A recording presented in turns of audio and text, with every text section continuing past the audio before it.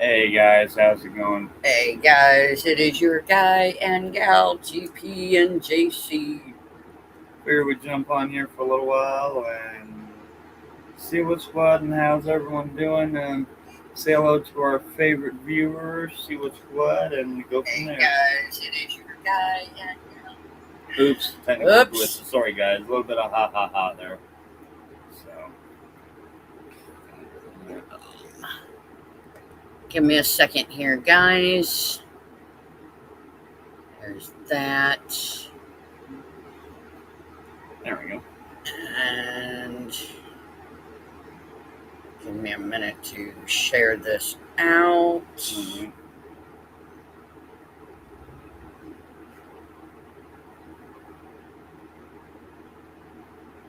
And yeah, we've got some things we would like to touch on.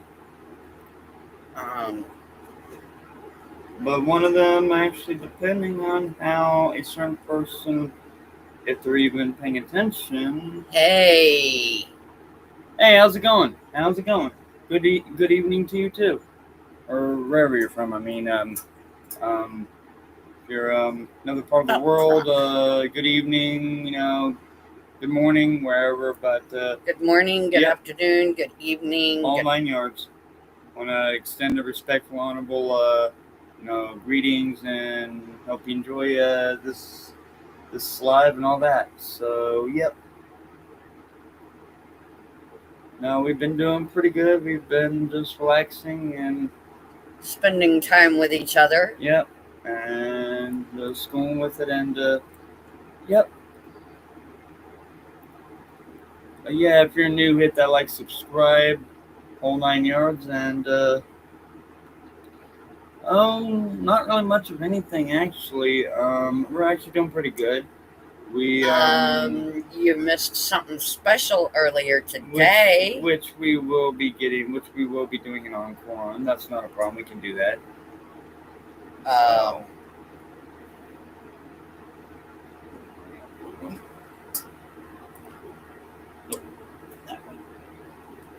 There we go. And no, we're doing pretty good. How about yourself?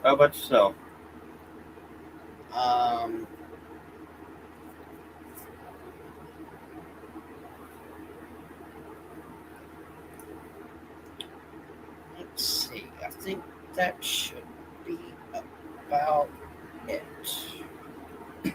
Yep. For that one. Actually, that's one of the things we're going to touch on or do an encore on. Actually. Give me a second here. That's good. That's very good. It's very good. That's a very good thing. So, yep. I'm glad you're doing good. Okay. There we are. Everyone knows our channels are doing good. Thank you.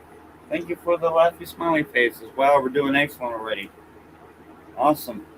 Fantastic. Oh. And here's the envelope. Right there. Hold on.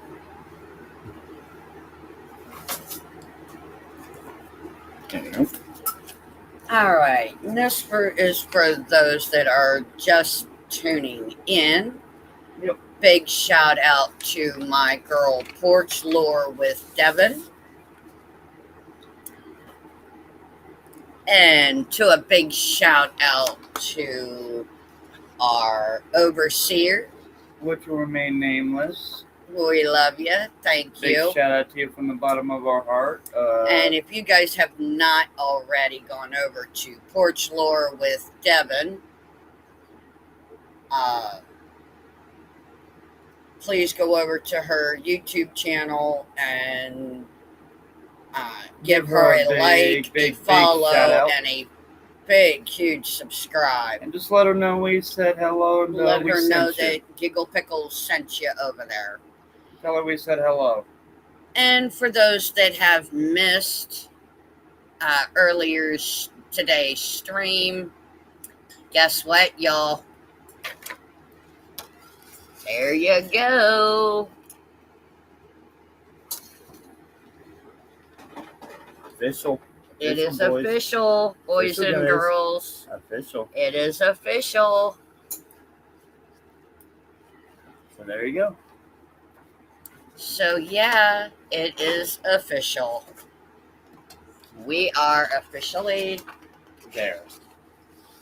husband and wife. Yep. Well, he should have chose that path, Chris. Yep. We were fully willing to chat with him, but at the same time, that's another thing we're going to touch on. So this is to a certain no-name one. You, in fact, we did see a clip earlier, but we're going to approach it this way. You say you want to extend the olive branch. Well, if that's the case, we don't mind doing that, but you're going to need to do a few things. You're going to need to do something for us. Thank you.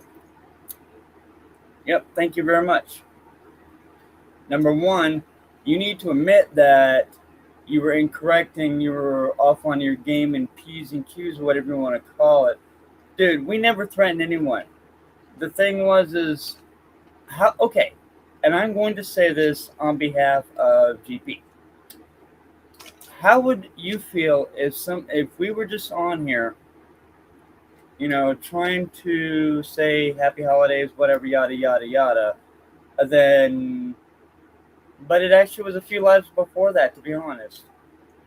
Some things were said, and it was basically implied that threats against families were made. No. With all due respect, false accusations on medical licenses or degrees is a big, big, big, serious deal. And since you putting those things out against my woman, that needs to be, you need to kind of chill out about that, dude. No threats were ever made. You need to look at it like this. How would you feel if that were done? It's a what if scenario. And again, we refer to the multiverse. In another dimension, it was done. But see, that's what I'm trying to express to you guys. Unless you have an idea of what's being said, maybe just talk to the people that had said it or had expressed it in the first place. Second of all, again, you talk about an olive branch. You need to kindly woe on the stuff about the Institute, because it's not been very easy for us coming out with all that. Is not, because with respect, congrats, GP, or should I say Mrs. JC? You can still call me GP. You can still call her GP. That's not a problem at all. Not a problem at all. Like I said, she don't have a what do you call it? You got to be home at this time, honey, or whatever sort of deal. There is nothing like that. We consider each other's complete equal. There is, I don't consider this or that or whatever. Or she doesn't consider me this or that or whatever. Exactly. We consider each other equals, as it should be. Hubby. Wifey. Wife. My queen. My king. Yep. Absolutely. Always. But yeah, dude, with respect, you kind of need to give it a rest on some things, and you leave us alone. We'll leave you alone. We'll leave you alone. Because, to be honest, I never had an issue with you to begin with. But when you started trying to challenge me on things that I was trying to tell the truth on in the first place, and you started claiming this, that, or whatever, then I've got a serious problem or issue with it, because, one, it's just not cool. It's just not cool. And you actually have people that are trying to come out or come forward and, say, hey, this, and this. But the minute I started... And you waited for me to leave. So, how about this? Let's just let bygones be bygones. If you want to keep to your tactics of, well, here's how it was, then you just do you. We'll do us. We'll do us. We'll do us. Chris But says, just stop with the videos about us. Stop with the slander. Stop with the ha ha ha. And leave no name one. Leave no name two out of it. Stop messing with him. I mean, at least about us. Leave our name out of your mouth with him. Okay. Thank you. Exactly. Don't mention us at all. Chris said nobody puts GP in a corner. So You just got saying. that right. Point is, Because I'm going to come out swinging. yep. And we're having a very good day, and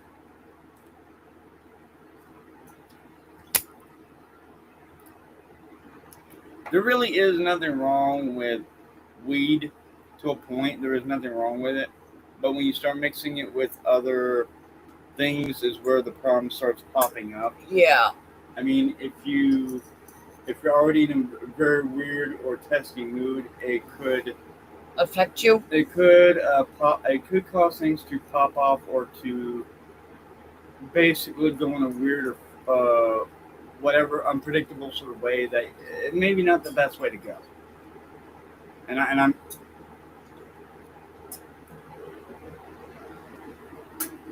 I mean, your sleep don't make a very good window. I'm sorry. It's all good. I'm just saying your sleep don't make a very good window.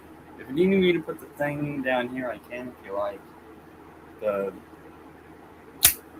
whatever, I can put it down here. It's all right. Not a problem. Don't we need to kind of try to reorganize some of this? Yeah, eventually. Yeah. Probably tomorrow. Mm-hmm. When you can't go a day without a drink and smoking weed, you have a problem. Weed is not really too much of an issue. It's just you can't be doing it on camera. They do have legality rules. And you can't be drinking. No. I mean, after the stream, yeah. But if you must do it off cam. Do it off cam. Just and do it after the live stream. Do it after the live, preferably. Preferably. I mean, yeah. I mean, you do what you want, but just remember it may affect what you do. Exactly. I mean, and how can I say it? I say this from having to experience others doing it, and it can kind of get to be a real handful, if you will, and it's like not really. It gets to be very unpredictable. Mm-hmm. And sometimes it may not go as pleasant or as nice as you would expect. But okay. Exactly. Yeah.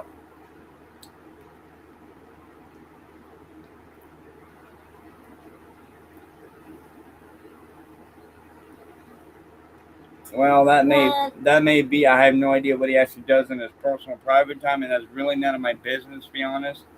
And I was going to say this a little while ago. I don't. In fact, this is a very big or strong or very negative word to be throwing around. That's why I don't like throwing it around. It's a very strong word. I don't hate him. I don't. I never did. It just, with all due respect, if you're going to be doing things, don't be putting things out there that are very disrespectful. And yeah. I mean, some of the videos he's done, they're quite funny, they're quite hilarious, but at the same time, they are. Yeah. I mean, if you literally cannot laugh with a situation, then there's an issue. I mean, being funny, yeah, he tends to do well at that, but at the same time, there's a time and place for funny and a time and place for getting it together, getting down to business and seeing what needs to be done and all that. Yep. And that's what we're trying to get at. And due to everything that we've been trying to express, these channels are here supposed to be a place of sanctuary, a place of asylum, if you will, a safe place for survivors to, say, hey, this, and this. And it's not supposed to be a mean or, oh my gosh, sort of deal. Should we show up here, or are we going to get trolled, or are we going to get hated on, or are we going to get this or that? Am I making sense to everyone there? Mm-hmm. Because, yeah. Yeah.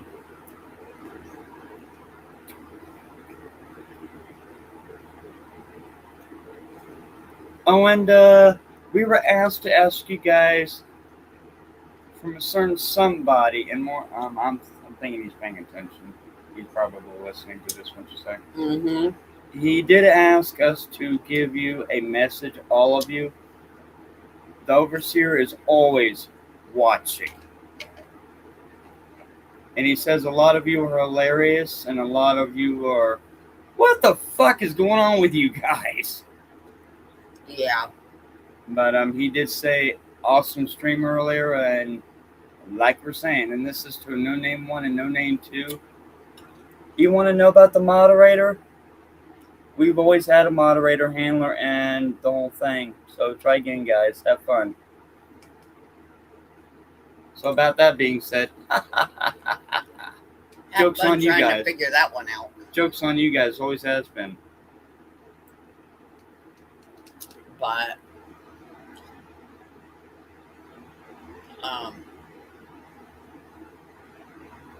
the overseer loved the stream this morning or today. He sure did.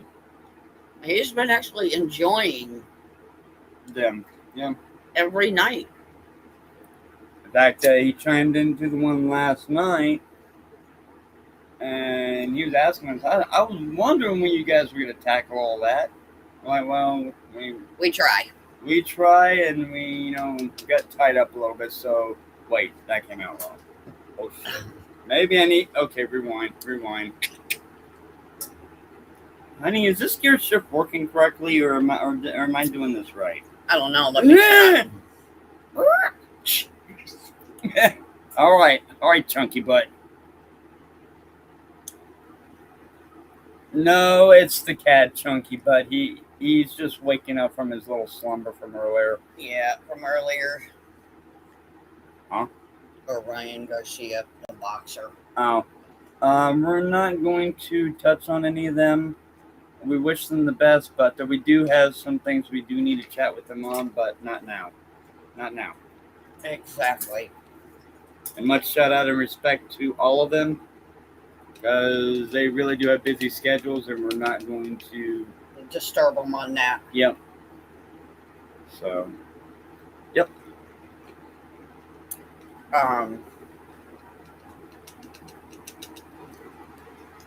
Yeah, that would be a good idea.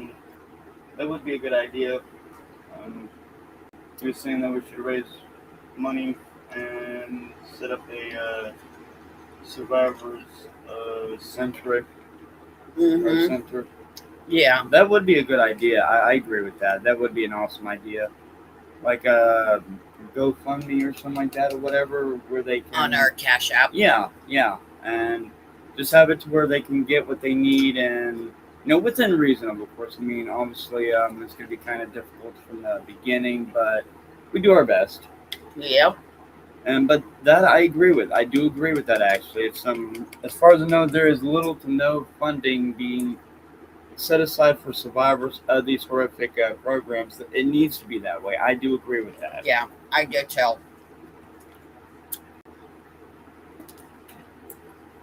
And that's why. Excuse me. In fact, later this evening, after we end the live stream, I'm gonna fix the Cash App. Okay. Instead of it saying if you would like to donate to the stream, it'll be to the survivors. Yeah, donate to survivors of said programs, and that way we can start like much needed counseling, if you will, or right. like experiences one-on-one if needed, or right, whatever it may be.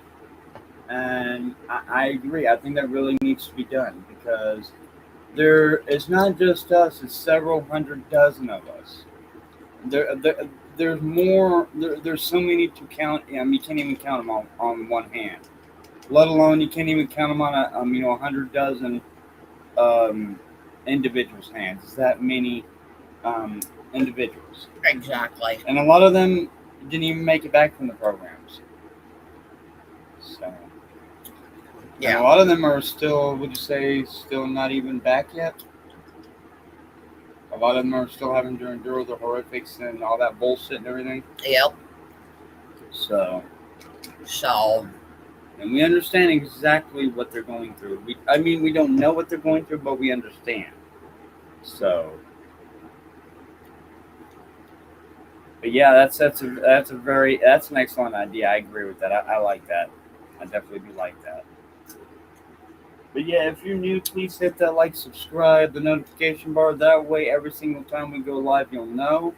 And that way, you will get the correct information at the desired time. And also, if you're busy or whatever, you can always catch a later on viewing, and that way you'll be recap, all up to date and everything like that. And that way, you can do it on when it's comfortable to you.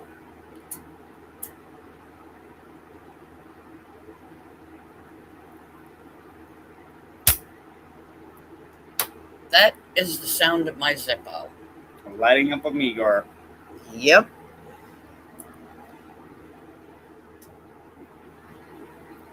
I'm trying, Bubby. I'm trying to keep up with the ice. I think it's a very good idea. Did you want me to look online later on to see what kind of display panel that was?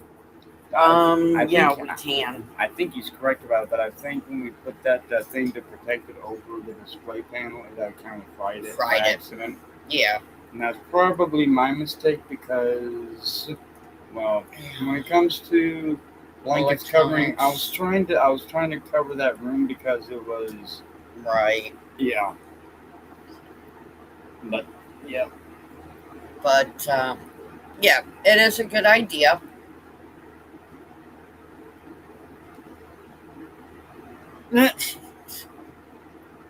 No, not yet. Whoops. But that's later. That'll be later. That's more of a one-on-one. But like I said to my girl, Porch Lore with Devin, love your gal. If you guys have not checked her out, please go over to her channel and do so. Go over to her channel because I'm sure she's live right now. Oh, I guarantee you guys will give her a like, a subscribe,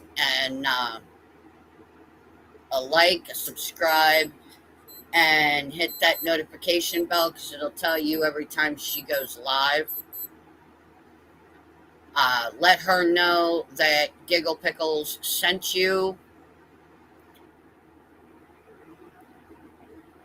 Yeah, no, I've seen that. We will allow it for the moment. We will allow it at the moment. We will allow it. We're trying to show people that we're not horrible people and that we're just here to get our experiences out, and these are our experiences, no one else's. That's simple.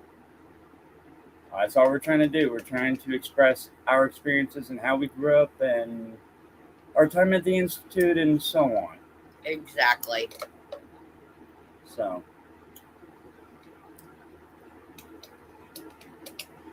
But yeah, we're good. No worries.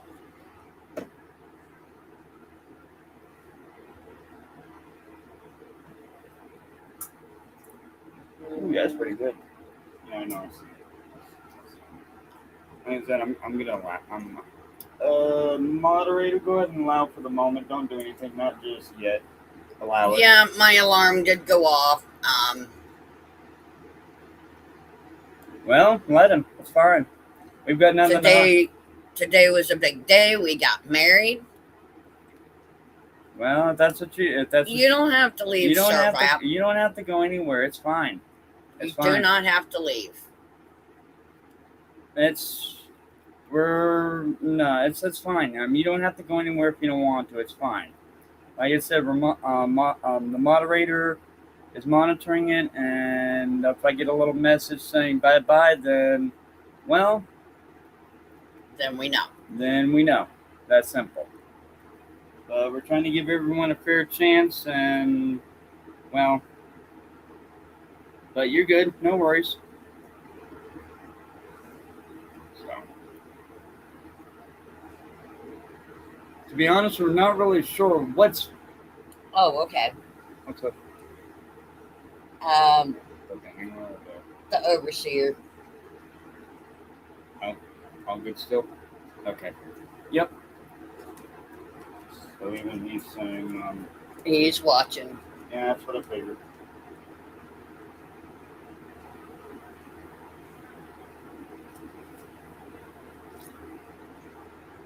Okay. We can go ahead and show it. That's fine. No problem. All right. We'll. All right, moderator, go ahead and allow that one. I want to see what's going on with this.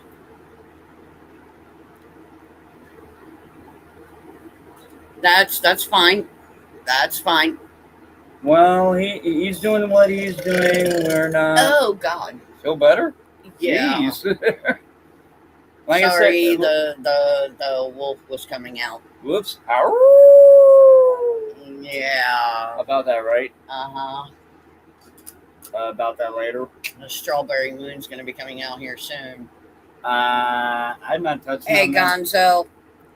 Hey, Gonzo, what's going on, brother? But like I said, we went and we got hitched today. Yep. It's official. It is official. We are now Mr. and Mrs. Yep. Forever. Yep. And So, not even Pencil Dick from the Institute can do anything now. nope. So have fun with that, Pencil Dick. have fun with that. And believe me, that was the most exhilarating thing that we've done in a long time, and it was a long time coming. Son of a bitch, it's out of water again. Yeah, they say if you're just meeting each other, friends first, but we were actually allowed to skip that part because, well, everything that we remember and remembered as kids still holds. And that's truly and utterly amazing. And that says something right there. Due to the fact that the experiences and memories we have line up with everything so far. Yeah. In fact, the funny thing is the overseer brought some stuff up to us. And it was like, do you guys remember this?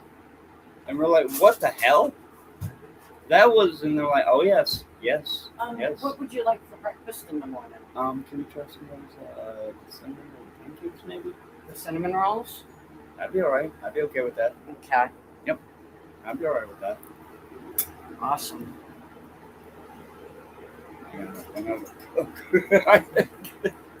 Yeah, she is. Mm-hmm. But she wanted to know if you wanted the cinnamon rolls or the chocolate chip pancakes. So. It's all good. Remind me, I've still got a little bit of a thing that Dawn I'm to deal with. Yeah. Provided you don't roast me on the fucking hot shit. I don't think you will. Overseer thought that was funny. He said with that. He's Probably. like, you think that's Betty? Those are not even the hot ones. I'm like, what? No, they're not. It's like your stomach won't be able to handle it. I'm like, oh damn, here we go. The hot ones are called Tijuana Mamas. Mm-hmm. He's like, there's a reason why they say those motherfuckers are hot. Yeah. That's what he said. What's that?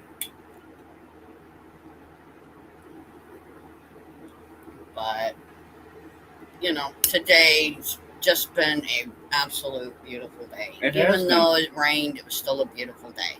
That was pretty cool. It was beautiful. It was. I mean, Until it started storming. It's all good. After the wedding. Yeah. It was easy though. Yeah. So, yep. But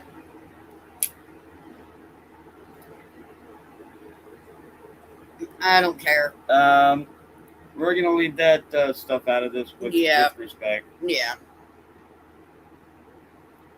And here we're trying to promote positivity and creativity, and we're trying to leave all that negative drama stuff out of this, if that's okay.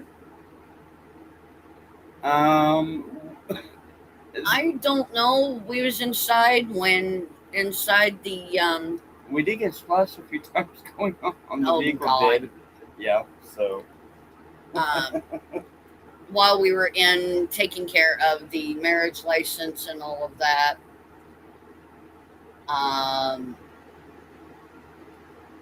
But it come down hard when we was dealing with when we was doing our vows and all of that. It started coming down. Oh, that reminds me, Chris, if you would like to come up,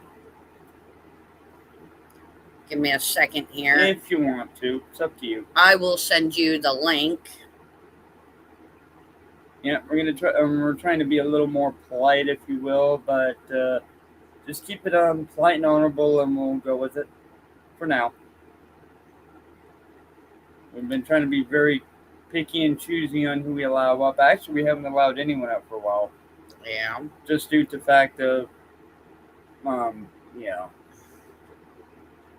Where the hell? We're gonna give this another try and see what happens. Okay, not there. I'm gonna go back down this way. There it is.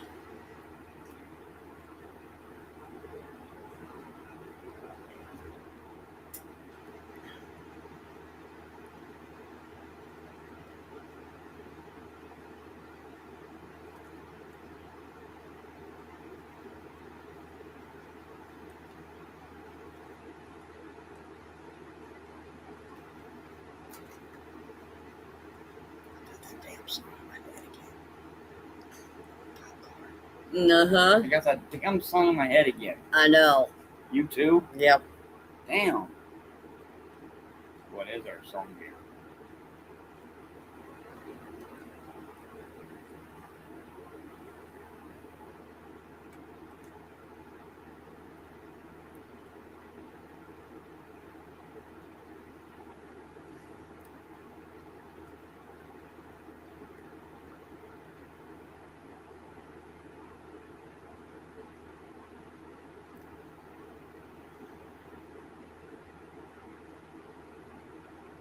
There you go.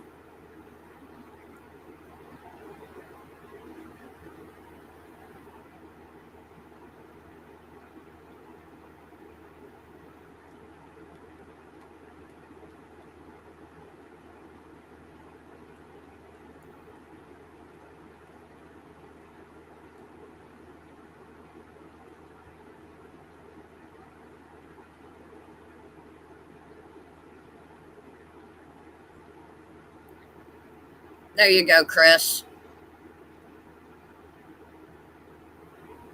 My sister's like, why do you keep sending me this picture? You're happy. Great. I was like, I was sending you a link to our YouTube.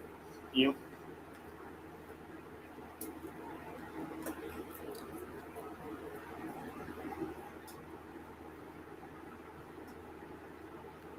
And, well, Boss Man's been banned. Yep. Sorry, Gonzo. And it will stay that way because there's just something about him that, no. Well, no, it's not just that. It was what he said the last time he was in the chat. And it was not very nice. No, so it was not. No, it was the managing moderator banned him from our YouTube channels. Yep. So, but yeah. And for anybody that does any of that, and people want me to give him another chance, unless if you condone all that sexual stuff he does, am I talking about the right person first of all? Am I talking about the right person? No, it wasn't sexual at all. It's more like about the Bible. Well, that's okay. Yeah, with respect, he needs to kindly get his rose in a duct, because anybody that claims rose in a duck, ducks in a row. ducks in a row, whatever. Thank you. Anyone that claims to be one with that book, but does what they do on a daily basis, maybe, just maybe, they need to examine themselves a bit better. And that's okay. That's all good. No worries. It's just people that actually say one thing and do another thing when it comes to their philosophies of belief. I kind of have an issue with, because if you can't be real with people, then can't be real with yourself, then who the fuck can you be real with? Well, there's a time in there's a time in joke and a time for work. Hey, Lou! Holy crap! A big YouTuber! Holy crap! Hey, Lou, how you doing, bud? No, I know Lou. Lou was on D Live and all of that. Okay. By all means. Wow. Hey, y'all, look who it is. It is Mr. Lou Rock himself. Wow. Oh, my gosh.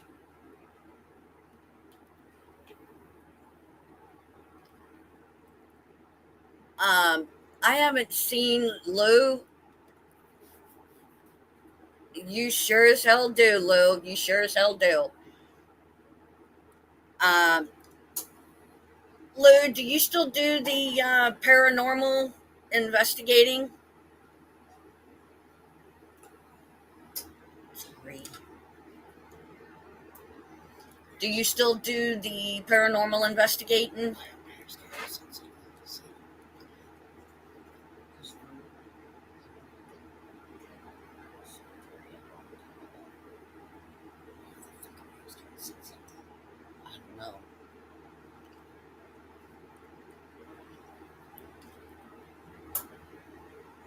Lou, don't. I know I invited you, but. Well, if you're a friend of hers, you're a friend of mine, I guess. I give everyone Lou, this is Lou. I give everyone Meet my a fair husband, chance. JC. JC, Lou Rock. Lou Rock has a YouTube channel. Well, hello. Nice to meet you. And wow. Yeah, he's on my Facebook. Oh, wow. Deal, and every time he does something on Facebook or posts something on Facebook. Interesting. Wait a minute. Yeah, exactly. Wait a minute. You mean the same damn stuff that I'm currently dealing with now? Field office shit? The stuff no. The kind of the shit I laugh at now, basically? No. It's like, you and you stay over there, you and you. What the hell are you still doing here? You bring your damn profile in here. You get your ass back into containment. So. And that's the way I treat all this shit. People are like, no, don't piss it off. It's a dangerous entity. No, it's not. That's a grunt. That's a Mac Daddy from this timeline over here, and I done told him to get his ass back in his cage, otherwise I'm gonna hose him. Wait, that came out wrong. Shit, that came out wrong. My bad. No, Lou was actually possessed by something in a cemetery. Right. All jokes aside, I get it. It's all good. I get it. How's Mama Rock doing? And your wife and all of that? Yeah, really. How's it all going, if I can ask? But that's what I was saying earlier. You got to be able to get down to business, but at the same time. Yeah, they did put it on Travel and the Discovery Channel, and it was that bad. Oh, wow. I mean, poor Patty freaked the fuck out. Did they have all the necessary protections and all that? Yeah, but Lou was still. It attached to Lou. Oh, that Augustine. Fucking figures. Been there, I'm aware. I'm aware of that area. Been there, done that. The abandoned cemetery in St. Augustine. You went there, of all places? Yeah. Oh, shit. I've been there. I'm aware. Oh, no, Lou. I've been there, and I'm aware. Wow. Dude, I'm sorry. Ouch. That sucks. Sorry, dude. Yeah. But no, I get it. When it comes to St. Augustine, I get it. I actually lived there when I was younger. We both did. Actually, we both lived. Yeah, we both lived Yeah. in St. Augustine. Actually, you were literally right up the street from me. Right if I up the remember. street. Yep. Now, So let's see. Where is? excuse me. Whoa, a little gassy. Please excuse me, guys.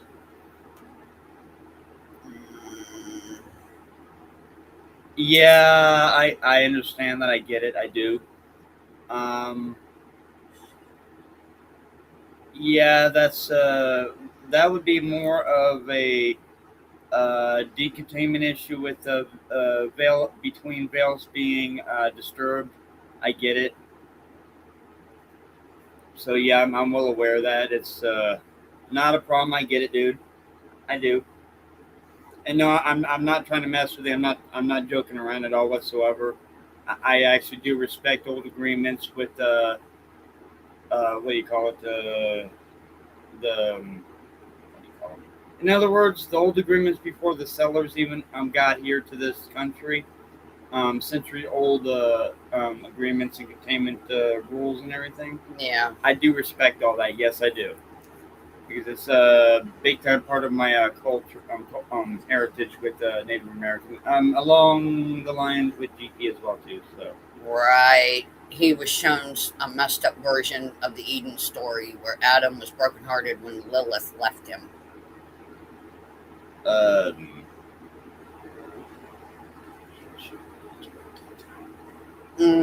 Pretty much, probably. I'm aware. No.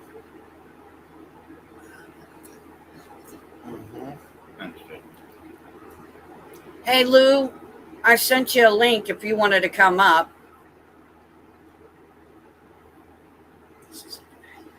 Mm-mm.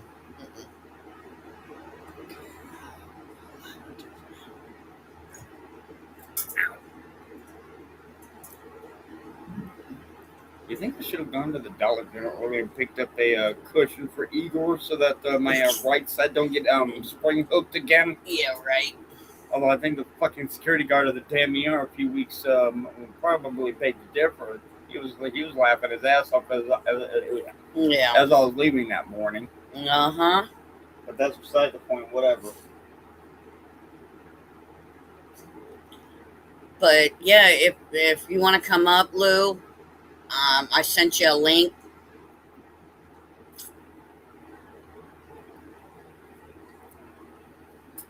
Because it'd be cool to have you up here on panel with us. I wouldn't mind talking with you. I wouldn't mind saying hello.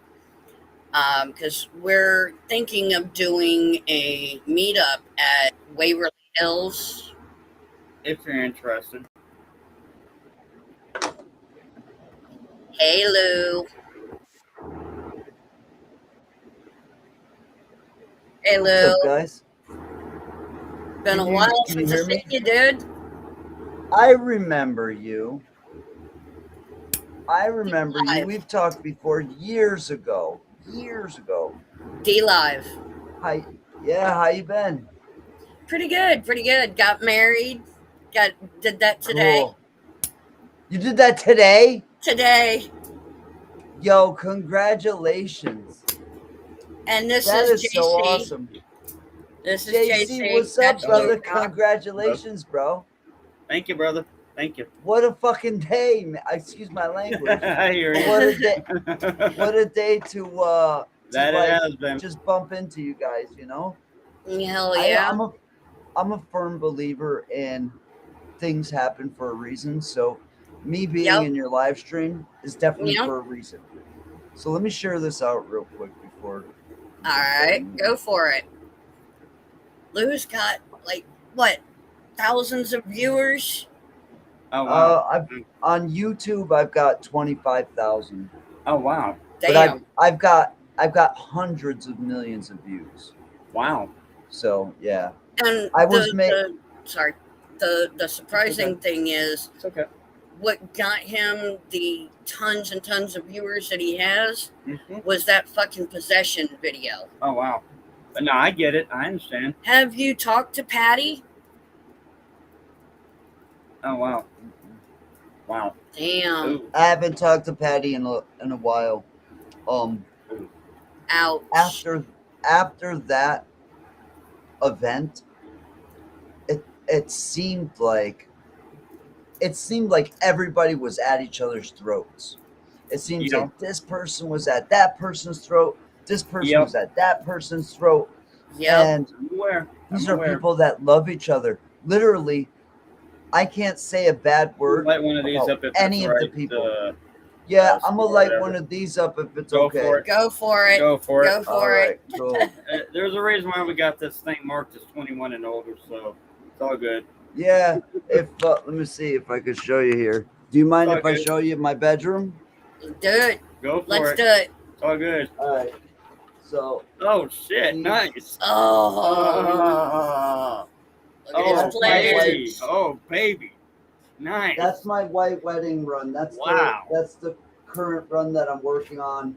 These are beautiful plants. It's called White Wedding, and I've been working on these for about 4 months now.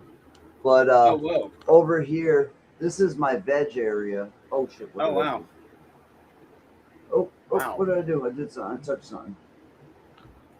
Okay. Mm, I changed the camera, maybe. Oh, fuck. No, it was me. How did I do that?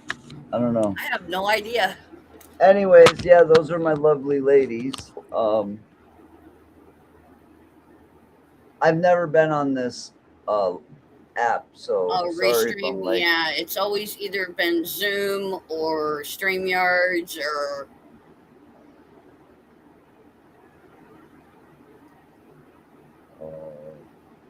I don't know, Chris. Chris wants to know, is that like White Rhino or White Widow? White Wedding is wedding cake times Mandarin cookies. Ooh. Oh shit. Yeah. Oh. So That'll it's knock by you on your Ethos. Ethos Genetics. More than a averages- Blue Dream OG or what? Oh, I love Blue Dream. No. Blue I'm Dream's talking pretty about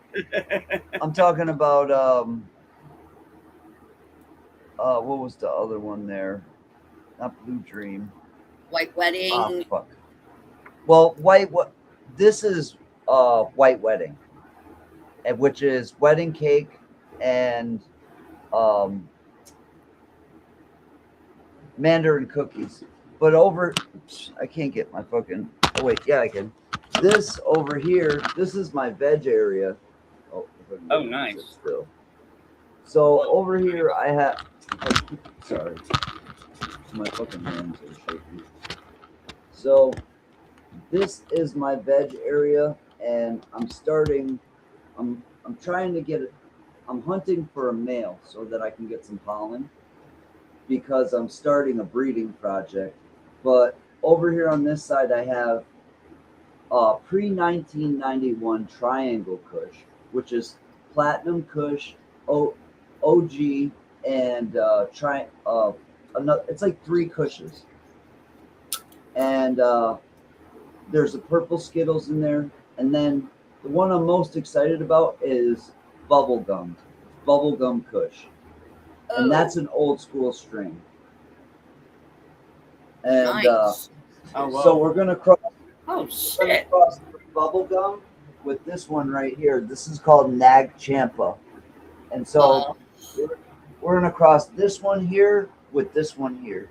Oh shit, he's gonna crossbreed Bubblegum Yeah. and Oh hey, nice. Yeah, Very I'm nice. in the middle of a breeding project so that we can supply our own seeds. Wow. yeah. But after I left ghost hunting, I got into benzodiazepines super bad until shit. I almost killed myself. And then I was put into a Section 35 unit where my family had me locked up for my own safety. And it was one of the best things that ever happened to me. I wrote a book while I was there. Nice. I've been sober now for almost 4 years. Congrats, Wow. Lou. Congrats. Congratulations, brother. Congratulations. Sober, and I don't consider this. No. No, absolutely. It's all good. It's all good. If I'm smoking a joint, I'm not getting in trouble. I'm not doing drugs. And Exactly. you know what's messed up? What's that? So I started having, after I just call it the event now because I don't like talking about it anymore. Right. Now, I don't like talking about it because I feel alone. Because when I try to explain you ain't gotta it's be like, alone, dude. You're not alone, dude. You are not alone, hon. Not at all.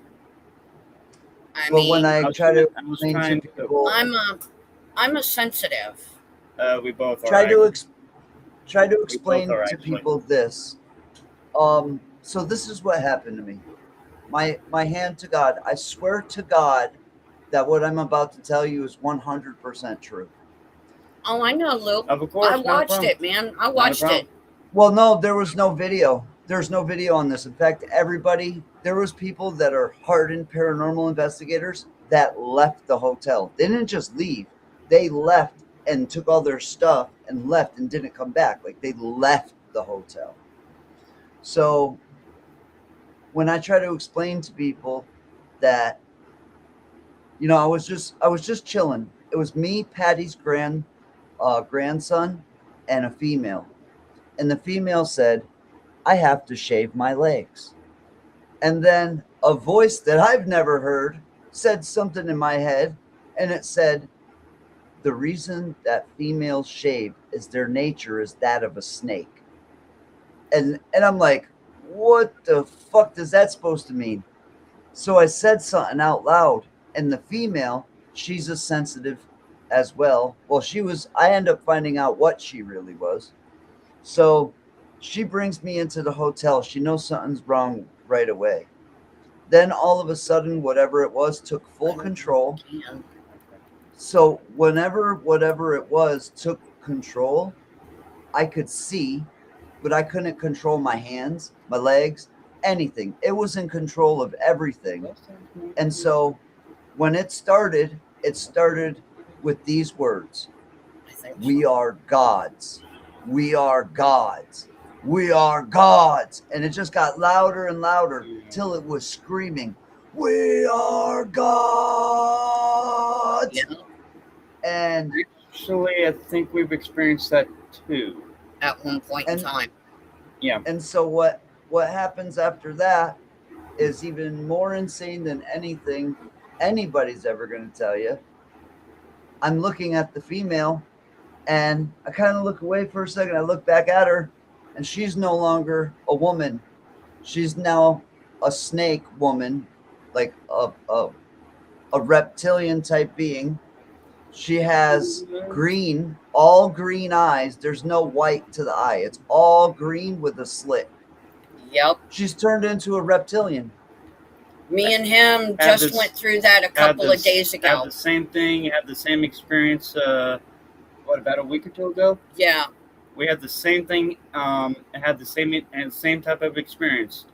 And I'm willing to put my hand on the Bible and say that. And that's one thing I don't like doing lightly. Okay. We had the same thing occur with us. She transformed. He did. My face slowly went. She told me that not only did she transform, like in my view, but she said I transformed. And so didn't Logan. Logan also saw it. So Logan witnessed the whole thing.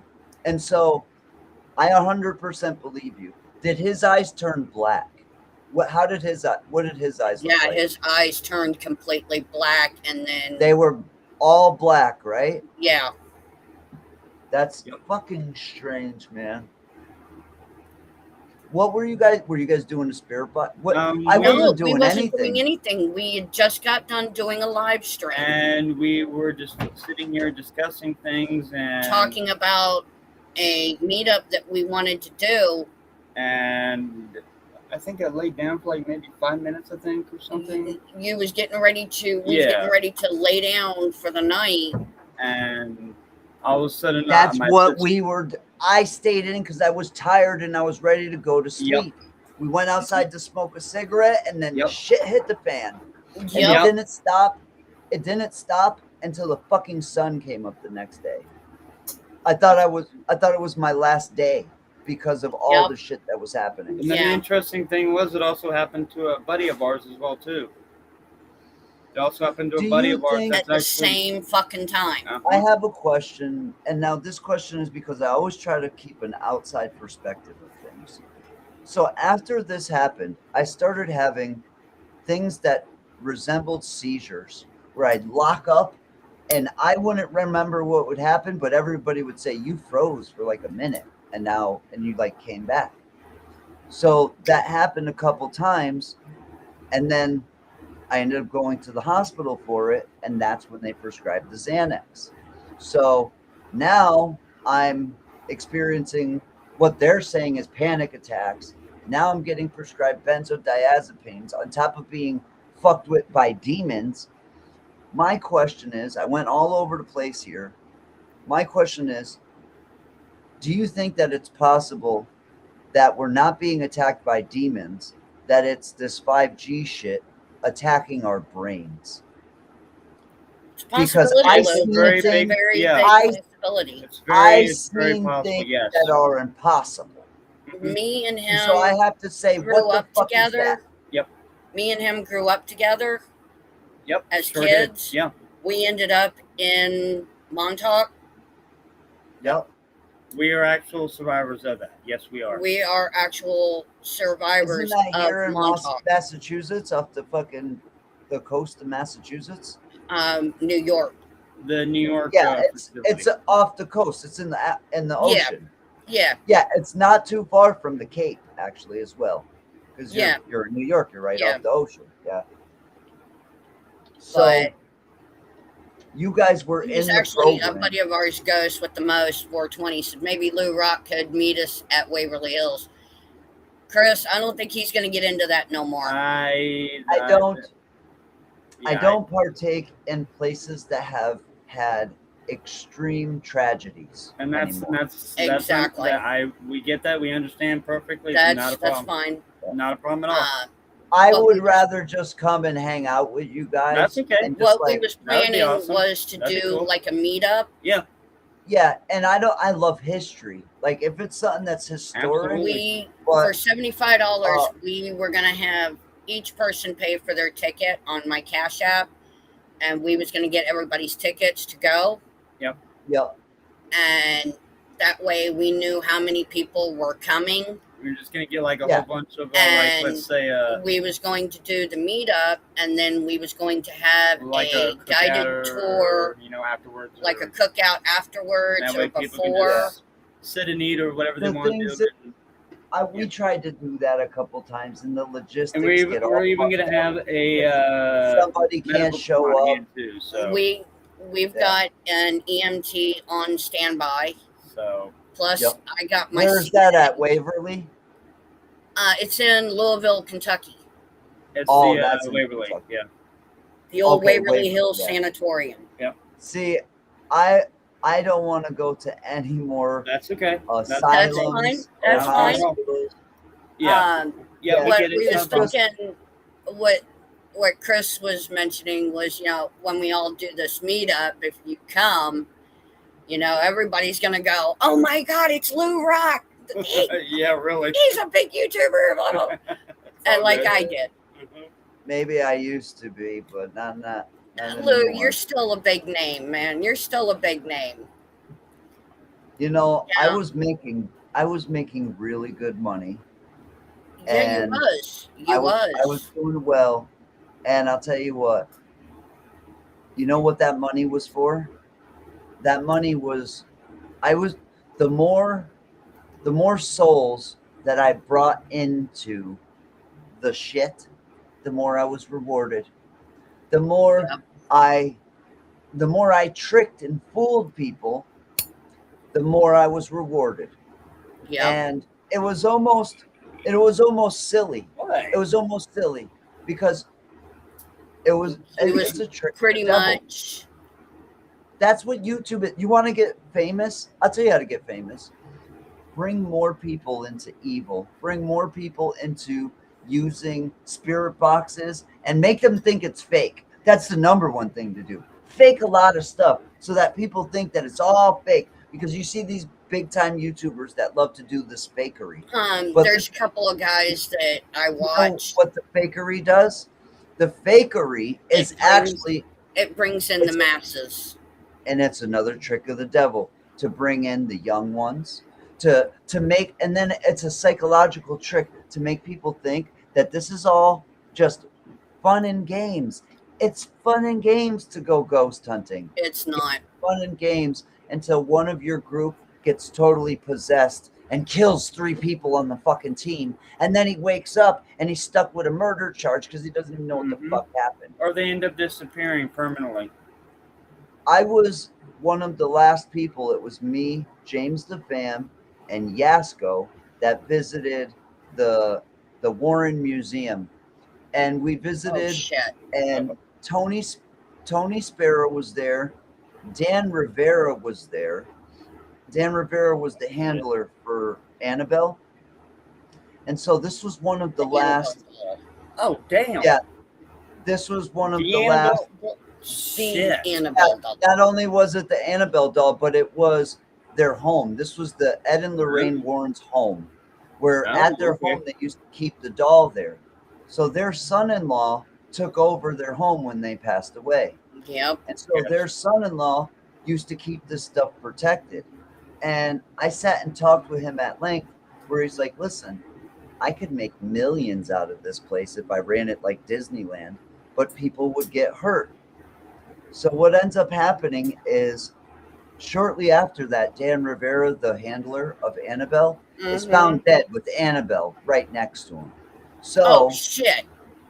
Yeah. I'm not yeah. I'm not surprised about Annabelle that. will kill you. Mm-hmm. So now that fucked up Tony. That was his friend. That was the reason he was the handler, because Tony and him were tight. That was their group. It was Tony, Dan, and then the third gentleman. I forget his name. I apologize. But so you know what happens then? Tony, he decides to sell. And so he sells. But you know what ends up happening? A fucking comedian of the name of Matt Rife buys the Annabelle Museum, and now he's had it booked for about 2 years. He's been just letting people come in like he has an Airbnb now in the demonically charged museum. Do you know why the Warrens and Tony never let people come there? I'll tell you why. Because of Annabelle.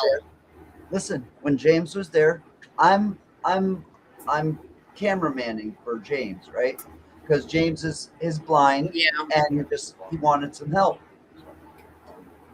So I'm cameramanning for James, and he goes and he's about 3 feet from the Annabelle doll case, and he gets up and he starts looking at it, and all of a sudden you could see sweat start pouring down James's face almost immediately. Even Tony goes, "Hey James, why don't you step out and get a breath of air?" Well, James got his lapel mic on. James goes outside, and he's literally fucking projectile vomiting for 2 minutes straight. This fucking doll attacked the shit out of him within 2 minutes of being there. Yeah. So he was fine before we got there, and he was fine after we left.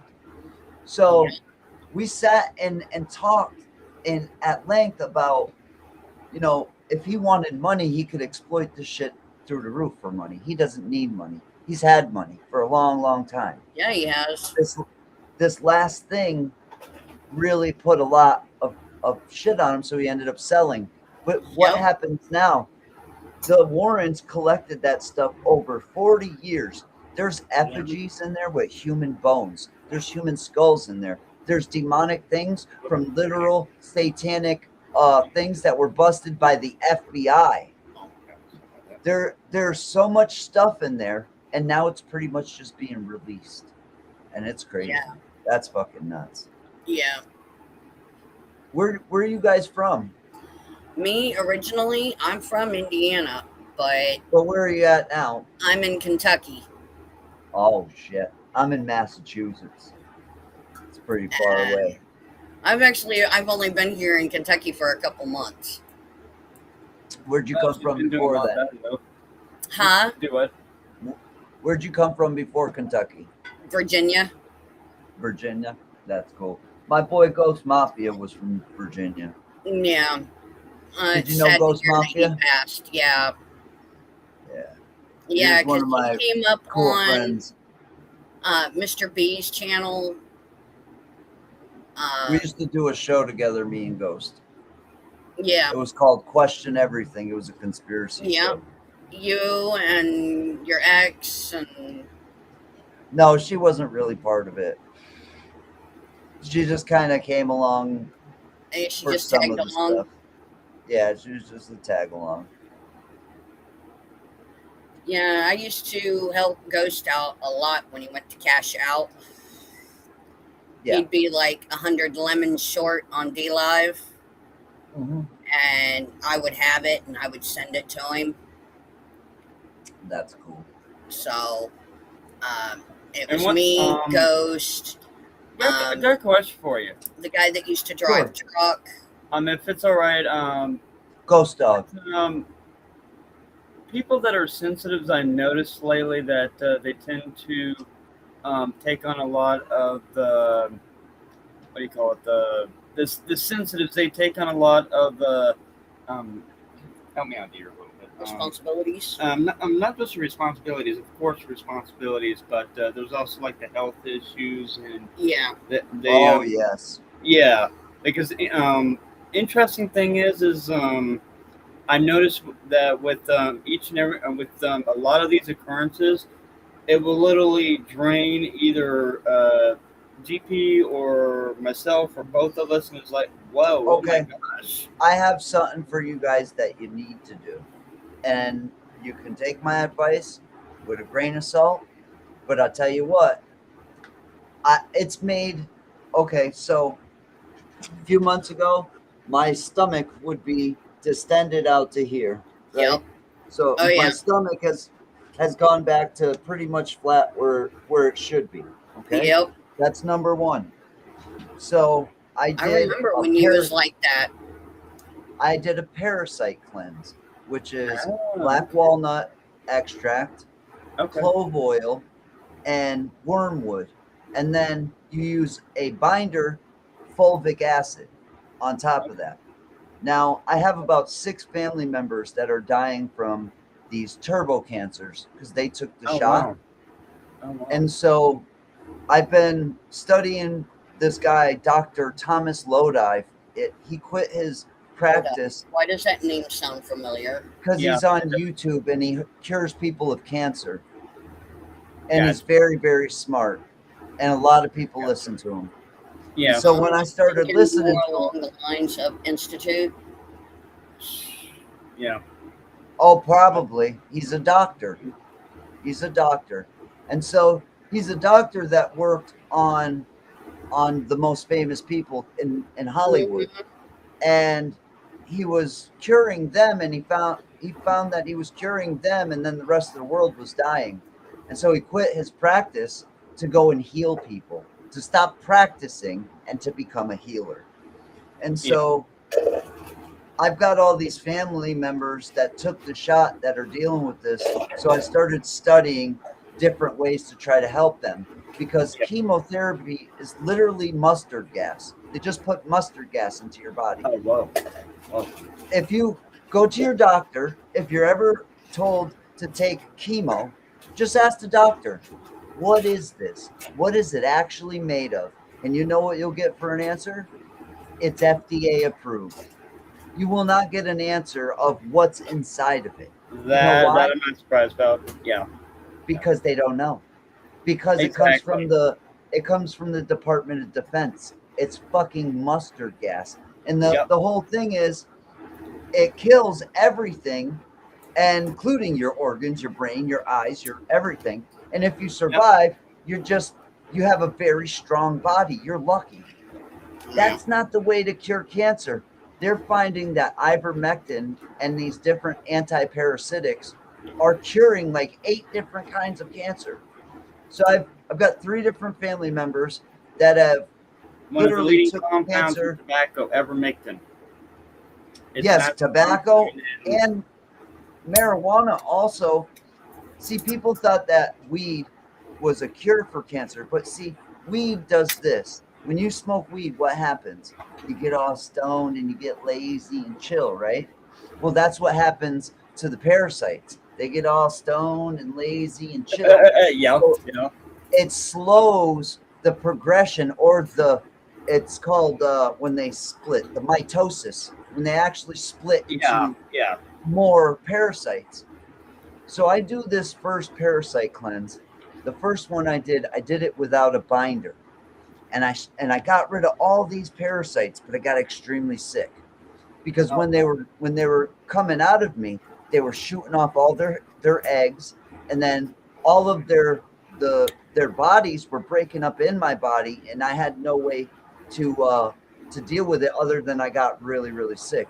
So if you're going to do this, which I think you should, because here's the thing. I'm finding that we are all filled with parasites. I've already ejected 3 liver flukes. If you ever see a liver fluke, it looks like a rotten tomato twisted up and when you pass one. But these are things that are living in our heart, in our pancreas, in our liver, and then eventually it can make it to your brain.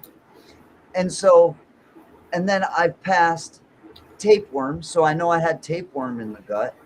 And then I passed also these things called pinworms.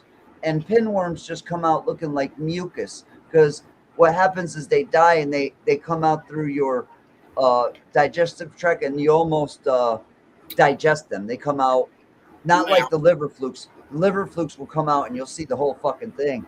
Yeah. But what I'm getting at is, and this is one thing that I thought. Have you ever seen Star Trek? Yes. Yes. All right. So there is a story on Star Trek and a character on Star Trek that is from a species called the Trill. Have you ever heard of the Trill? Mm-hmm. Yes. Okay. So the Trill, they have a parasite that lives inside of them that retains memory. And when the human dies, the parasite is passed to another human. Well, I actually have a theory that parasites can retain memory, and they have for thousands of years. And parasites That makes are sense, actually that makes sense. parasites are actually the physical embodiment of demons. And so we have these parasites inside of us, and we don't even know that they're there, and they're controlling us. And also, they have consciousness and memory that goes back to the beginning of time. So I think one part of getting rid of these things is a parasite cleanse. Yeah. Since I've done the parasite cleanse, my skin has gotten so much better. My health has gotten better. I have energy. I get up and I work out again. I didn't have energy. I was dying. I'd get up and I'd be like, oh man, every day, oh man, I want to get the fuck up. Now I jump out of bed. Now I go to sleep and I fucking fall asleep in 2 minutes. Telling you, parasite cleanse, and you guys will see a fucking change like you'd never seen before. Oh yeah. I've done it to my grandmother, who they said Yeah, I've she had got severe breathing issues at the moment myself, so. And I was experiencing brain fog. So I've done this to my grandmother, who's they said had dementia. My grandmother now. No, that's no. I'm not you, bro. It's someone that was Cash Money Servap says, "Is that JC's nephew?" No. No. This guy, this is Lou Rock Servap. He's from D Live. Yep. Hey, Amanda. I'm just a YouTuber, bro. Yep. I'm from YouTube, actually. As I'm concerned, we brothers. We cool. What app are we on right now? YouTube. Oh, I'm from YouTube. I'm just a YouTuber, all good. bro. All good. You know why I went to D Live? I went to D Live because I started growing pot, and you can't show pot on YouTube. Right. So I just decided to be where I can be who I want to be and what I want to be. Yeah. So, yeah. But Let me get over to your chat. I want to be in the chat too. Oh, there I am. I am here. I remember you forever because I remember the name. You used to always come in when on my YouTube as well, not just on D Live. it is, Chris. It is. Lou used to have a D Live channel, and he'd come in just about every night. Yeah. And I went into his chat, said hi to him quite a few times, and I think, Lou, you came over to mine at one point in time. Always. I always try to follow other people and go to their stuff too. And if somebody's cool enough to come to my live stream, I should be going to theirs. You know? But yeah, when I was with I can't get to your chat Mr. for some B, reason. it was called Mr. B's Nut House. Hmm. And But I always remembered Giggle Pickles is what I remember. Just bear with me. You're making coffee? Oh, I'll be right back. I'm sorry. No, it's all good. It's all good, Lou. It's all good. No worries.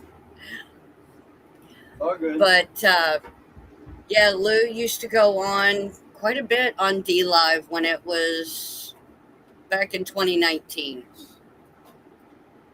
And I followed him. JC's over here making coffee, Gonzo. Yep. That's what I'm doing at the moment. And would you believe I used to struggle doing this? yeah, no. Now it's gotten easy for you. Salute. I can't get to your chat for some reason. I'm on the channel and it won't let me see the chat. Huh. No name. Restream is one of the others. Usually you should be able to see the Restream chat. One of the others may be trying to do things, which I'm not surprised about. Whatever with them. It's all good. No worries. Oh, now I got it. It said see chat. I've never seen something like. Oh, all right. Now I could see it. Cool. All right. Now I got it on my phone. So, anyways, that's some fucking cool ass information. You guys got married today. Congratulations. Thank you. That is really cool. I am a sucker for a good love story. Well, me and him grew up together. St. Augustine just happened to be one of the places where we grew up. Yep. That's crazy. I actually remember a lot of that history. I was there for a lot of it. We lived in Gainesville, La Popka, Ocala. Tampa. Yeah. I grew up in Brooksville and Spring Hill. Oh, wow. And I went to Parrott Middle School in Brooksville. As a matter of fact, Lou, PMS. This necklace, Yep. I've had since he gave it to me when I was 9. Holy shoot. Yep. That's crazy. I've had it since then. That is so cool. And our overseer, which shall remain nameless until otherwise noted. he watches the channel. He sits in the background and watches the channel. And he absolutely loves the shit that we do. Yep. That's cool. So you guys are actively doing paranormal investigations? Well, we're planning on it because I've got all the equipment. Oh, what do you got? You got it? What, a spirit box? I've got an SB7, but it doesn't scan like it's supposed to. Why not? I don't know. I think your scan button might be broken, just the button. It might be. I got it off of Timo, so. Oh, well. And then to top it off, there's other possessions that she and I both have that were back from the. I carry what I call the walk-in, and her name is Cara. That's what Okay. she goes by.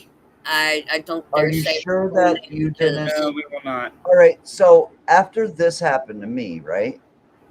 I started to remember And that's going to I remind I her. lived as another person. My name was Joe. I lived in the German War.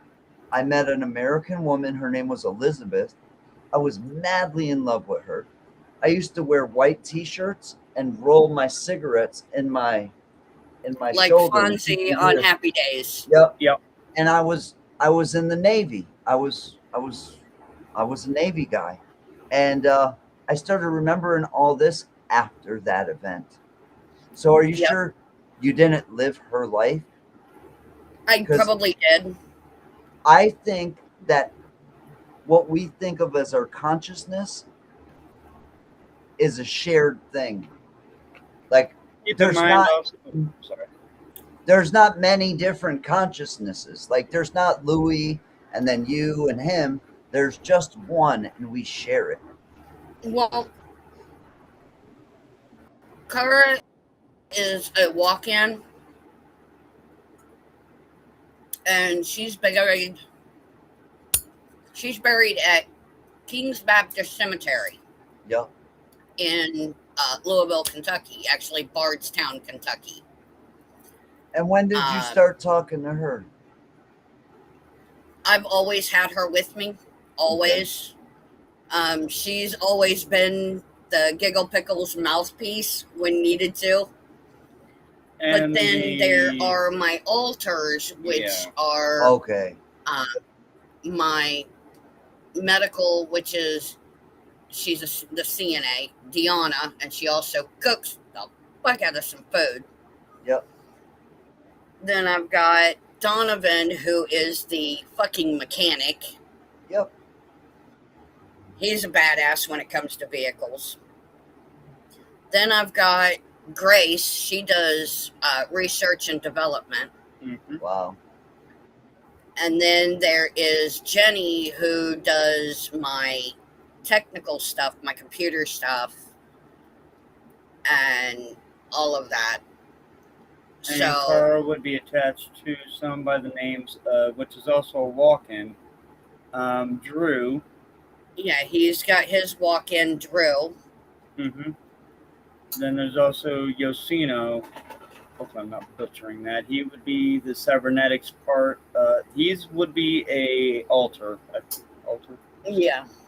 And he would be the part of me that's the cybernetic or computer expertise, if you will.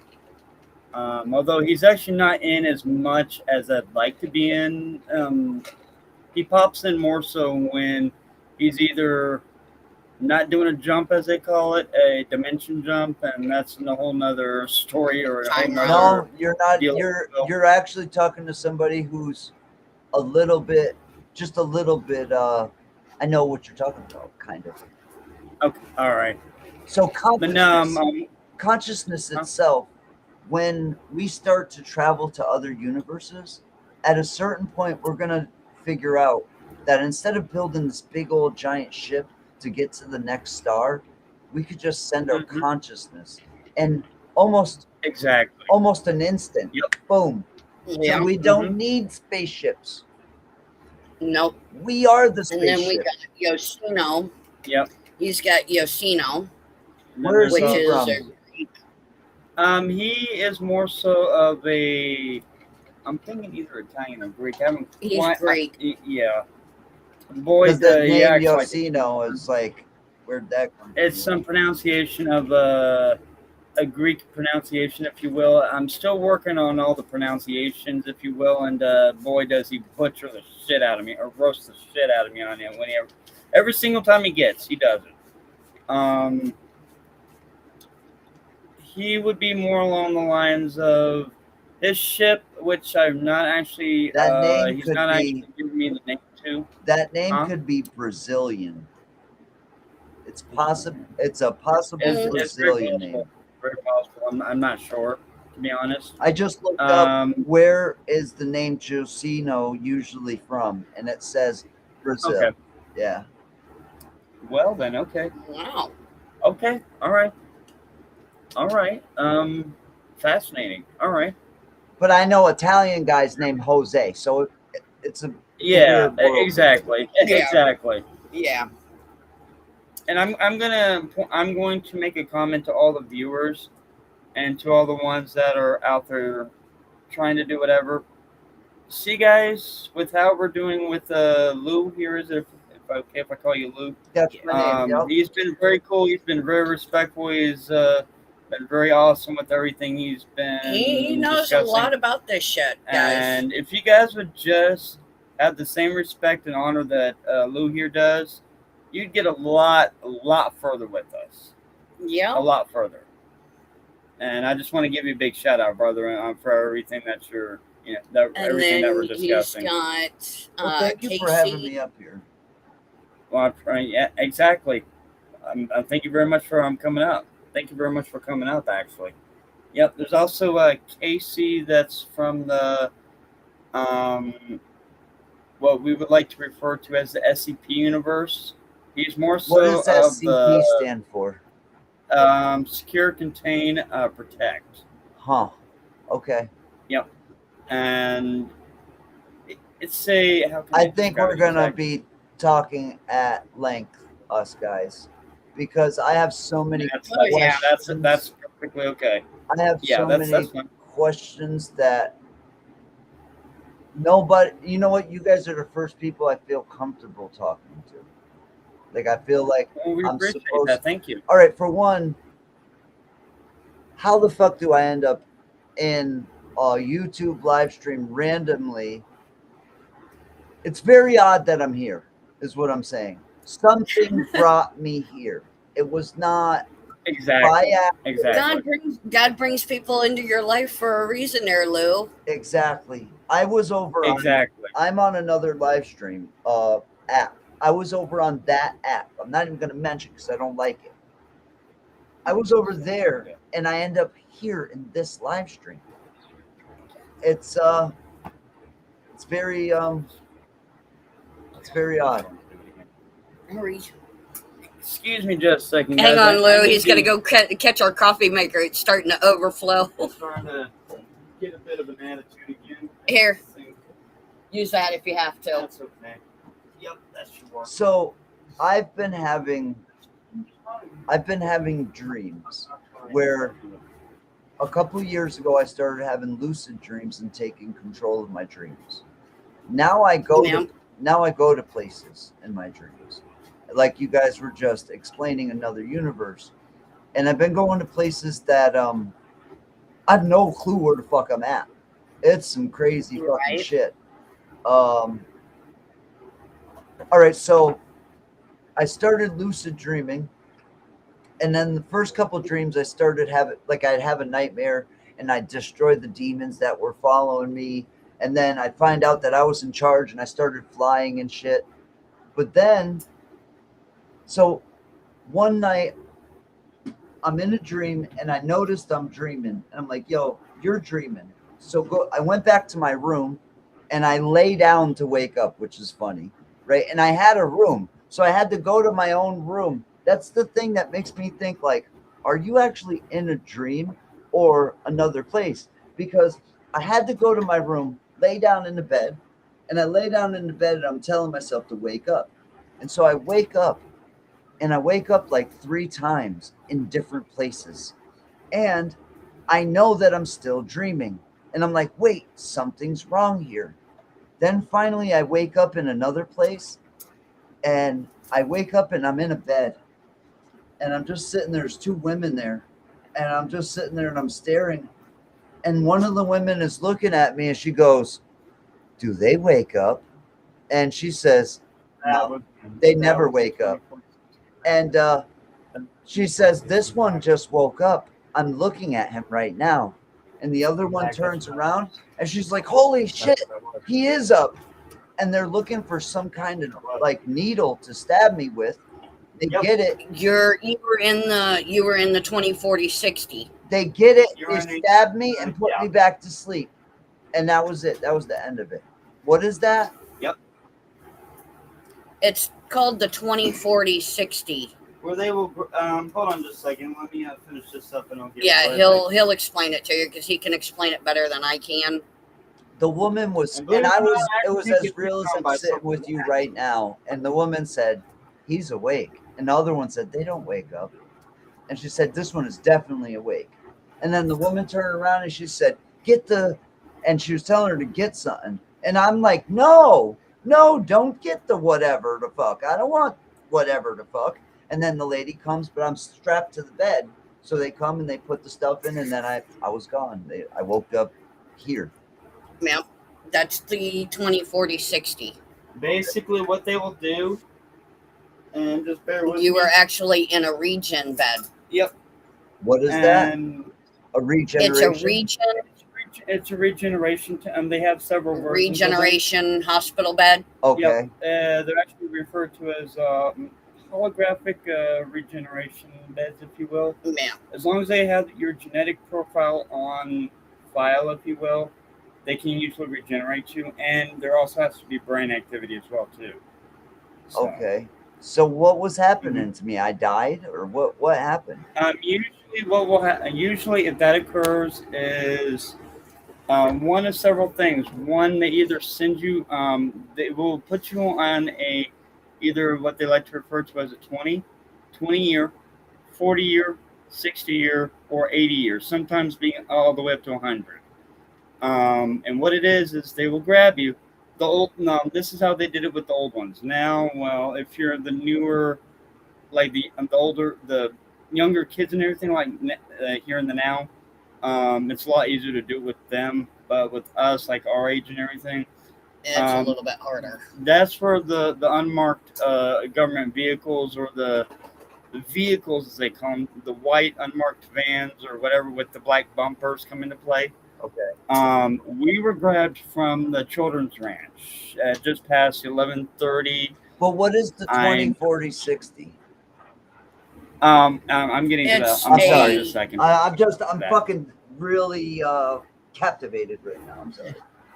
If you'd like to pass or take a break on this, that's fine. No, I'm rolling a cigarette. No, he's interested. Okay, all right. Yeah, it's not a problem. Basically, what it is they will. It's a contract. It's it's 20/40/60 and 80 and etc. contract. And what's the contract what they do for? Going back here. 20 years, 40 years, 60 years, 80 years. They contract you to either work with the Draco, with the Dracos, the said reptilians. Facility. All right, because I told you that's what I meant as a woman reptilian. Yeah, it was definitely one of those. Yeah, and I was with her when this happened, and I was romantically involved with her. Lou, have you ever felt like you had like time jumped, or you feel like I have time jumped? I have time jumped. Is he one of the missing ones? I think you might have been one of the missing kids, or one of the lost kids. I seen 3 different futures, and all 3 of the futures depended on a cigarette, on me smoking a cigarette. You're one of the lost kids. Yep. I guarantee it, Lil. Yep. And there's nothing wrong with that. That's why we say, if you got experiences, we're extending an open hand to you. We will definitely work with you. We will definitely do what's got to be done. What the lady did, the reptilian woman, she was able to speak without opening her mouth. Without speaking, she could use telepathic. Yes, and she was able to show me things. And so we were in a hotel, and so what she did is she did this. She said, "Can you look at the ceiling for me?" And I looked at the ceiling, and she said, "Do you see that?" And I'm looking, and all of a sudden I start seeing red, a little bit of red, and then it turns purple. And then it starts to get more clear and brighter. And so now I'm starting to see colors. And now other colors come in. And then all of a sudden she wipes her hand, and the entire ceiling is the universe. And she's showing me that there's so many different islands. And she's not showing me planets. She's showing me islands. And these Well, they're like she just showed me that there's so much life out there. It's like islands of life everywhere. And literally, the Yep. ceiling of the hotel room was no longer the ceiling. I was looking at the universe, and she was able to Yeah. do things like that, and it was amazing. And Yep. I was totally controlled by her. Like, she had me wrapped around her finger like this. But there was one thing she couldn't control. She wanted me to have sex with her. And when I refused her, oh boy, she was not happy. She was pissed. She was more than pissed. She was ready to kill me. She was ready to end me. She wanted to end me because Yeah, she was like, they how dare you fucking turn me down, you whatever the fucking. But then I Yep. showed her something and it scared the shit out of her because I could just get rid of, and it was somebody else, and I went like this, they're gone. And she was like, at first she's like, oh yeah, you're just somebody because you waved your hand. But then the person called her on the phone and he was gone. It was like he was no longer in her life one second. anymore. Is that Chris? Is that Chris? Yeah. Chris, let me clear something up. Not all reptilians are bad. Not all of them are, and I will say this very loosely and very reserved, because not all people may feel that way. I don't think she was good. I was in love with her. Right. I don't know if she can have. I don't know. Are you familiar with an individual by the name of Ezekiel? In the Bible? Yes. No. He was an Epsilon. Yeah, something like that. He was a kind of reptilian, and not really a reptilian, but a draconian. Oh, I have no clue about this stuff. She was the first introduction to any of the stuff I ever had. So, yeah, he was up there in years. Now you've heard about the Andromeda universe. Yes, the Andromedans. All right, so I could tell you what kind of Draco she is. I don't think so. Where she explained she was from, she comes from a binary star system that it's two stars that are chasing each other, and those two stars represent their king and queen. That's what she said. Said that the two stars circling each other represent the king and queen of her people. And that's it.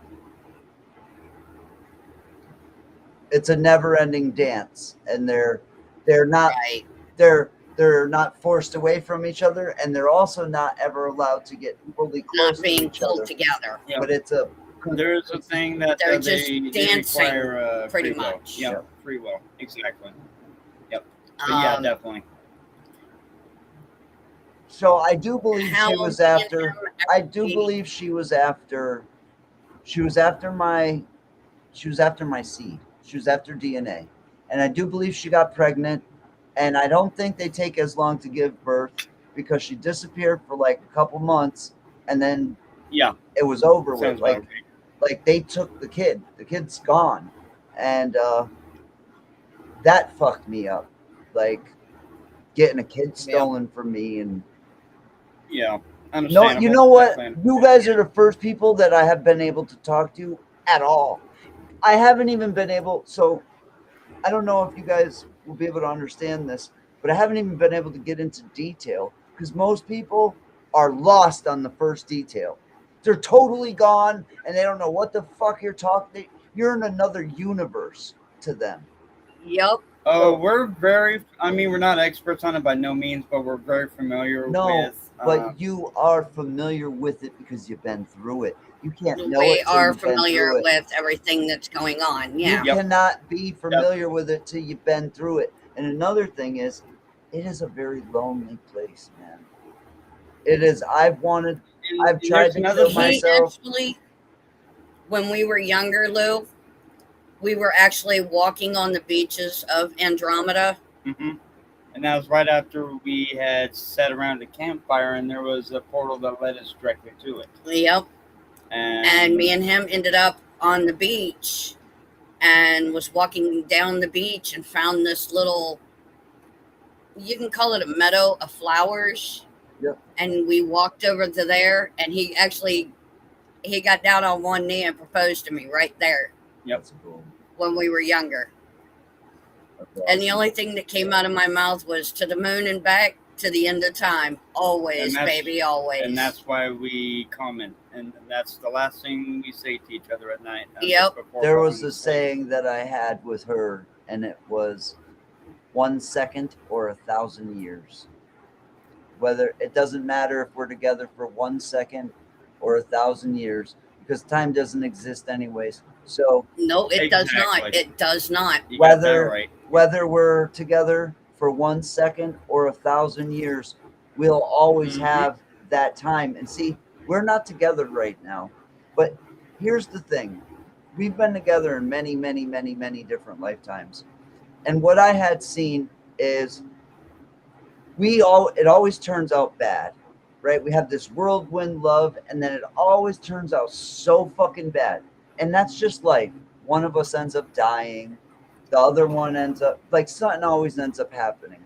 And so in this lifetime, I had made a promise to her that this is a lifetime with no sorrows. And so I could see that she was sad. And so I kind of had to, like, let her go. I had to let her go. She needed to be with her family. And if I didn't let her go, it would destroy her and it would destroy me. So yeah, our divorce really was the best thing. And I still love her with every bit of my being.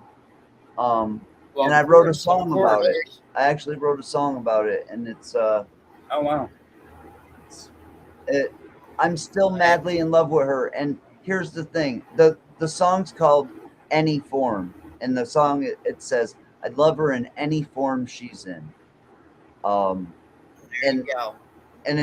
it means is I'll find her in any lifetime, in every form. It took me 16 years to find him again.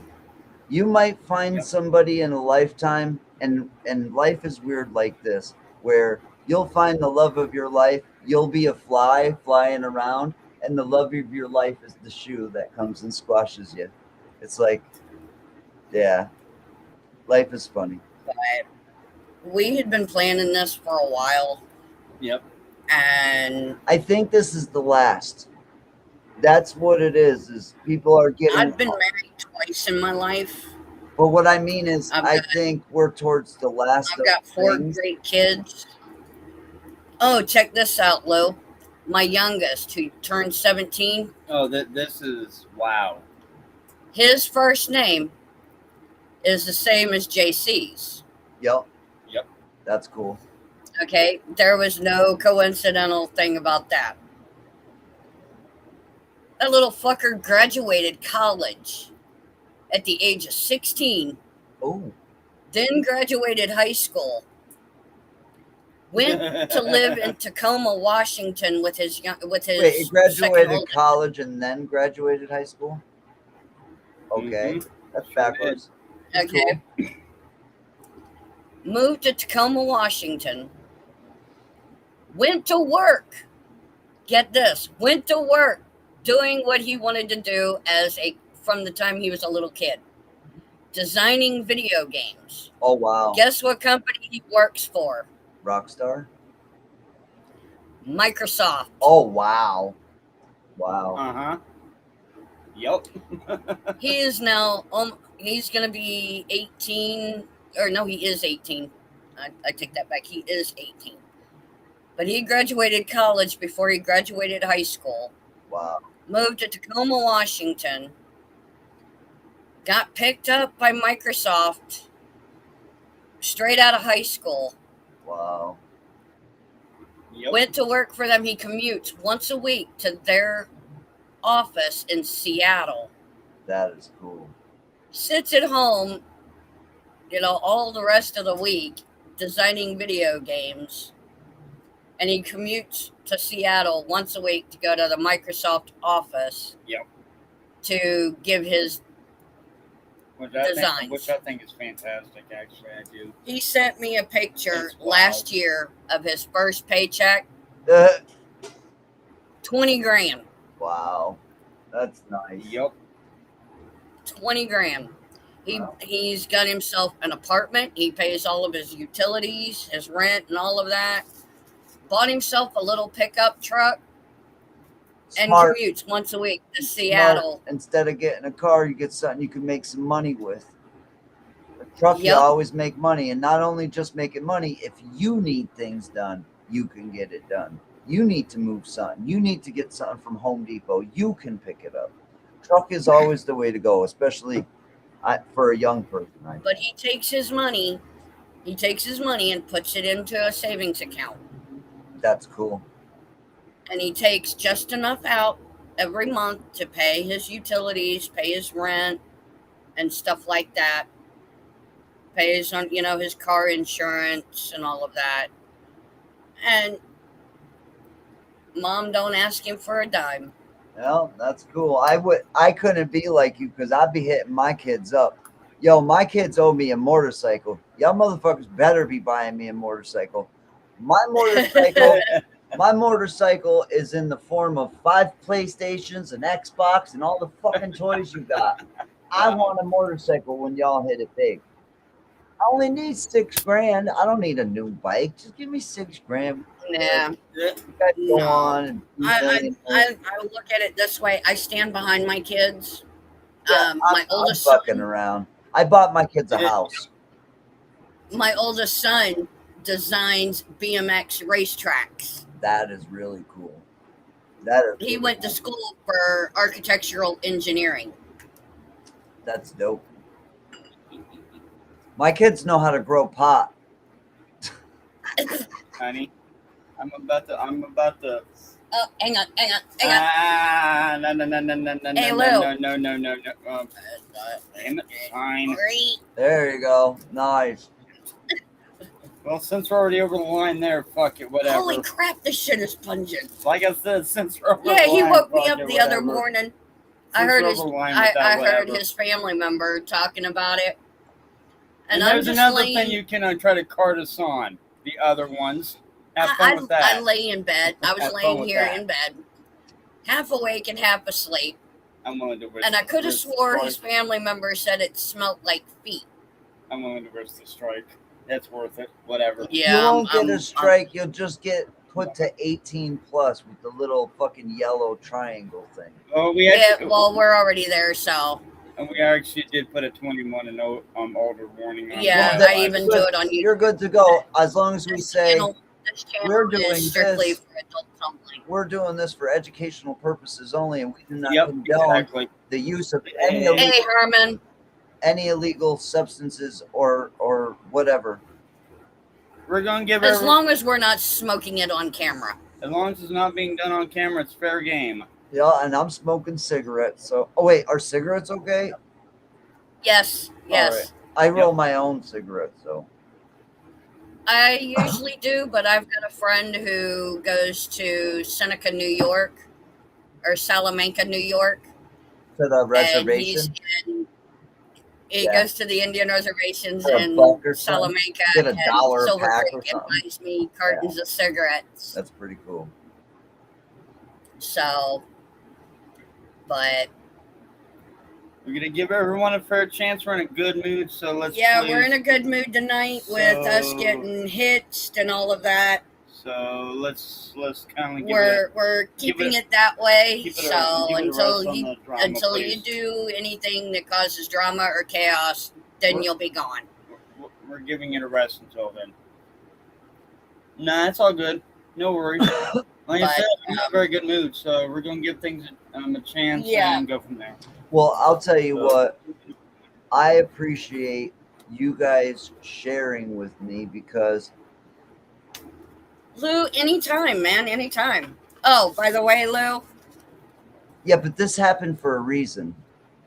Oh, yeah, that's fucking awesome. That's cool.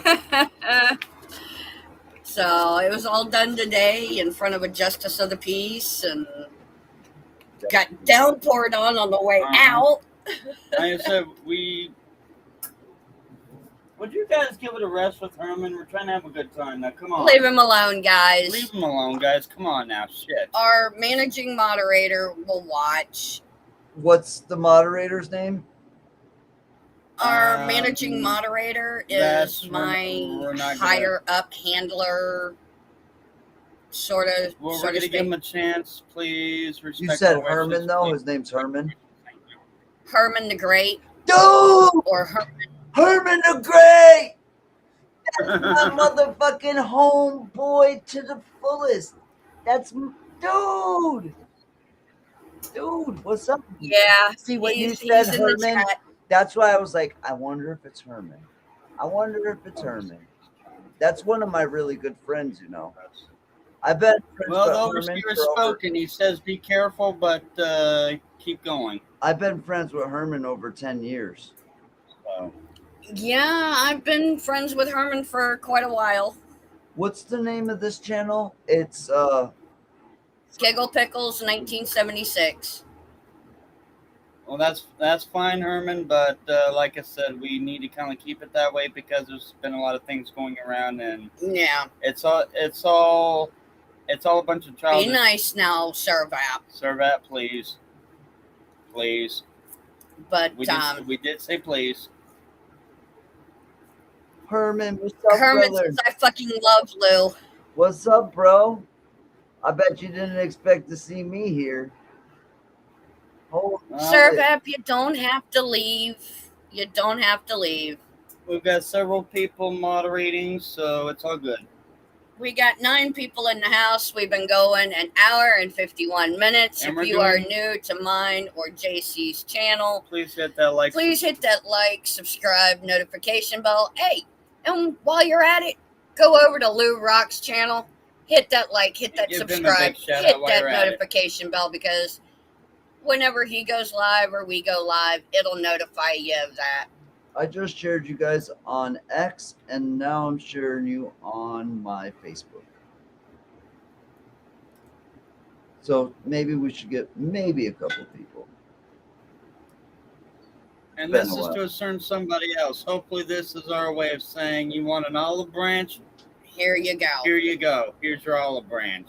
Now please take it and go with it. And we did request please. Take it and go with it. Oh. We are definitely willing to let bygones be bygones. The question is can you? I got sweat rolling down my face.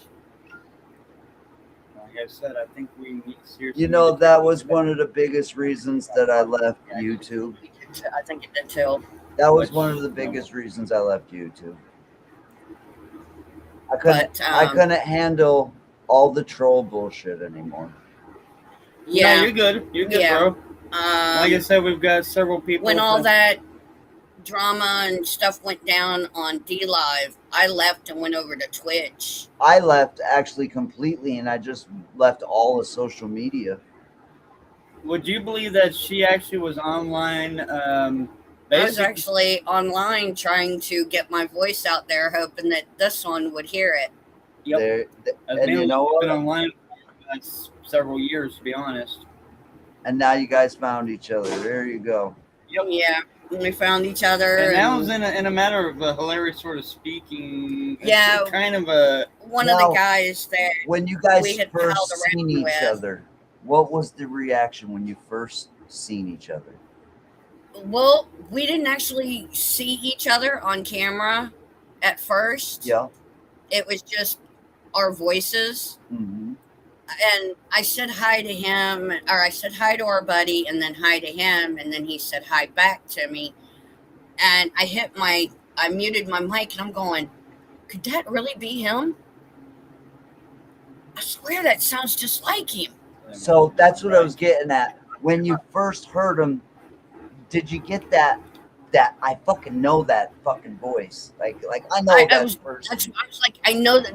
And then my walk-in Cara, she kept hitting me in the back of the head. That's him, that's him, that's him, that's him. And I'm going, who?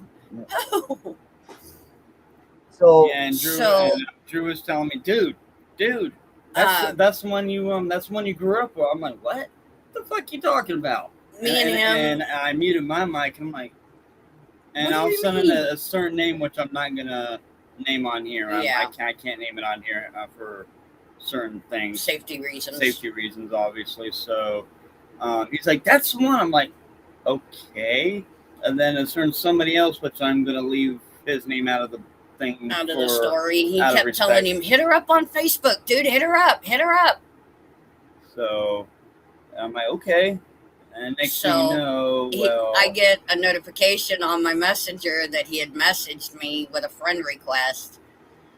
And I seen it, and I was like, okay, they're done. Yeah, we're friends. Well, we was having issues with our buddy. And I sent him a message asking him if he could video chat. And strangely enough, within a few moments of us connecting, the same person tried to hit me or video chat me twice, and I'm like, "What the hell gives?" I'm like, "What the fuck is I'm such a big deal?" And then the same person literally started blowing my phone up, with a whole bunch of really nasty and unpleasant. But I'm not going to say who that is. So. But me and him sat and talked for a few hours. A while, That's usually how it happens when you guys reconnect. You just can't stop talking, man. Hours. Yep. Yeah. That is so awesome. And 2 weeks into it, I took my hat off, fixed my hair. You know what? My ex, and I call her my ex. She is my ex. But, thank you for that. My ex, she used to always worry about her physical appearance. And here's the thing. Right. I could have given a fuck less. I could have given a fuck if she gained 9,000 pounds, fucking shaved all of her hair off. I knew that I loved her. I just knew that I loved her, and that's it. And I still love her. Right. And we'll never change. I know you do. Just because we're not together doesn't mean I don't love her. It doesn't mean I can't still love her. 2 weeks into me and him talking, I took my glasses off, or took my hat off, fixed my hair, and looked at him and said, "Does this face look familiar to you?" And there you go. He goes, "Yeah, it kind of does." Kind of does. So I took my glasses off, refixed my hair a little bit more. I said, "How about now?" And then all of a sudden, he goes, "So and so," and I was like, "Yeah." There like, you go. Holy shit! Has it been a long time? That's crazy. And then she said another certain name, Drew, and he chimes in. He's like, "Yeah." Well, Gonzo, tell Boss Man we said thank you. Yeah, definitely thank you. So, after that first night, I'll tell you what, we didn't stop talking. We stayed on video calls or text messages, or messenger messages, and all of that, phone calls, and all of that for days. Yeah. Yep. You know what? And when we wasn't talking, we was sleeping. I love me a good romantic love story, because I'm a sucker for that kind of stuff. That's all.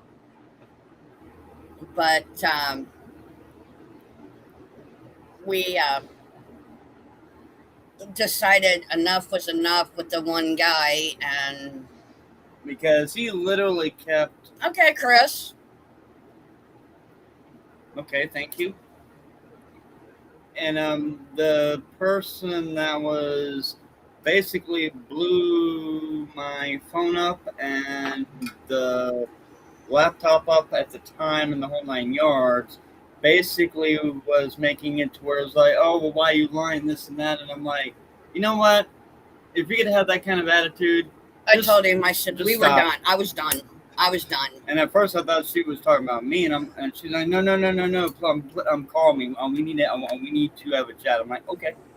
And then that's when she did the total recall thing with the glasses and the hair and the hat and all that. And then all of a sudden, everything with Montauk came rushing in, and I'm like, whoa, shit. I mean, it was like literally like years and years and years of your life came flooding back in. It was like, What the fuck? What So I about was like, this? oh. I have a person that has contacted me from Texas. And so here's something weird about Texas. My biological father is from Texas. I have family. My entire biological father's side of the family is from Texas. So I get this person that contacts me from Texas. And she says that we were in love and that we used to be together, and that I was in a motorcycle accident, and that, wow, what's happening to the camera right now was the weirdest shit ever.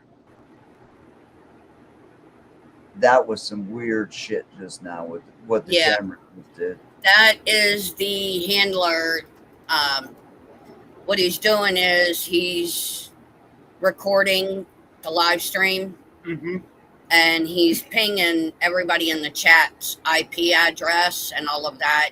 It's one thing they do for safety. Okay. So it's nothing against you. It's just with this, with us having the information we do about the Institute of Montauk, if you will. You guys are getting a lot of people are so gang stalking. Huh?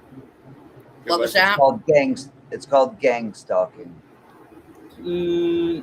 Well, no, he does it. He does it because of the simple fact all of our experiences with Montauk and all of that is going to get used. You guys, you know the guys. You guys were in Montauk. Do you guys know the guys? They were part of the project. It was like this heavy fat guy, and he was all into radios and stuff. And he was one of the first guys who invented the spirit box. And shit, there's a video of him talking about Montauk, and they call him crazy. But everything that he said has literally come to light. Like it's time has made him, vindicated him for all the people that called him crazy in 1970, because the video was shot in 1970. And I forget the guy's name, but he sits there and he talks with another guy that was on the Montauk project, and it's on YouTube, and they talk at length about it. And these are old videos from the 70s. Fuck, I wish I remembered the guy's name. I think I could find it. Well, we dealt with a guy named Preston Nichols. Why do I know that? We call him Pencil. Why do I know that? Why do I know that name? Because he was one in charge of. He was the one in charge of the whole Montauk project. The whole damn thing. The one that destroyed. But why do I know that name? This year. He destroyed our first marriage license. He destroyed the first marriage license. And we were married for just 2 months. You might have read the book Memoirs of Montauk Memoirs. I don't read. I have problems with reading. I can only listen. Okay. You probably heard the audio book of it because Amazon had it. Yep. Maybe. Which, by the way, that I will say this out of respect, and I'll leave it alone because that's part of the agreement with certain others. Ma'am. Which Preston Nichols ran Montauk. Yeah. That's one of the reasons why they're trying to troll and. Fucking A. Oh, Lou just figured it out. What the fuck was that? What the fuck was that? Yeah. I remember. Oh my fucking A. What the fuck? He remembers. You all right there, buddy? You all right there, bro? Oh, we might, Gonzo. We might. I have a question for you. And this is just a silly little question, but I already know the answer. Preston is German. Yep. No? Yes, he sure is. You okay there, bro? He remembers. No, I'm not okay. Trigger. No, I'm not okay. Yeah, it's seriously fucking dude. horrible. We got this. We got this. We got you. We got you, Lil. It's all good. We got this. In through your nose and out your mouth. We got this, bro. Take all the time you need, How old would he be? Preston? I don't know. Probably in his 80s by now. Mm-hmm. He lives in a retirement community in Florida. Well, you want to hear? Oh, I can't even tell you. I can't even fucking tell you in here. What is it, Lou? What? Hit us up on private message. How about that? Hit me up on Messenger.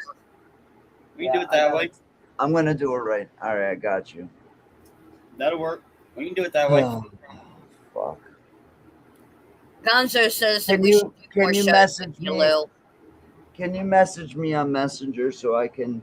Yeah. That's fine. I no will. problem. Give me a second. No, you're cool, bro. You're cool. No, hopefully we didn't trigger anything negative there. Hopefully not. No, you're actually a pretty cool guy. You're actually hell, I'm enjoying your vibes. I'm definitely enjoying the vibes. Wow, this is fucking crazy. All right, so I'm sending you the message. It has been a day. Other than that, it's okay if I expect it. Yeah. Yep, guys, just for the record, boom. And there's our marriage license. Second go around.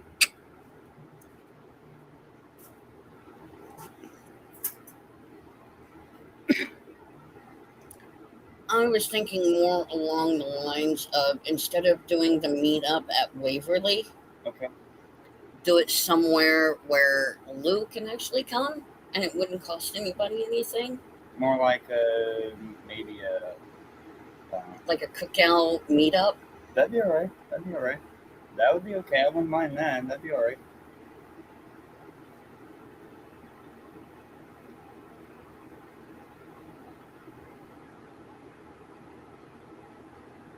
Okay. Yeah, I wonder if she's related to Preston. Yeah, I can almost tell you 100% she is, and why she is, and that name actually goes to German gypsies and all kinds of fucking weirdness. And it's not Romani, it's the Sinti gypsies. Yeah. So that those people are part of the implants that came from Germany. Those were the scientists that came from Germany. It would either, a lot of them are nano, and a lot of the newer ones are femto, if you will. We ended up going through a program. Well, that name goes to that family, the Draconian family. It goes back to Vlad Tepes. Yeah. Yep. That name is also the name of a crime family in Germany. Yeah. Yep. One of the largest. I could show you news stories of people that were killed in broad daylight, and the person who did it had that last name. Yep. And also cloning. They're cloning. They're fucking cloning like crazy because her child. Yes, correct. Yep, correct. Her child is a clone of fucking Jake Paul. They're both the same kid. They are literally the same. I could show you person. A picture. Mm-hmm. It's the same. If I'm going to send you a picture on Facebook, tell me that's not Jake Paul. All right. Sue Snyder 4989 says hi, Lou. Oh, that's Sue. I shared this out. So. Oh, okay. Hi, Sue. Yeah, she came in. She says hi, Lou. What's up, Sue? Yeah, I shared this on my X and I shared it on my Facebook, so you'll probably get some people. Cool. Sure. But you guys are, so here's the thing. that name, I literally have all of the history because of the reason that I sent you on your phone. Preston is kind of like pissed off at me at the moment because he thinks I had something to do with a brand new Cadillac that he had at the facility. It came up missing. That's funny. And it wound up being mailed back to his property home residence in pieces. Oh shit! Tried to do an insurance claim on and failed miserably. Yeah, he tried to use an insurance claim, and the insurance company turned him down. So about that. That's funny. So yeah.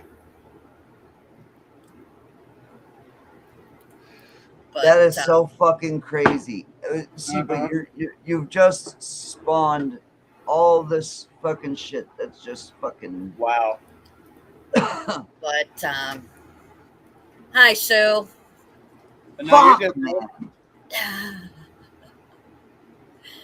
But yeah, there was. Dude, this world is fucking silly. Each other, there was pranks pulled on. This world is silly.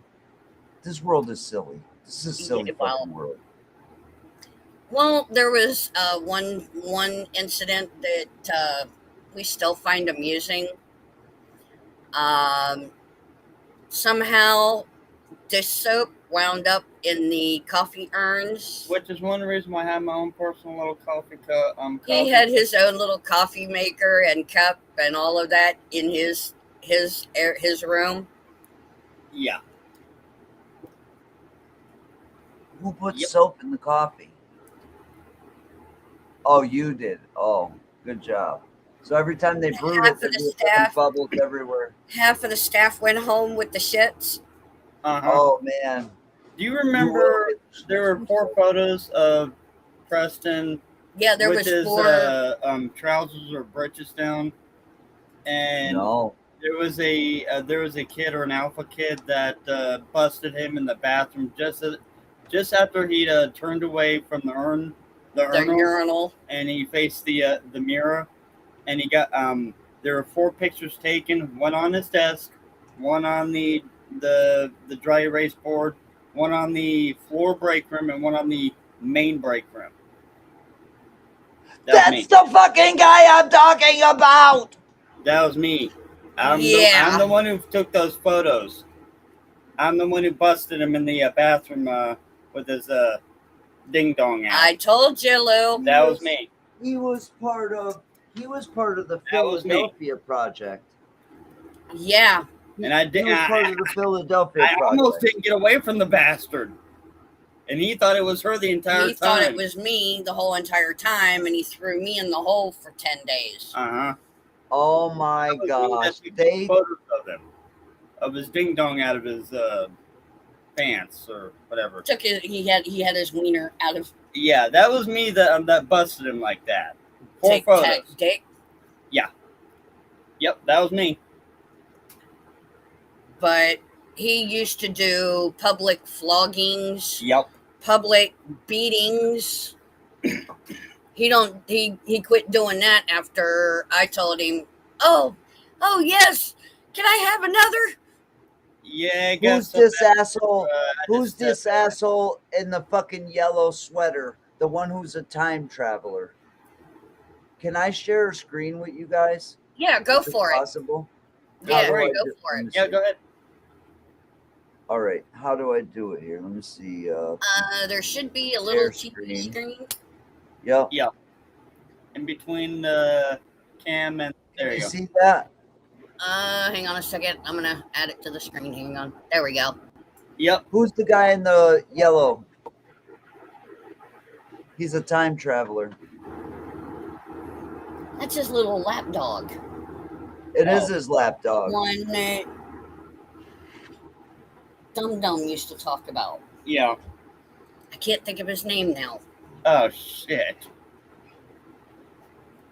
God damn it. This is actually really pissing me off because of something that's been done to me that you guys just literally. Oh yeah, I know, Lou. We get it. We understand. We understand it. We understand. I've gotten to the point where it had gotten to the point where just even mentioning the name of the place would make me nauseous and sick. Although the interesting thing is being with JC here in the last. Do you know that that's here's another thing.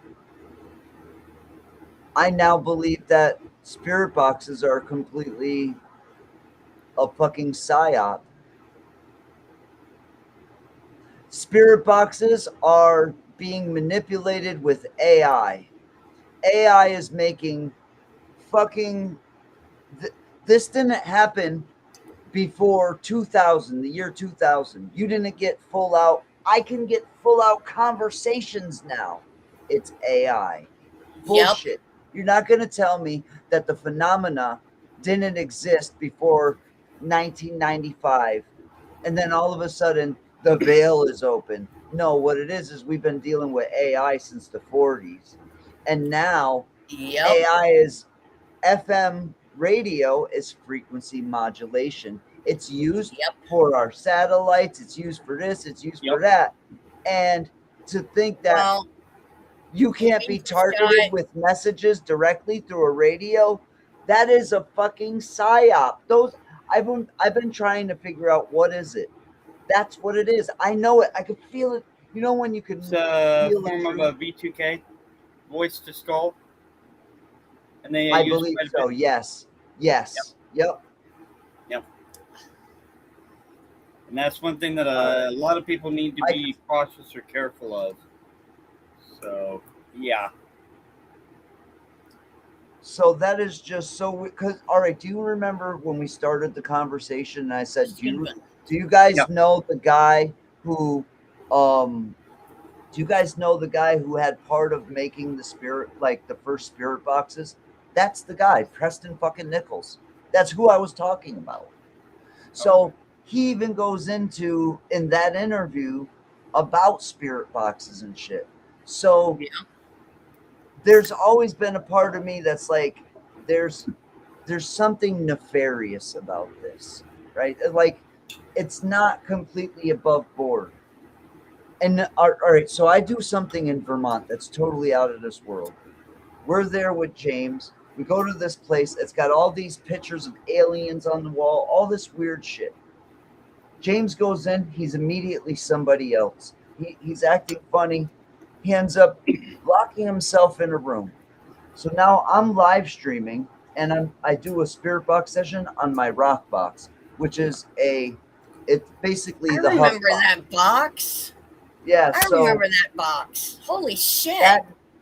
That night I was getting all these messages that they sounded like they were from out of this world. What? So I started talking about UFOs. And then I said, will you take me in your spaceship? And all of a sudden the box stops and it says, yes. Clear shit. It goes, yes. And then it says this exact thing. It says, there's rules in space. Then it says, locate them. And then you know what happened to me after that? I'm walking around and I'm filming, and I'm all excited because I'm going to be filming here all night. I've got James and Chelsea in the other room. I'm doing live streams. I'm kicking ass. And then all of a sudden, I don't remember anything. And I wake up on the couch downstairs, and Chelsea's shaking my foot. And she goes, Lou, what the fuck is going on? And I wake up and I've got different clothes on. I've got a winter jacket on, and the front door's wide open. And I don't sleep without a television on. So I would never do that. I would never go and sleep on a couch and leave the door open. And I got a winter jacket on. I lost about 8 to 12 hours of time. And all right. So then the next morning, Chelsea wakes me up. The door's wide open. It's 20 below zero. It's that cold outside. It's New Year's Eve. It's freezing out. It's so cold outside. Nobody would leave the door open. It's like somebody bring me and dropped me on the couch and left and forgot to close the fucking door. That's what it looked like. So I have the video I could show you. I'm looking around with my camera, and on the wall there's a painting, and on the painting there's a fucking painting of me in the painting now with my hat backwards. It shows my nose, my face, my everything, and I'm like, is that a fucking picture of me in the painting? I have the video. It's on my YouTube channel. You can look at it. And there's something weird about it because I had metal spikes that came out of my hat because I designed my own hat. It was a Ghostbusters hat. Yeah. That was in the painting. In the painting, the spikes in the hat were in the painting. Shit. You don't still have that hat, do you? I do have the hat. It's in the Oh, wow. Okay. I remember that hat. Now. That was a badass hat. Oh, wow. And I kept thinking, God, I want one of them hats. It's in pieces. I have to have somebody who can sew it back together because I kept all the pieces to it to rebuild it because it's all fucked up. But yeah, I still have it. It just needs to be sewed back together. But damn. Hold on. I'll share it with you. Let me show you. So imagine waking up in a place and you're looking at a piece of art and it's fucking you. You're in the picture. Mm-hmm. That was just weird. Somebody said long before ghost hunters went there. I'm talking about 1996 when nobody could tour it and you had to sneak in.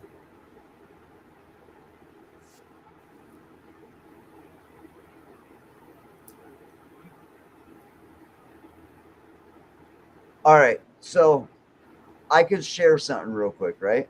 Yeah. All right, so let me see. Share screen. And where are we at? Boom. Share.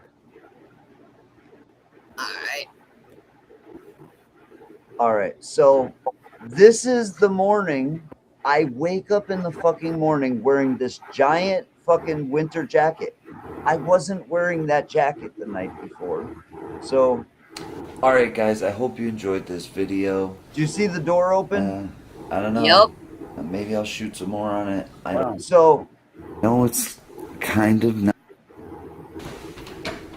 All right, let's just get to the part where I wake the fuck up. And sure, I would like to talk. Really, yeah, what to say about this place. And yes, I have my coat on because I woke up and it was so freezing cold in this entire house. I did not want to even function. You ever wake up in the morning and it's so freezing cold you don't even want to get up? That's how I felt this morning in this house. I woke up on the couch. Man, I wondered what the story is. Okay. So let's just skip to the piece of art. What is it? And that's got as well. There's Luz. Oh, it's scaring me. All right. That reminds me of me. Look at her. This is where I noticed. Her eyes look just evil. They do not look cool. This is all the alien paintings that were in the building. Let's see if I can just get a still shot of this. Does that painting look familiar? All right, there we go. 515. So yeah, like pictures of Kennedy. If you look in this bottom corner. All right, so that little thing doesn't look like me with my hat on backwards and a hoodie. Look, it's wearing a fucking hoodie, dude. Yeah, there's the back part of the hat. There's the spikes. Yeah. It's a fucking picture of me. Of this painting. Does that remind you of somebody? It definitely does look like anybody with a hat backwards on? It kind of reminds me of somebody. Maybe I'm just seeing myself in somebody else's I got the hat art, on. I got the hoodie on. That. It's even the same color hoodie. That is scaring me. Do you see the spikes in the hat that I'm wearing? Like, yeah. It's me. Look at her eyes. That's her weird eyes as do fuck. not, Why am I eyes showing look up in fucking evil. paintings?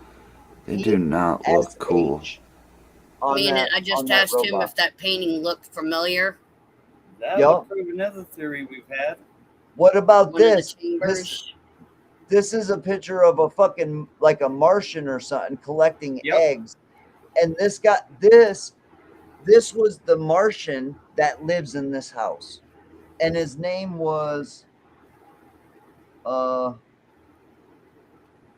it's on the wall. It's on the wall somewhere. Oh, what about this one? Fucking Kennedy. That's fucking Kennedy. I don't give a fuck what you say. That's Kennedy in space. That looks like John F. Kennedy to me. Or they might not even be in space because these look like bubbles. They might be underwater. Who knows? But that's the type of art that's all the way through this building. Let's find the alien's fucking name. It's like right on the door. You ever heard of something called the 219 Safe Harbor? No. All right, so this is my box, it's an right? Underwater base. Oh shit. I know that there's massive bases underwater and underneath us right now, like right under our feet. There's a whole world under us. In fact, there's a company in Springfield. It's called CRRC, and it's a Chinese company that builds bullet trains in the United States. Why are we building bullet trains if we don't have them? Exactly. It's because we have them. They're underneath us.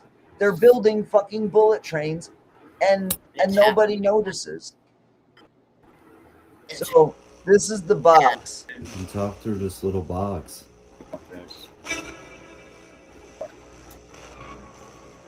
This box makes no sounds except for just the sounds that you hear, like their voices.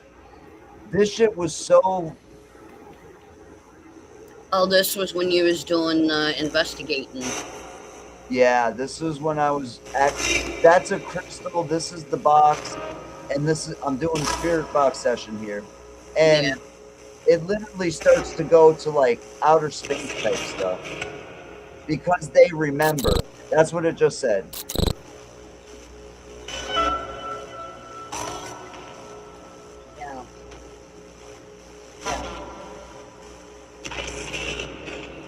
I see you. You see me? Cheryl. Right. I want to find the certain place. Oh, Morris is the guy who was the first exorcism caught on camera.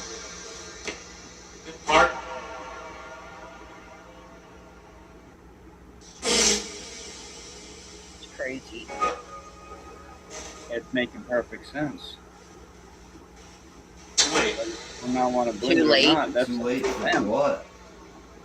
You wonder why they don't give these payments to the average. Heavenly? That just proves that theory too. Yep. Can you take me away in your spaceship? Listen to this. I just said, can you take me? Listen. Ship. Can you take me away in your spaceship? Please. I've always wanted to go to space. Secret. Can you bring me? That should look familiar to you. I'll come with you. It does me. I know. They were talking amongst each other. Mm-hmm. Yes. Yes. Did you hear So that? what planet are we It's gonna Yeah. more fucking clear than that. Rules Whoa, something is touching my leg. In space. in space. Locate them.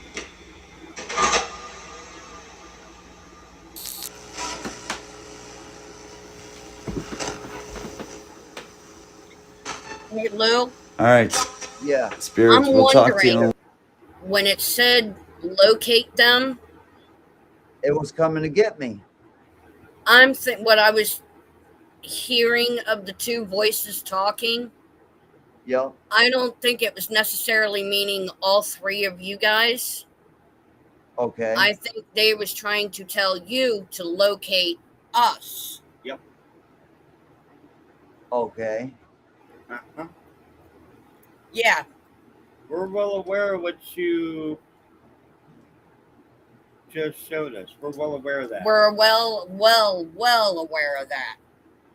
And at the moment, And from the two voices, from what I was hearing, I don't think they was talking about you, Chelsea, and James. Oh no, I don't think they were talking about I think what they was talking about was for you and them to locate me and JC. Mm-hmm. Just keep in mind, like we've expressed before, we was part of a program. We are the first two stable alphas from the alpha program at Montauk. So, and that's why a lot of them out there are having a very inconvenient sort of time understanding or comprehending that what's going on. Yep.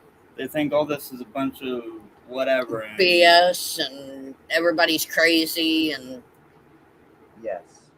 But no, this here is not a game. It's not a live version. We went through what they call voice reactivation. Yep. And that's what starts triggering a lot of memories. Because I think that happens for a lot of people though, because I have a lot of things that kick in. Like you guys just kicked in fucking 20 different things. Yep. And three different words, bringing up that guy, his name, and then before that there was two other things that fucking hit me like a fucking sledgehammer in the fucking brain. Mm-hmm. Yep. Except the difference is we understand and comprehend. Do you know who Oliver Tree is? Do what? All right. Do you know who Oliver Tree is? Yeah. He's a musician who they said he just died, but he didn't just die. He just killed off his persona. Do you know what Oliver Tree's real name is? Oliver Tree Nickel. What? Nichols. Oliver Tree Nichols. Oh. Yeah. Right. That makes sense. And everything that he does is a mind game. He just killed off his character, but Oliver. Oh wow! Hold on. You want to see some proof? I'll show you that he's still alive right now, and I'll prove it to you. Watch Everything this. you've said is amazing so far, bro. So watch this. Keep going. Like you guys are saying. Hey Al, I'm sitting here with a couple of friends on YouTube, and we're talking about Oliver Tree again and him killing off his persona, him being alive. Exactly, yeah. It's kind of wild, right? Like he's been doing this whole meta thing with his character, so even though the persona is dead, Oliver Tree himself is still around, just in a different way. What are you and your friends thinking about it? Are you into the whole performance aspect, or just kind of baffled by it? Yeah, we're just surprised that Oliver Tree Nickel is still alive and that the character is dead. Yeah, totally. It's such a bold move, especially in an era where a lot of people just keep the character going forever. I think it makes his whole Well, he did it in conjunction with the release of the album, so it makes sense. Oh, that's right. Yeah, he timed it perfectly, like a full-on narrative arc. It's almost like he's retiring that persona as a big climax. Do you know what's funny? His name is, what is his full name? Yeah, so his full name is Oliver Tree Nickel. It's kind of funny because Oliver Tree Nichols. He uses it kind of sparingly, mostly keeping that Oliver Tree stage persona. It's funny because there's another dude with that name, but he was part of the Montauk project. Do you know who I'm talking about? Yeah, I think I know what you're getting at. There was a guy named Oliver L. Nickel connected to those Montauk Project conspiracy theories, right? But it's a totally different person. Kind of just a strange coincidence with that. Oh, you're saying there was an Oliver L. Nickel that was related to that? See, I didn't even know that. I was talking about Preston Nickel. Gotcha. Yeah, Preston Nichols. He's the big name tied to the Montauk Project stuff. It's super fascinating. So is Oliver related to him? No, not really. There's no confirmed connection between Oliver Tree Nickel and Preston Nichols. No, I mean Oliver L. Nickel. Ah, I see what you mean. No, there's no direct link between Oliver L. Nickel and Oliver Tree either. Just a weird overlap in public names. Preston Nichols though is definitely the famous one in that conspiracy world. Interesting. So thank you. All right. So the AI just explained to us that Oliver Tree, the character, is dead. He killed off the character Oliver Tree. But Oliver Tree Nickel, which is his legal name, it's not illegal to kill off a character.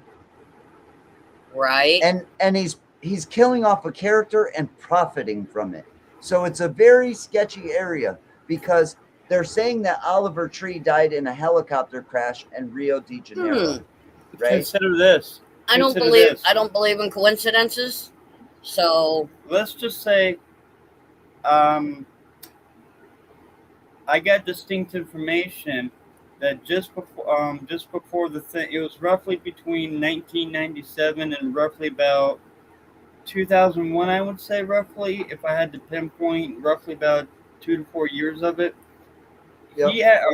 Nichols actually escaped through portals to another universe, and that is little known information. This is not actually the universe of the Institute. It's not the original one, and that's what's throwing a lot of people off, especially all the troll haters out there. So here's something that fucks with my head every single day because it's such a fucking clear memory in my life because all right, so my favorite teacher in my entire life, her name was Mrs. Holland. Okay. She's a very sweet lady, and I had problems reading because I see words differently than other people. Backwards? Yes, and I have to hear it to learn it. So Mrs. Holland used to read a book called The Indian in the Cupboard. It was the Indian in the Cupboard series. Motherfucker. I remember. I recall that one. Yes, I do. It was about a character named Omri who had a magical key, and when he would lock things in, they'd come alive, toys and stuff. And years later, Disney made a movie about it. And the way I learned about Indian in the Cupboard was Mrs. Holland used to read this story to us.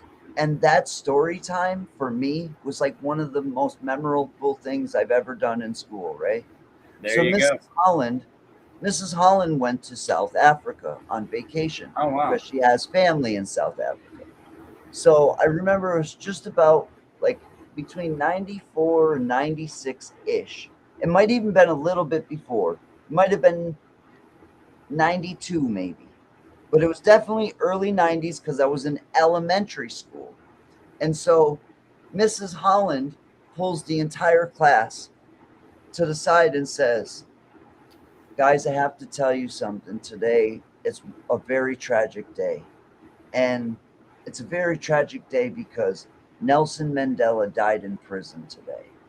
And she explained what apartheid was. I had never even heard the word apartheid ever in my lifetime. And so because she was telling me what apartheid was, it stuck in my head because anytime I ever hear the word apartheid, it goes back to Mrs. Holland telling us. Yeah, we are. I'm telling us when Mandela died. I remember. So my original universe, Mandela died in the 90s, where I came from, because that's what I. And from what I'm theorizing now, Montauk and Mandela, where he passed away or died in prison, would more likely be the same universe, or at least the same part of the same superverse. That's my original universe. That's the universe I came from, and I've jumped three times. Thank you. You grew up having dyslexia as a child. Yep. Yes. And I can't read, but I can listen. But I could read to you right now. I could read to you with perfect dictation. I can read. I could read everything very well, but I can't comprehend it. I can't get any context out of reading it until somebody. Now, can I ask you a Yep. kind of an interesting question? What do you sense about me? If I can ask, just out of the, you know, What's and that? you think knows where I'm going. Mm-hmm. Is there anything particular or the way I put myself off that kind of sets like sets me apart from, if you will, kind of Other people. Here, move your face into the camera a little bit. Yeah.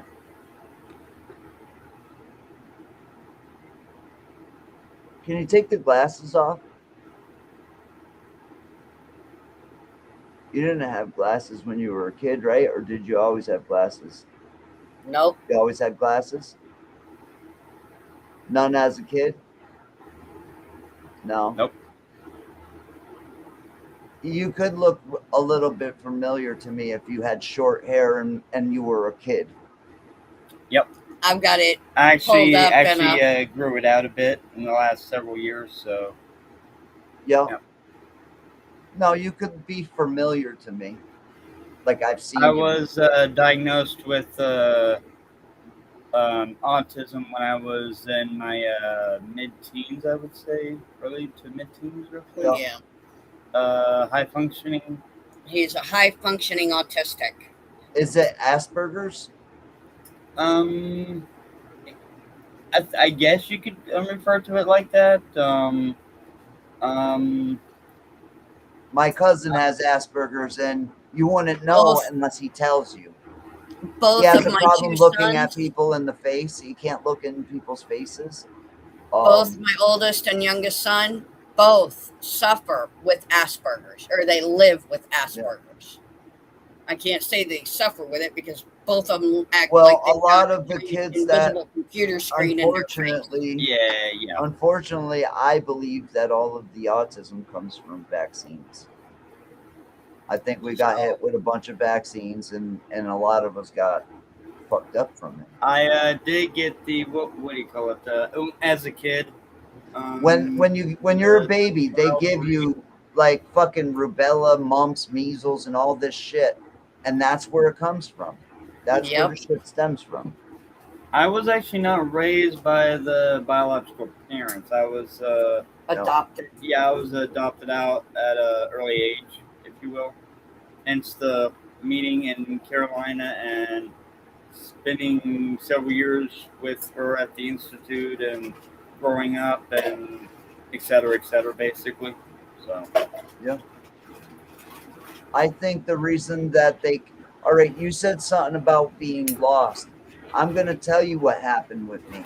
They couldn't keep their hands on me because I had fake names. My father was a bank robber, and we would move all over the country. So we would disappear. And I would go to different schools and different names.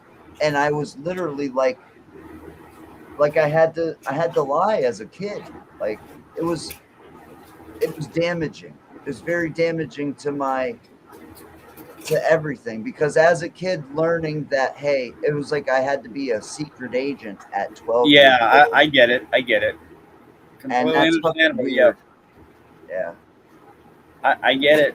I mean, 1 minute growing up and going through life day to day, week to week, etc., and you literally get a sense of like you're in a exactly like you were just saying, like a secret agent, or like somebody who's always having to, okay, this exit, this entrance, so forth, and you're always. I went through that for a lot of years when I left the second facility. I mean, I found myself doing that through when I was I would say. But I've literally been on the run at times where I was on the run for so long, and I had fake names that I got bored with being on the run and came back and turned myself in because they were never going to catch me. But I was like, fuck it. I want it done with. I want to get it over with. And I came back to Massachusetts. You know what happened? They just threw it all out anyways. Because they hadn't caught me in so long. They were like, we don't even know what you're talking about anymore. Like, you were charged with this 12 years ago. Like the people ain't even around no more. And it's like, well, I'm around, so but they threw shit out. Well, But I was hard to keep a finger on because we would disappear. And so it was a yeah. loss. Yep. I guarantee it. I'd say so, definitely. I mean, I usually think my father the being rule a of bank theory robber saved with me. the lost kids, they will generally, once they realize that, hey, you're and it's like, oh, hey, yeah, so are you, and it's like, oh, okay, and they will usually hit I it got a off question for you. well. Huh? All right. I got a question for you. All right. When I was a kid, they took me into a room and they put these headphones on my head, and they would say, raise your hand when you hear something. And so I'd raise my hand, and then they would start arguing with each other. And then I'd raise my hand, and I'd raise my hand, and they would keep going. No, it's not. It's not possible. No, he don't hear that. And they were getting mad because I kept raising my hand, and because I kept hearing something, and they were literally, they were saying you can't hear that range. It's not an audible range for human hearing, but I was hearing it. And so what was that all about? Usually, when that occurs, and Story artwork. hold on a second. Because now I listen to spirit boxes and hear Mhm. things, or like I could translate for people and I don't even know their language. I can understand what they're saying. Yep. It's In fact, very a lot of a lot of us, one thing that they did look at was Rh negative blood factor, and with that comes a lot of the, like, say for example, and keep in mind, I'm not a licensed doctor by no means. I'm just going by experience, if you will. Um, and she may chime in. That's perfectly okay. But Yeah, because I'm a can you CNA. grow yeah, hair on your there's face? in a matter of speaking, there my ears, because He's mine got can to do move the this same way. thing. There's a second hearing buffer, so mine are actually extremely sensitive. Yeah, Yep. you have your eardrum that you can hear out of. It's kind of like And then you got what they call a cochlin, which is a bone right behind your ear. Yep. It's extremely sensitive to a sound. And you can put me in a soundproof booth. Oh. Mm-hmm. You can put me in a soundproof booth. I can tell you, I hear a diesel engine from a mile down the street. Oh, listen. No. All right. No, it's different for me. All right. So you actually hear something that's down the street. Yeah. Okay. My doctor told me that my hearing doctor, he had his headphones unplugged. He went out in the hallway and was talking to the secretary in a whisper. He come back in, plugged the thing in, and I told him, I said, Doc, I heard everything you said about me. You asked for my file, you asked for this, you asked for that, and you were whispering it to your secretary. That's crazy. Mm-hmm. So come to find out, he said what it is I can hear with both my my eardrum, and the cochlin in the back behind your ear. Almost like a sonar, right? It's like a back. So, and you may notice that at times I will do this with a GP. Yeah, he'll go like this to me, which means to lower my tone because it's too loud. Yep. I have an issue with, all right, so I've been in a sensory deprivation tank where it's supposed to cut everything off, and it's blackness and it's scary and it's fucked up, right? Yep. For me, when I go into a sensory deprivation tank, it is one of the most scariest things I've ever been through. I hear, it sounds like a freight train with no trains. It's just I hear shit that's not there. And if it's a deprivation tank that's all darkness, I see things, and I see people, and I see all kinds of shit in the darkness, and it's fucked up. He's a lost kid. Yep. He's part of The G group. Yeah. He's part of the G group. And this is what they were not wanting us to The continue. Gamma, yeah. And this is why they did not want us to continue this, because they knew that we would Eventually figure it out and start piecing together everything even more. Mm-hmm. Because they know there's many more out there. Like us. You're one of us, bro. That's simple. You're one of us. Huh. You were part of the Gamma group. Yep.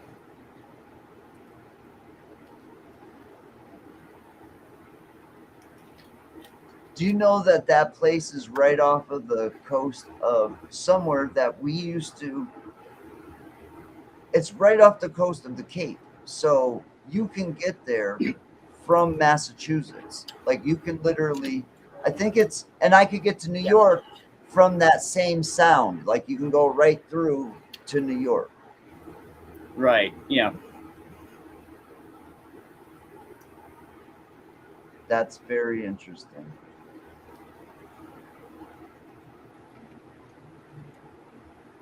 Wow. This is a lot of. This is. Wow. What made me come here of all places? Because I'm telling you, something pulled me into your live stream. I had no reason to be on YouTube.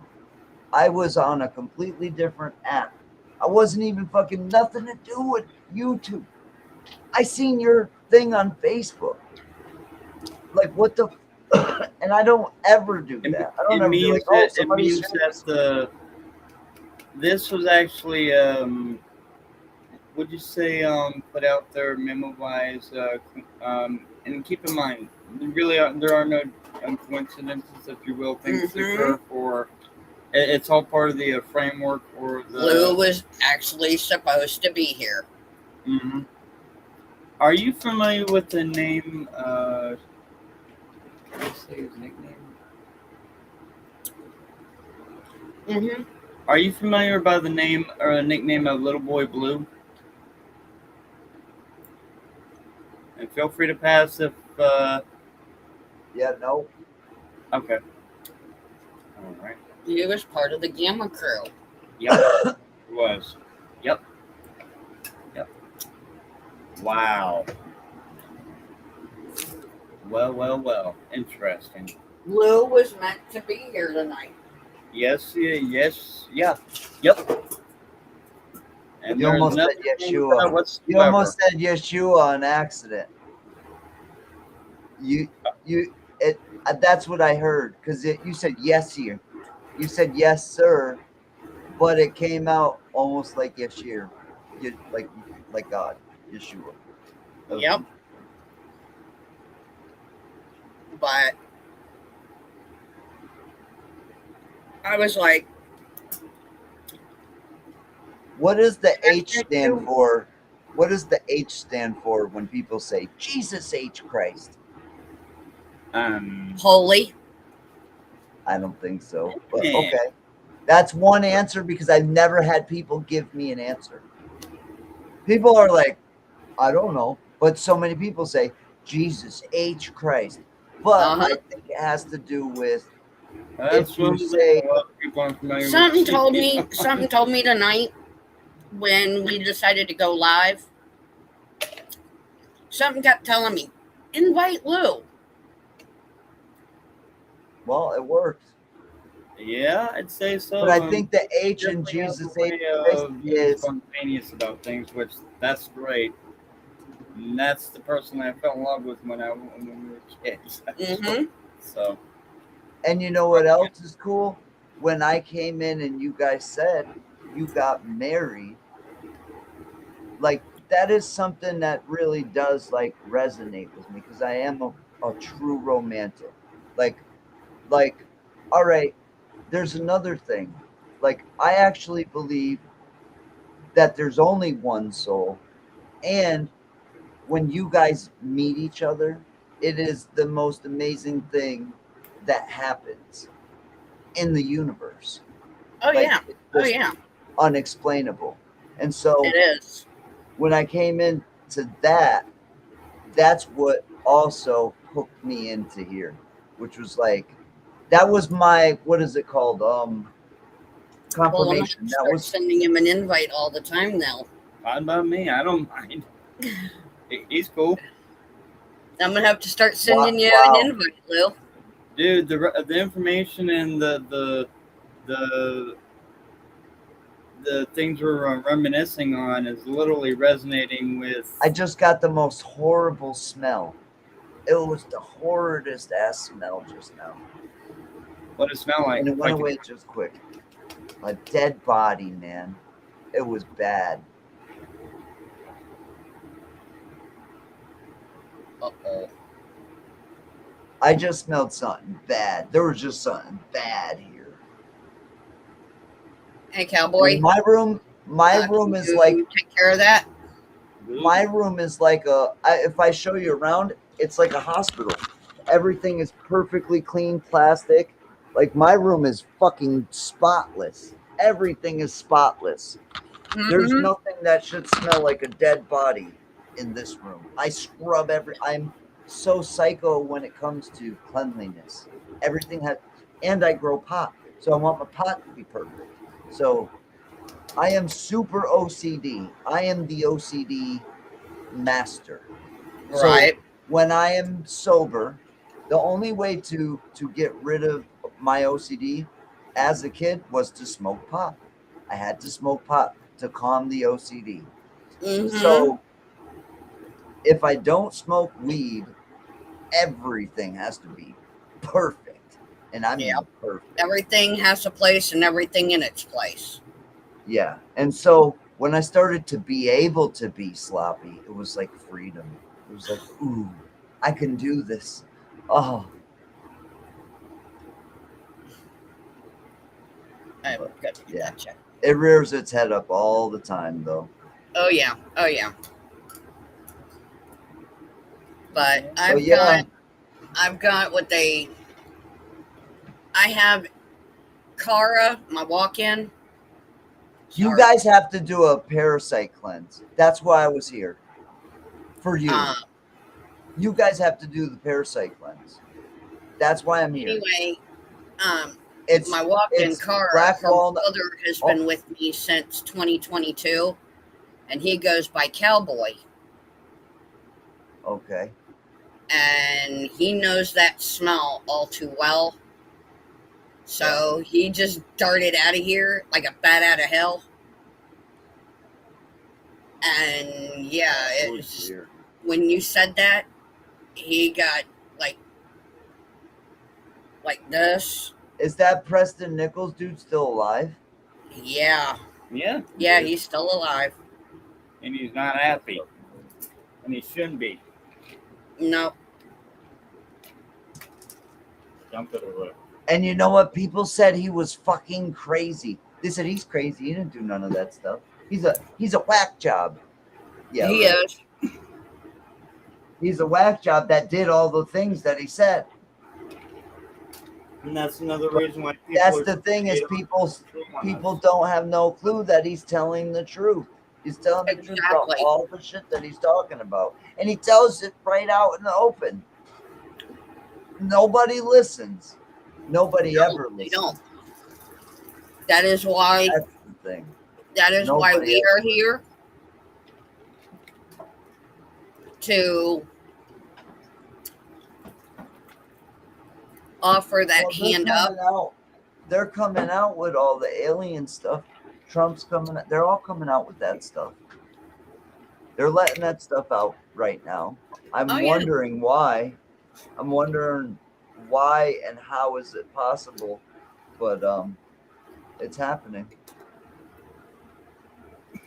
What would you think human beings would do? What do you think human beings as a whole, what would human beings do when, let's say you go and you sit down to have lunch or just a coffee at Dunkin' Donuts, and you sit down next to a reptilian, and the reptilian starts talking to you through your mind, and humans like to think that they're number one. They're on the top. They're the most supreme. No, we're not. And so when approached by something superior, they get that complex where they want to kill it. That's the Human first beings are one thing. violent. Violence can be a part of humanity. For sure. Humans are one thing, but What I mean is, I don't think humanity can handle it humanity because gets of their scared ego. when they discover that we're not alone out there. And we haven't been. If you remember the movie Men in Black, But I don't really think they're out there. I think they're below us. they are. But see, in the movie, Tommy Lee Jones tells Will Smith that the only way to create or keep the humans happy is they do not know about it. Yeah. Because the human being is fine. Can't But as handle soon it. as they find out about the reptilians Or other and the variables. draconians and all of that, people start to freak and panic. Or the fact that they're not alone out there in the universe. It's actually a multiverse. I think it's more about they're not the most superior beings. Think about racism. Racism has been about we've been racist against our own species. That and the word racism doesn't even make sense when you talk about your own species. It's like wait until you start being literal races of beings that are not the same. Exactly. So, racism, the word itself doesn't even make sense until aliens come into the picture. Exactly. I'll be right back. I gotta get some more hot coffee. It'll take me 2 seconds. All right.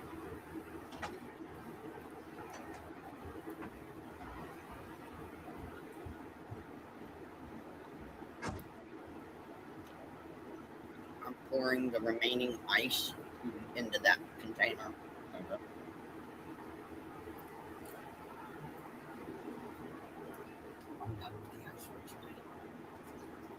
I've given enough ice. Okay. Yeah, maybe.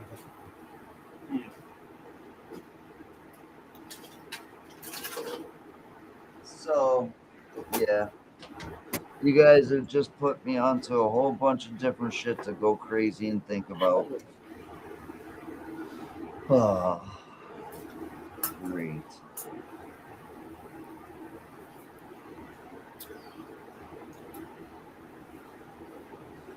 Our switch for our AC went out. Yep. The power? Yeah. It just the display screen to it got Fried. messed up. Fried. So now we got to wait for a new box for that. Yep. It isn't So, one thing; it's another. I Was made that central there? yeah. So what I did is I made a homemade swamp cooler. Oh, cool. Yep. I took With some a ice and stuff? plastic bin from the hospital, Mm-hmm.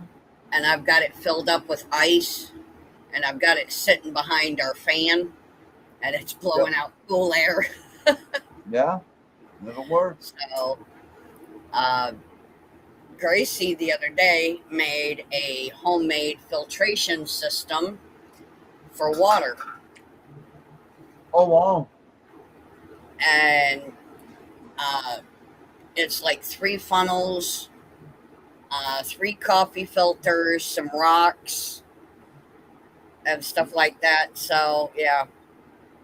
We've actually filter had water that's my 8 water buckets filter of right there. clean water. Oh wow. Wow. This is the water filter that I built. Right here. Oh, right here. Yep. I filter all the water for my plants. Oh wow. Yeah. I've been doing this in some aspect since 1997. Bong water. Oh. Grew up to be a nice, healthy plant.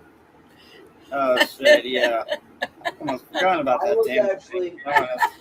Yeah, about that, I right? was actually part of some of the first medical marijuana research out of UMass Amherst. We were growing in 1997.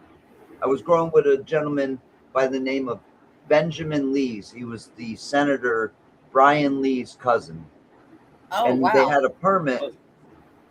They had a permit in 97 for 49 low THC plants to be grown for medicinal purposes.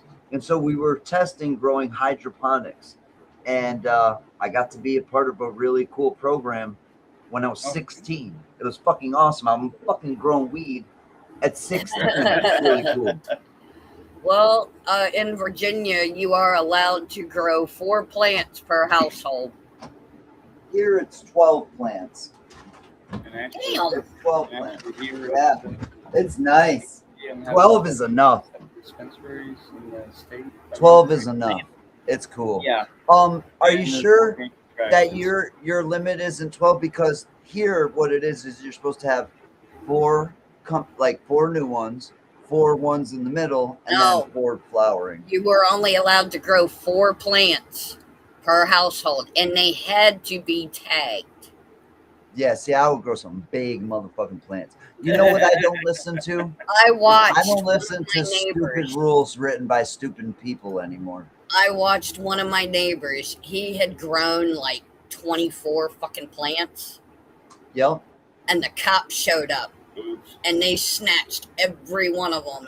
And the cop told him, That sucks. only allowed to have 4 plants per household, and they have to have tags. I was like, holy shit. Want to hear something crazy? But it's true. Another true thing.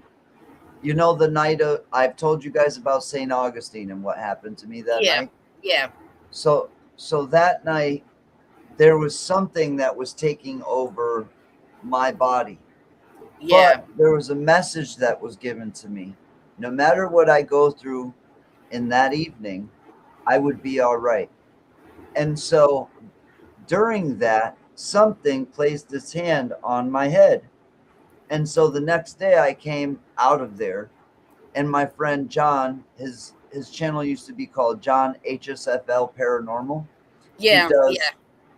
He does weather nowadays. So that guy is a true fucking friend. So while I was possessed, while other people were running away, he grabs a Bible. He comes into the hotel room, and he's reading from the Bible. Now, whatever was inside of me was foul, and it said, "What do you think, Johnny boy? Do you think you're some kind of priest?" And he didn't even flinch. He just kept reading.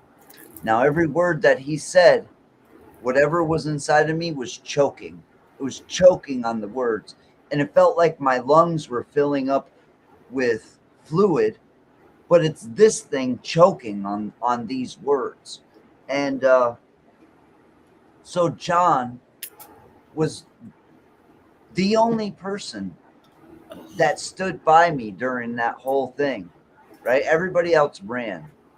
Right. So that morning, it all seemed to start going away when the sun came up. And so I come out and I'm standing in the sun, and John says, "Did you get in a fight with a bleach bottle last night?" And I'm like, "What are you talking about?" He's like, and I had short hair then. Yep. It was like shaved up. And he's like, "You've got this big white patch that's right here on your head." This whole side of my head turned white that day. Literally, Yeah. a stripe I like a remember skunk. the last time I had seen you.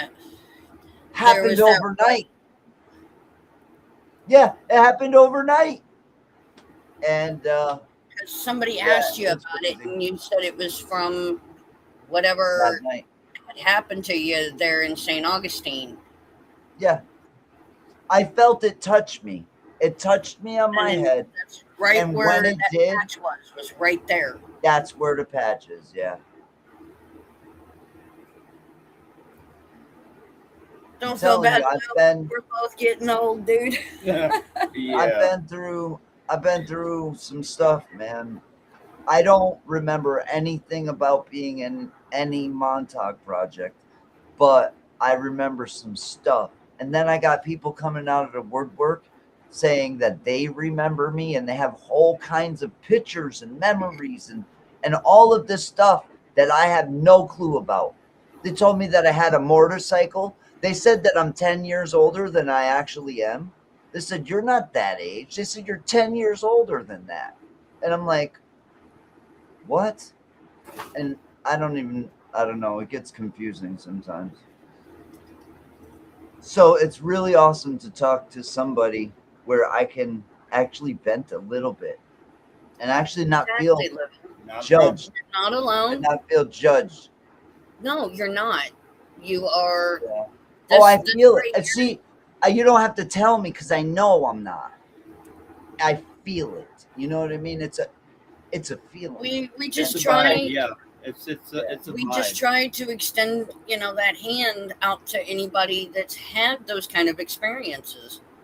And But we can work through them like together. I was telling him, I guarantee you are part of the Gamma group, And I was just part of the Lost Kids. yeah, I would definitely. Because of all the experiences you've had, Yeah. play out into the Gamma group. And the way that the realities and timelines, if you And will, you being a time jump, doing time jumps and stuff. it's manifesting in this. That's one thing I can explain to you. I have done time jumps. I've done time jumps where I could choose, where I've been able to choose 3 choices. I got 3 choices. And what I was told is I need to go outside and smoke a cigarette. If I don't go outside and smoke a cigarette, what was it? It was I need to go outside and smoke a cigarette. If I stay inside, a certain different reality would happen. And then if I just lit up a cigarette in the hotel room, it would be almost similar to if I went outside the hotel room, but it would be a little bit different. But I was shown those 3 realities and the entirety of the lifetime that would happen. And I can't even tell you what choice I made because it really is like a real personal thing. It was a fucked up thing to have to choose. It was fucked up. Right. But I chose what I wanted for a reason. It's because the end result was what I want. You know what I mean? Yeah. And it takes a lot of it takes a lot. It takes a lot. But all I want to say is I'm happy for you guys. That is magical. That's what it's all about, man. And that's the way to okay. I don't believe I was going to say this earlier, but I didn't get to finish. I don't believe that we are like singular souls. I think that we've been broken and shattered into pieces. And then when you find your other one and you guys come together, you become the one. You become the one soul again that was broken and shattered into 2. Yeah. That's it. That's all I wanted to say. No, it makes perfect sense. It makes perfect sense, Lil. It does. It really does. Let's say let's just take this as a for instance and not go into the real like implications of anything. Just a for instance. Let's say for instance that the creator of this earth and the creator of humans is the demiurge in the story that's told by the Gnostics, okay? And let's say that the demiurge took a spirit from the pleroma, a godlike spirit, captured it, split it in 2, and put it into two different bodies and called it Adam and Eve. And now those two that have been put into those bodies are made to forget who they really are and what they really are, to live in these flesh suits, right? And now every time that they procreate, they're now splitting their soul into more fragments. That's it. That's Makes the sense. whole thing. That's it. Makes That perfect sense. we are a fragmented soul. All of us, everybody. Because if you take the story of Adam and Eve as a literal story, as we were created by some being, and you could take it any which way you want, but take it as we were literally created by that being. And some stuff kind of didn't happen the way it wanted it to. And there's a lot of ways to go with that, but that's kind of what. So the story of Lilith leaving, Lilith was the first one to break free from the matrix, so to say. She was the first one to notice. She said, this shit is fucked up. No, I'm not this. She's like, I'm not this. I'm not doing this. And she leaves. And in the story, she's told by God to come back. And she says, I'm not coming back because you're not God.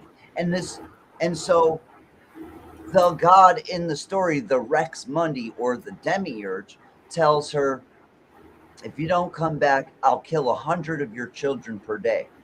Then she says, I'll have 1,000 children per day. What does it matter? And in the story that I was shown, the reason she's so attached to this world is because she loves her children. And she's always made out to be a demon.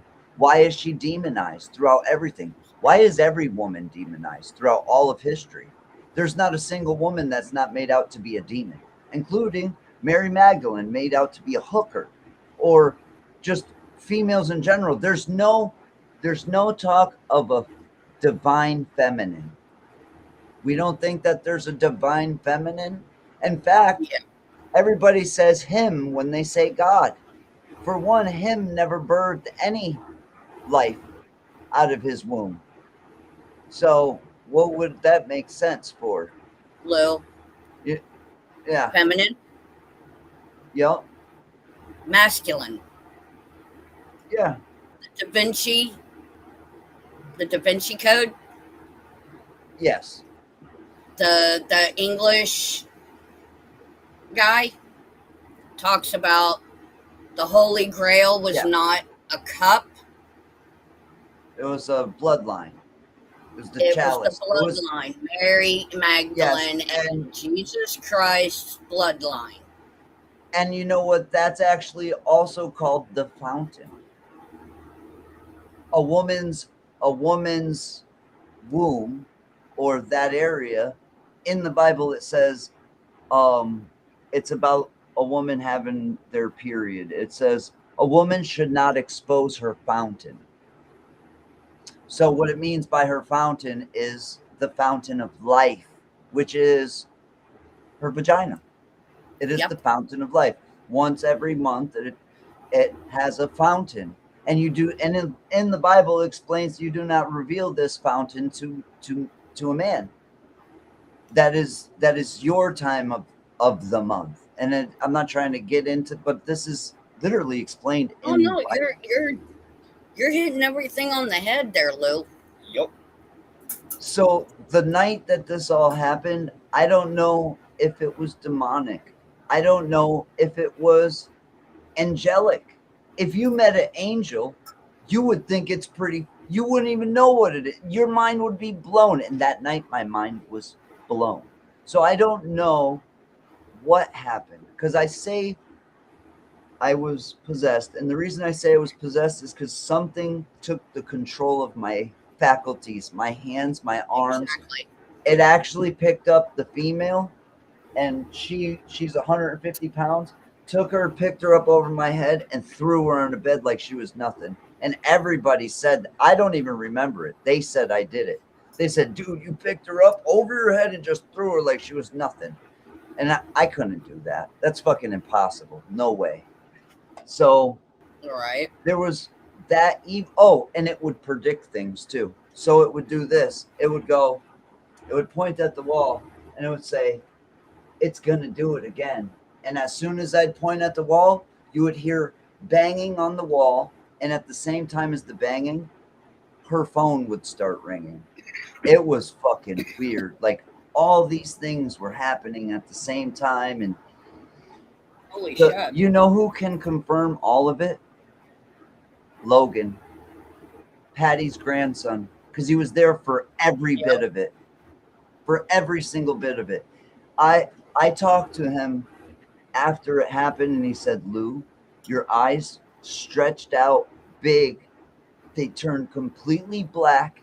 And he said you had this thing hovering over your back, a big black cloud just sitting over your back. It was weird. It was a weird evening. Wow. And I've if there wasn't some pictures, Lou. If there wasn't witnesses, I would not believe it happened. I took my son to this place back home in Indiana. It was called Beaver Creek. Yeah. And there was nobody there but me and my youngest son. I'm sorry. No, you're good. And I took a picture of the creek and the woods behind it. Never thought anything of it. Didn't see anything in the picture. Nothing, nothing. Took the camera, or took the film to get developed. The picture of that place came out black and white. And there is a person gliding across the water. Huh. I've seen in a lot black and white. I've never seen black and white, but I've seen some weird stuff in some pictures. That was the only picture that came out black and white. The camera was an old color camera. Yep. But that was the only picture that came out black and white. Something affected the camera. I had a friend of mine who's into the paranormal field, and he's also a Native American. Yep. He looked at the picture and he sat there and told me that the person that was gliding across the water was a Native American, and it was a shaman going through that picture. That's cool. And I went and looked up my family history. And I asked my mom about if we were Native American. And she said, yeah, your grandpa's this and your grandma was this. I cannot grow hair on my face at all. This doesn't never connect. I barely have hair on my face. They say that that's the mark of Cain, not being able to grow hair on your face. Yeah. Do you have that problem too, JC? No. Patches and shit, or you got a full beard? Yeah, you lucky son of a bitch. I only got a little fucking. I look like a muskrat.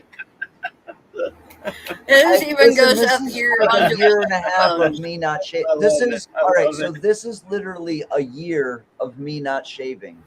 That's 1 year. Oh wow. I can barely grow hair on my face. I have to grow it for months and months and months. I just took the electric clippers to his after like. So if I shave this, I'll look like a 12-year-old with gray hair. It looks fucking weird. It looks very strange being baby faced with gray hair and shit. So I leave it. But after 3 weeks, I have to shave his face again. Yep. Because his goes all the way up to his cheeks, and or the cheekbones, I should say. He's lucky because I've hated not being able to grow actual mustache. He actually, I love it because I pick on him all the time and tell him that he's my werewolf. Because he is hairy everywhere. Yep. Only places that you don't. On the feet. Your legs. Uh-huh. Oh, I'm very feminine on my legs. I have zero hair on my legs, really. I was a roofer. He does too. I was a roofer, so I slid up and down. And he don't even have to shave. Yeah, I slid up and down on my legs for years, so I think I ripped all the hairs, especially out of this side of my leg. This leg has a lot more hair because I never slid up and down on the roof on it. This leg is pretty much, I mean, I could show it to you. It's fucking bald. I got nothing, no hair on my leg. One time, me and my ex, Lucid, we were at a Halloween party, and it was a big paranormal event. There was television there, Travel Channel. There was different shows and psychics and guests and all this stuff. And we were having a costume party. And so we hadn't come with no costumes. And I'm like, fuck. But all of our friends are going out to Walmart to go look for some places to get costumes. So I got a lot of stuff to do. I got editing to do. I got all kinds of stuff to do. I don't want to go traipsing around looking for fucking costumes.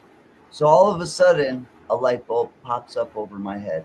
And I'm like, I got the best fucking costume. So I had a big old gold necklace.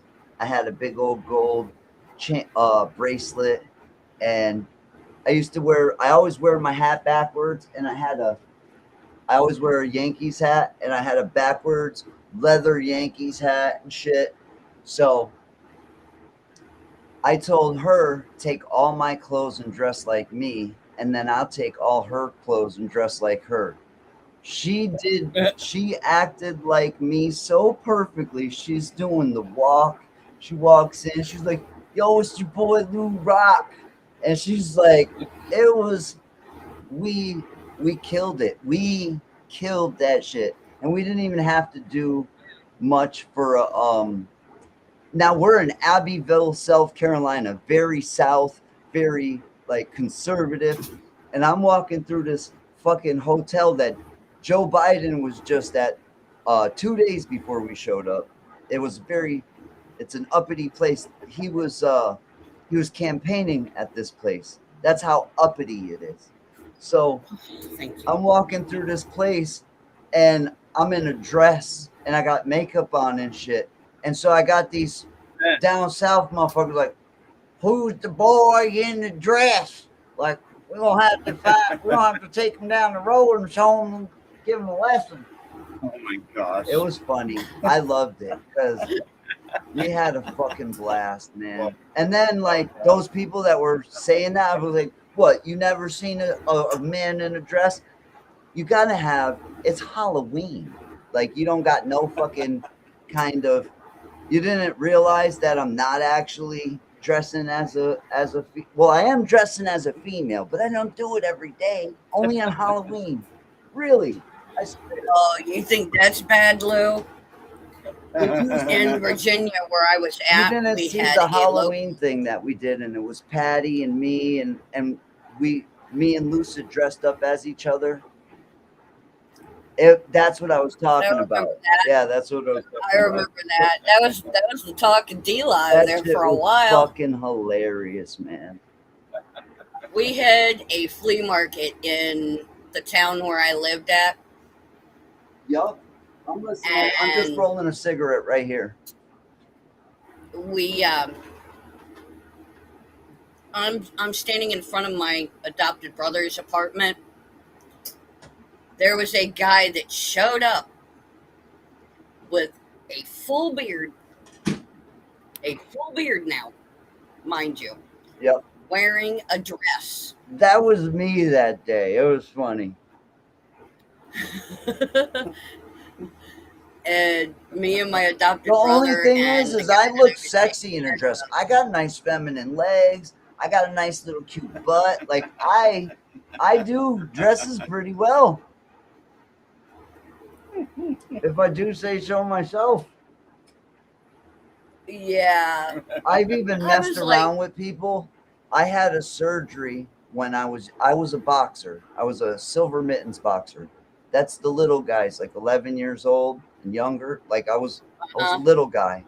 and I was actually a champion. I went to a tournament in Pennsylvania, and I won the fight. I won the championship for silver mittens for my gym way back 1988. So we used to train in a gym. It was called Central City Gym, and that's still the name of the gym today. And today they have 2 Olympic world champions out of my gym, and I was the first champion for that gym. Even though it's the little guys, I was still the first champion for that gym. And so I was training, and I was training with a kid that was like 16 years old. He was much taller than me, and we were training with something called a medicine bag. And a medicine bag is like a basketball, but filled up with something heavy, right? And yeah, it's actually filled up with sand. so you're supposed to hit each other in the stomach with it to tighten up your abs. The kid ended up hitting me directly in the chest, and what it did is it collapsed my chest, and it almost killed me. And so it collapsed my chest. I needed to have surgery. I have a scar that goes from here to here. They had to break all of the bones. They had to break all of the bones all the way up. I had a metal bar that went from here to here, and the metal bar held my chest together. Yep.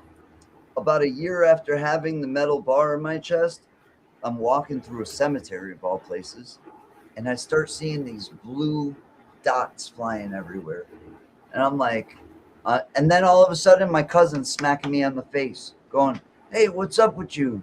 You all right?" And I'm like, "What?" And I'm laying down in the grass, and I look down, and my shirt is sticking up a little bit like this, right? And I look down, and I'm like, what is that? And I touch it. Well, when I touched it, I found out what the fuck it was. The bar snapped, part of it popped out this way, and the other part went inwards. There was a manufacturer's defect in the steel, and the steel broke from tension. And so this part literally popped out of my skin. The other part popped inwards towards my heart. So now I need an emergency surgery to pull out the 2 rods, one from this side and one from this side. It was pretty fucking serious. The original surgery, I was in the hospital for 3 months straight. Like I lived in the hospital. I'd go to the little snack booth, take shit all day, and like I lived there. So I had a rough, it was a rough go of it because I got injured as a kid boxing.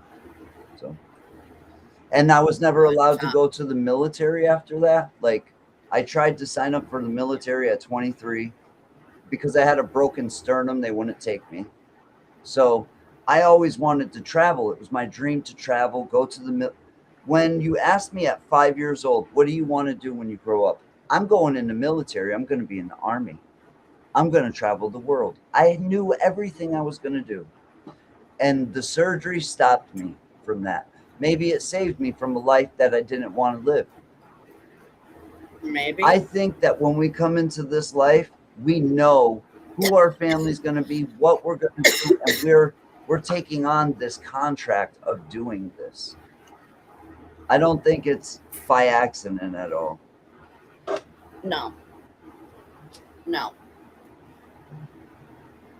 But when I could remember lives of 1940, and I was not alive in 1940, and I could tell you everything about a man named Joe. His name is Joe. He was in the military. He was in the Navy. He met a woman in Germany. Her name was Elizabeth. He fell in love with her, madly in love with her. And I could tell you he used to roll his cigarettes up in his thing like this, like the Bonds, like you said. But he used to wear white T-shirts, always white T-shirts, and that's what he'd do. He'd roll his cigarettes up, right? He was like a Navy corpsman, I guarantee you, because Navy corpsmen wore white. I could just tell you the things I could remember, and I can't tell you things like what I looked like because I was always looking out of my eyes in the memories. You know what I mean? Unless you go Yeah, and look at a mirror or something, it's tough. it is. I mean, Have you ever accessed memories where you're my first remembering, paranormal, but you could my only first see the paranormal first there, person? Lou, What's that? was when my first paranormal experience was when I was Yep. 3. Me and my cousin were hanging out at my aunt's house, playing in the children's playroom, Yep. and we wound up seeing our 2 cousins. I got a question for you. Were they just solid and normal looking, or did they look like ghosts? They were They just did not solid. look like ghosts. They looked like little kids, Okay. So what I'm but getting at is, they had a shine around oh, them. they had a shine. Okay. Because I've seen ghosts. My first experience with what would be considered a ghost was at 9 o'clock in the morning after an event happened, a traumatic event, and I wake up and I see an old man sitting in the kitchen, and he just looks normal. He don't look like a ghost. And I'm told that he passed away 6 months before.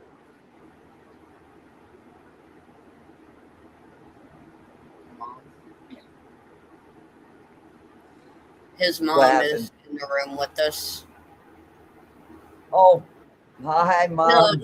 No. She's been gone a few years. Oh, okay. So that's funny okay. So this is what happened. I'm in somebody else's house that I don't know the people. So I don't know who lives there. And I wake up and there's a guy, I could smell coffee, and there's a guy in the kitchen and he's reading his newspaper and he's drinking coffee. But I don't know the people, so I don't want to get up. I don't want to be like, "Hey, my name's Lou. I'm with your whoever this guy on the couch is." Like, I don't want to do that. So I decided to just lay down and wait for my friend to get up. My friend gets up and I said, "Hey, who was the guy in the kitchen this morning?" And he's like, "He's the one who gave me my name, Lou Rock. He's a Spanish guy, and he's my godfather. And he used to call me Lou Rock when I was a kid." And so he goes, "Lou Rock, there's nobody here but me and you." He's from New York. That's how he talks. He's like, "There's Yep. nobody here but me and you.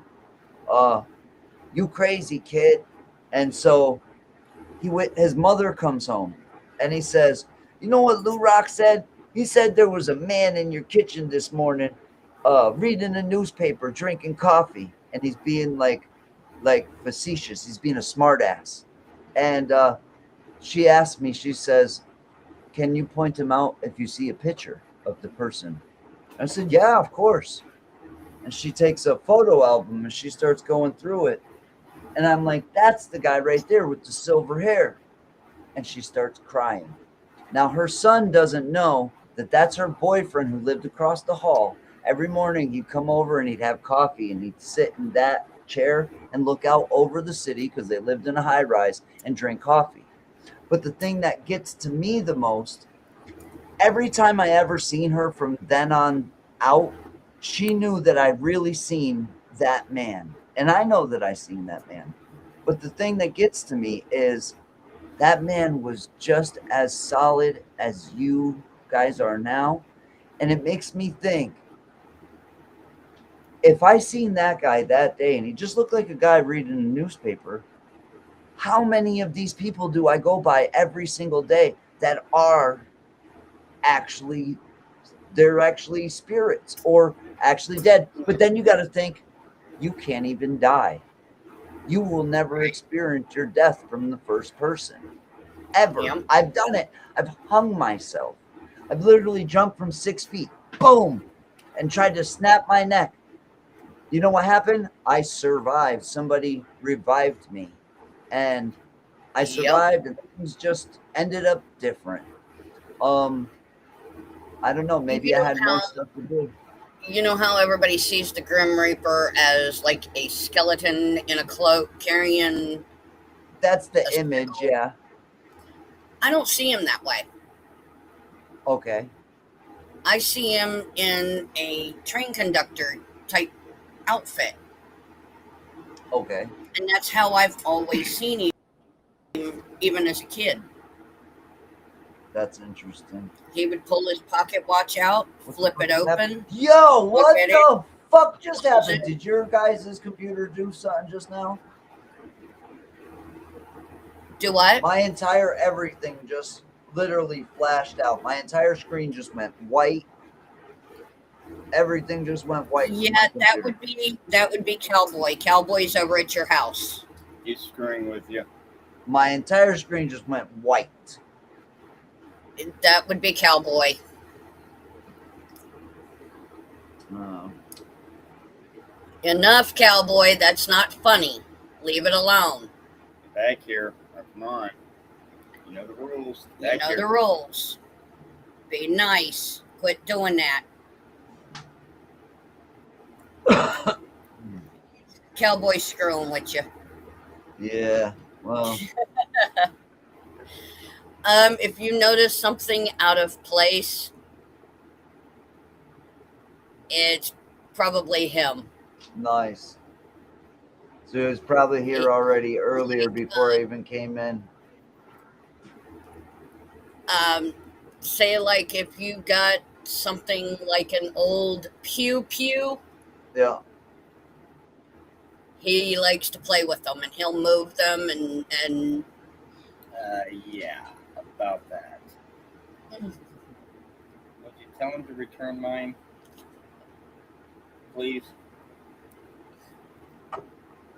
Well, when he gets back. Just saying.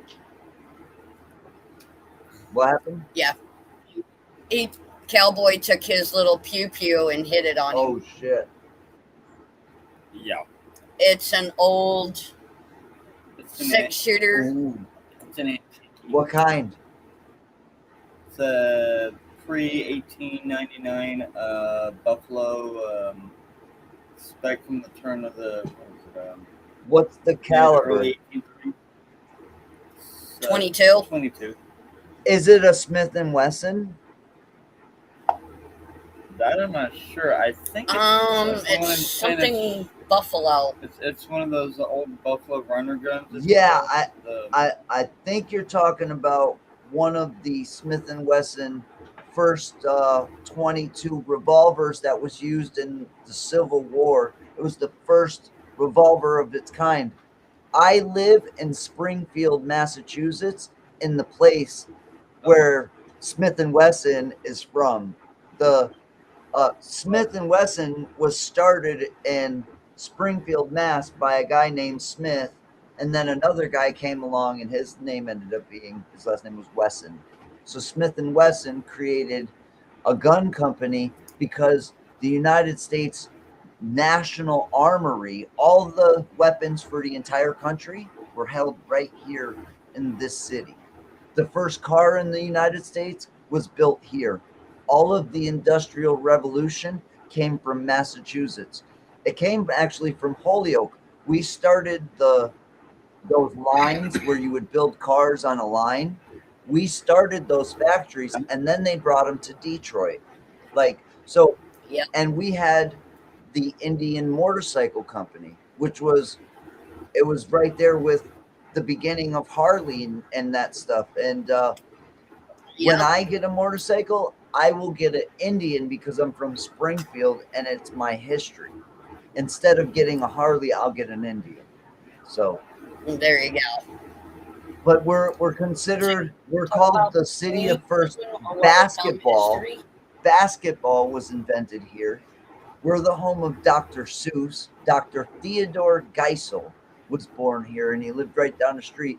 And he used to go to the schools around here, and he would drive a Cadillac, and he would go and do where he'd go to the schools, and he would sit down and read for the kids. Well, Dr. Seuss used to drive a Cadillac, and his plates were personalized plates that said Grinch. It was pretty cool. Oh, yeah. Shit. But he used to go around to the schools and read to the kids, when like guest readers would come and read and stuff, Yeah. and Yeah. all those stories are about a street called Mulberry Street, and it's all about Springfield. Like all of this stuff is all about Springfield. And so here are Hey, you're even the town where the Simpsons came from. Springfield, yes. Yep. See, but they had a thing in the show where they were like, guess where Springfield is like, which Springfield is it? Because there's so many Springfields in the country. And so the Simpsons actually, they decided that it was like Springfield, Illinois, and not Springfield, Mass. But the reason was they said that because Matt Groening or whatever was from Illinois. So right, that's why they said that. But all the things match with here. Added up to Springfield, Mass. Yeah, all that shit adds up to Springfield, Mass. All the stuff that they put in there, it's all when they were doing the Tobacco series where Homer was growing tobacco mixed with tomatoes. We were actually growing weed that was crossed with tomatoes here in Mass. In that program I was telling you in Amherst, they were crossing tomatoes with weed. So that was actually a true story as well. They always predict shit. Wow. But everything. You know what? Now that I sit here and actually see your face, you're very fucking now I get a familiar, like I can't put my finger on it. And where'd you say you're originally from? Me? No, I'm originally AC. from I was born in Florida. Okay. But the family actually originates from up here, if you will, in the area. And where are you now? I'm in the generalized tri-state area, if you will. Anywhere near Tennessee? Mom's from Louisville. You're near Tennessee? Yeah, I would say. Did you ever live in Tennessee? Is what I'm asking. Yeah, I did. Oak Ridge when I was younger. Okay. Do you know of a place called Landon? I think it's called Landon, Tennessee. Holy shit! That does ring a bell, actually. I think that's the town. There was only one school around there, and does Kim Nuke sound familiar? What is it? Kim Nuke. Maybe, I don't know. I went to school there. I was, like I said, my father did what he did, and we moved everywhere. And so I used to show up in towns all over the place. I lived in Florida. I lived in California. I lived in Tennessee. I went to school in Tennessee. Dude, that was the craziest shit. In Tennessee, they get up when it's dark, get on a bus when it's dark, ship off to school, stay there all fucking day till it's dark again, and then get on a bus. And by the time they get home, it's dinner time and go to bed. It's all school. And then, so I go to school, and I think I get in trouble, and the teacher says, all right, you in the hallway. And then I go out in the hallway, and the teacher goes, bend over. Does the Maria Montessori school? They were still paddling kids in public school. And I'm like, you ain't paddling me, motherfucker. I'm from Massachusetts. Yeah. So now they call my mom. She comes into the school, and they're talking to my mom like she's a bad parent. They're like, your son, he's so disrespectful. He won't even accept his punishment. And my mom's like, wait, my son's actually not. My son's never disrespectful. I've never even gotten this from anybody. What is the punishment? And she's like, well, he was supposed to be paddled 10 times or something like that. And my mom was like, that's why you're fucking paddling kids down here still. My mom couldn't believe it. My mom was like, you're still, and they're like, man, we do things a little bit different down here. And that was public school. I couldn't fucking believe it. So I got to feel what it was to be in all these, the first time I ever experienced racism. I didn't even know what racism was until I went to Florida. So I went to a school in Florida called Hernando. It's West Hernando Middle School, and it's right next to the high school too, Oh right? shit. And so that middle school it's this big, beautiful fucking school, but it's very close to the world headquarters of the Ku Klux Klan. And so there's like this aura in that neighborhood. And I go to school and I've got baggy clothes, I've got Timberland boots. Put it this way, the typical wigger is what I look like, okay? Because I came from Massachusetts, I lived in the city. That's what I look like. And so the kids would be like, why are you wearing construction boots?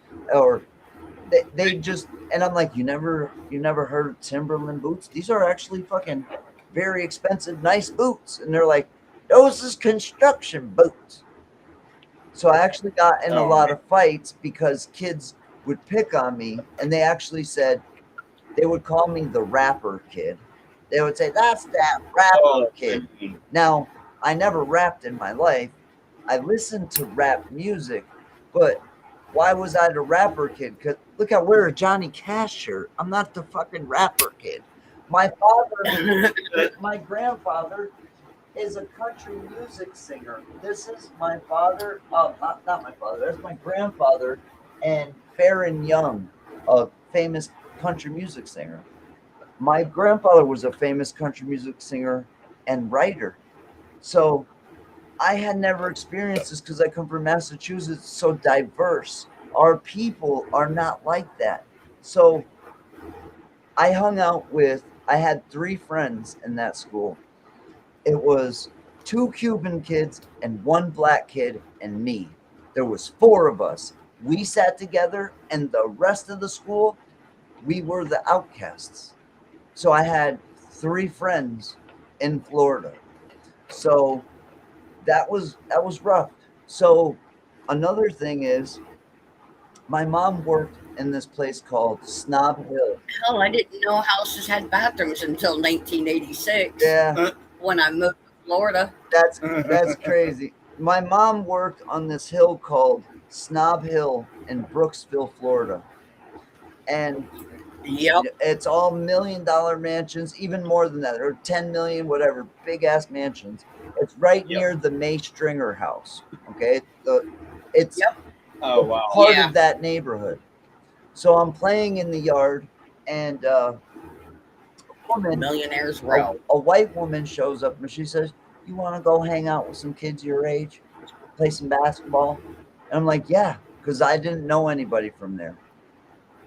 And so the woman, she takes me to a Baptist church, and I walk in, and it's an all black church.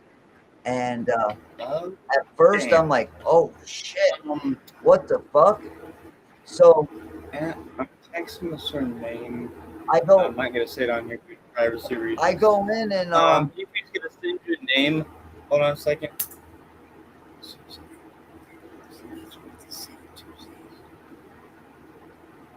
I'm gonna send you a certain names. I'm gonna see if you recognize the name or recall it. And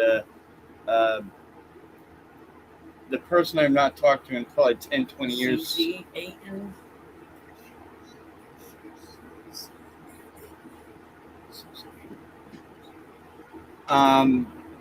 For privacy reasons, please don't actually repeat the name on screen here. all right, I got you.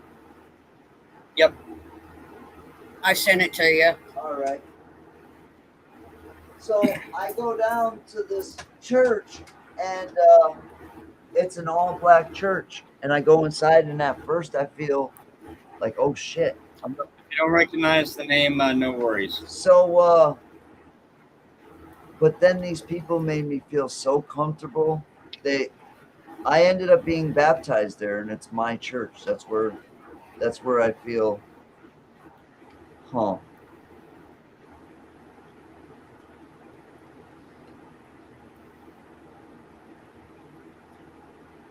If it triggers anything, no intention there, and much apologies. If the name doesn't ring a bell, then no worries and move on.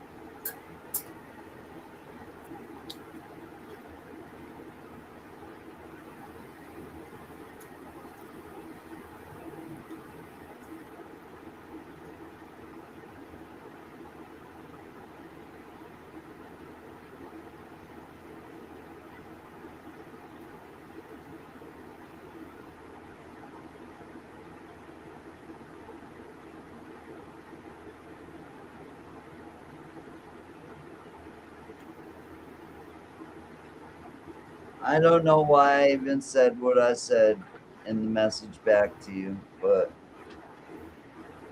All right. Like I said, if it triggers anything, that's big what time it triggered apologies. out of me. Okay.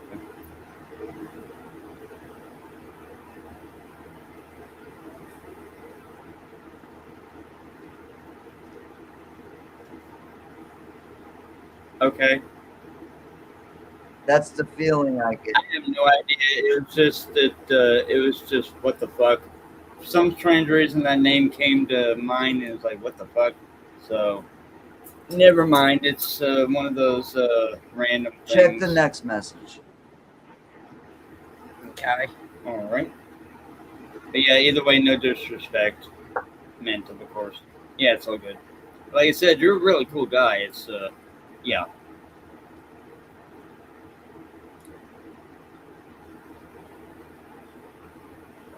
Okay. That's it. No. All right. That's it. Other Okay. than that, no. It kind of fucking sticks out to me, but that's it.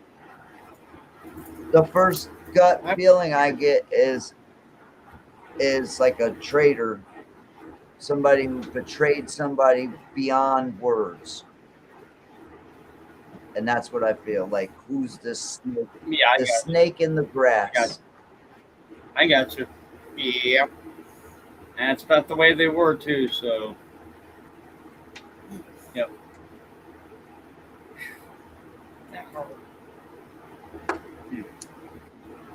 1, 2, 3. What the hell? You see them? 1, 2, 3.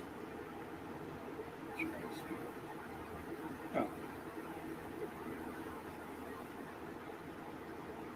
I just got 3 scratches on my arm. That's not good. No, it's not. Oh, shit. You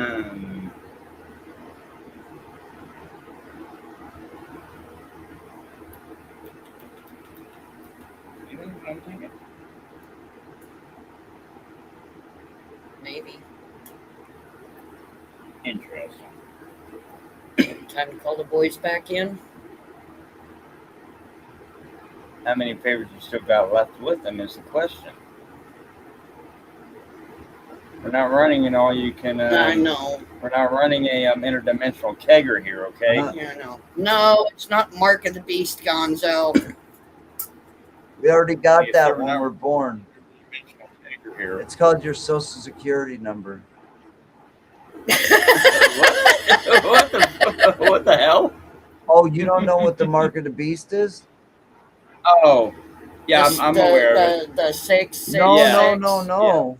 When you go to the hospital and a woman gives birth and they take the sole of the child's foot and stamp it on a piece of paper, and now they've taken the soul of your child and you have to name your child. But why do you have to name your child on their birth certificate?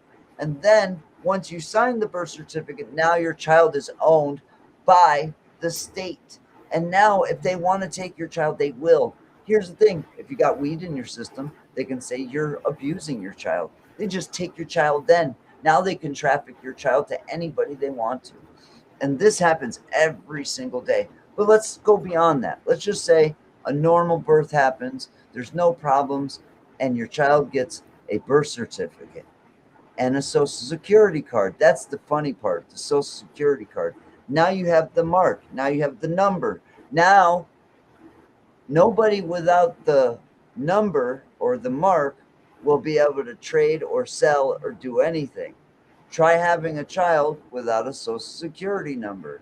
They're not going to be able to trade or sell or do anything. But see, there's even more to it.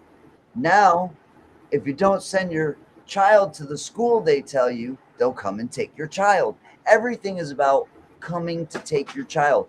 And then, not only that, when you send your kid to the school, you're giving custody of your kid to strangers and trusting that they're going to do right by your children.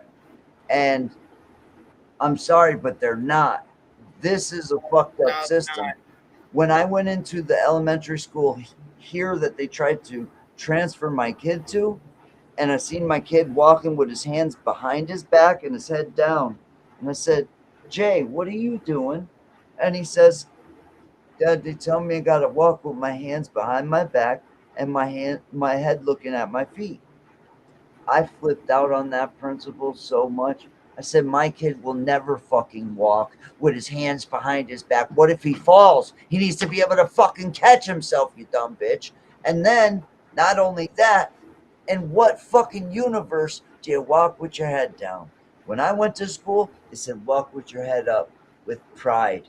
Don't walk around slouching and head down. That's a confidence thing. It's to break your child's confidence. And then what did they start teaching almost immediately? How to be gay. How to be gay immediately. How to be gay. My kid comes back. Oh, Dad, they're telling us all about transsexuals and blah, blah, blah. And then this is another one that I fucking really got mad at. When my son showed up and says, hey, Dad, I know what that other cigarette is that you roll up. That's called weed. But it's okay because it's legal.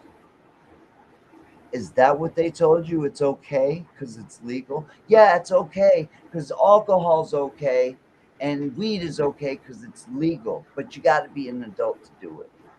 Oh, so they're teaching you that it's okay to drink alcohol and smoke weed. See, I might smoke weed and my kid might have found out what I have, but it was up to me to teach my kid about that stuff.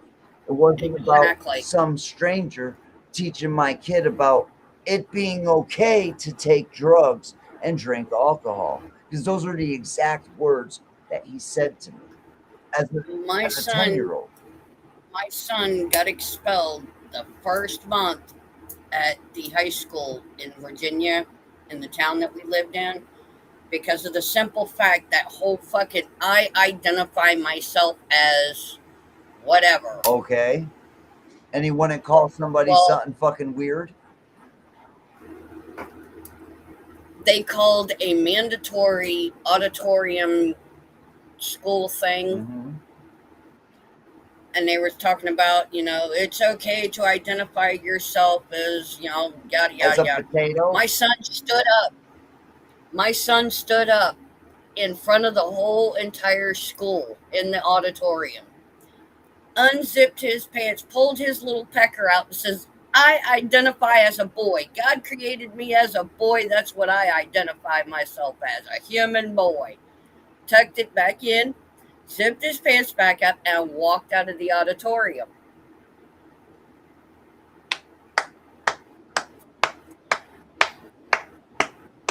A kid followed That's him what I out would and have said, done is started clapping.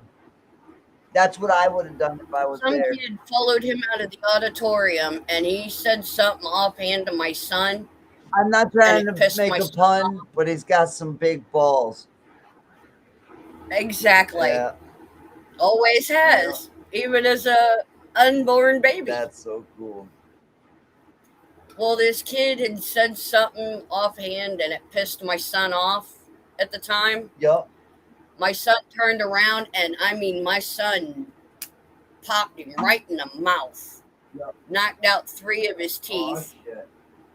and they expelled my son from the high school because they said that he was obscene and too violent for the Yeah, school. danger to other students.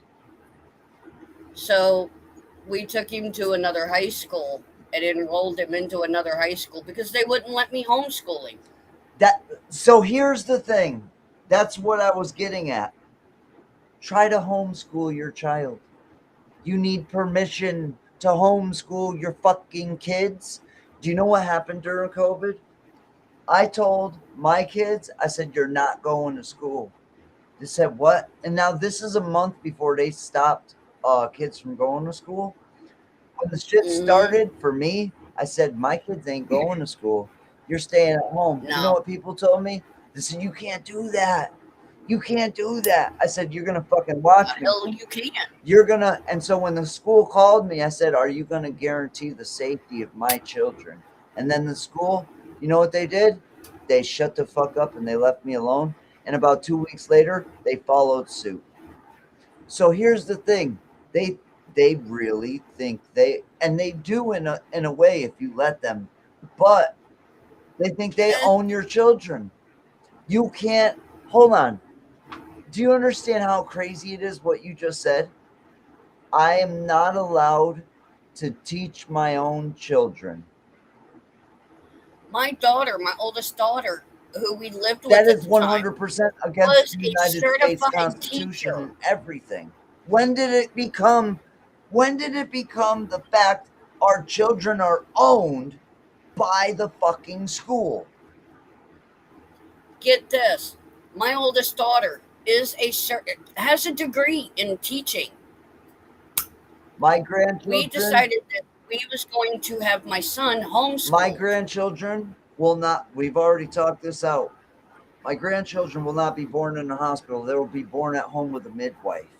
Right? They're going to be born here. There you right? go. Also, my children are not going to be schooled in schools. Also, another thing, my future line of family, starting with my grandchildren, will not have social security numbers. They will not have birth certificates, and they will be considered free native peoples of the land that they were born in. They are Native Americans. They are native to this land, and they will not be signed away to any fucking corporation or any companies or any contracts. We're not going into any contracts with anybody from this moment on in my family. My family line stops being owned by the country now. And my grandchildren will be, it's called unschooling. And what it is you let the child develop and learn at their own pace. And when they ask questions, you teach them about the things they ask about. And you let them be artistic. And you teach them actual real world valuable things that they'll need to use in the world. Not useless information and rhetoric so that they're dumbed down to the point where they have to work at fucking McDonald's. Or let's say they're even super smart, because I've seen this happen to a lot of people in my generation. They were fucking genius level smart. They went to fucking college and they still worked at McDonald's because there was nowhere for them to go, nowhere for them to work.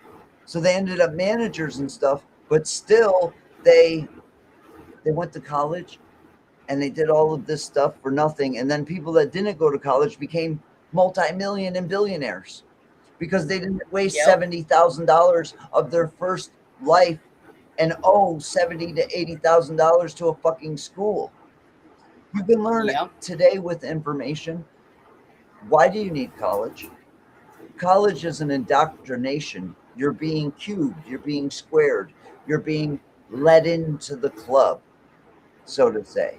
So I don't want to be part of the club. I'm starting my own club. Fuck their club.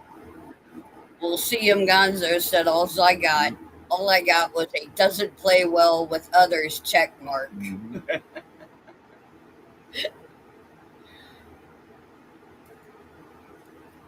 So what happens when people start having children away from hospitals and they don't give them social security numbers, and the United States can't use them as a stock, and they can't fucking trade against their fucking future income? What happens then? It breaks the system.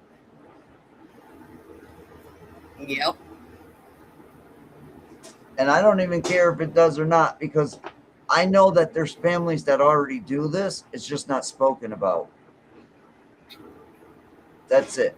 There's families that do this already. It's not, and you know what? It's all of these families that run the fucking world. They don't do the stuff that we do. Right. They don't watch television. I've seen people that come in and go, "Oh my god, the television's on in here. We're leaving. We're fucking leaving this place. Fuck this. They got a fucking television. They got television in this place. Oh my god." Yep. I'll be right back. I gotta go to the little girl's room. Sorry.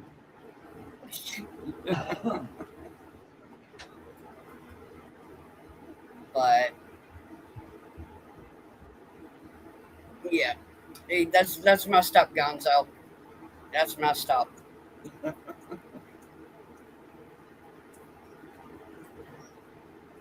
You please tell her to quit. Huh?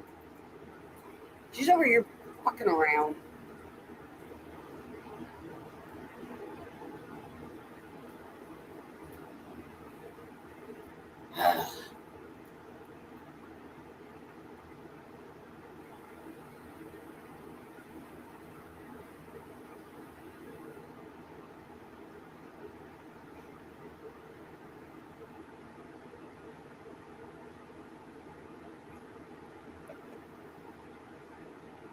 She's sitting over there laughing her ass off.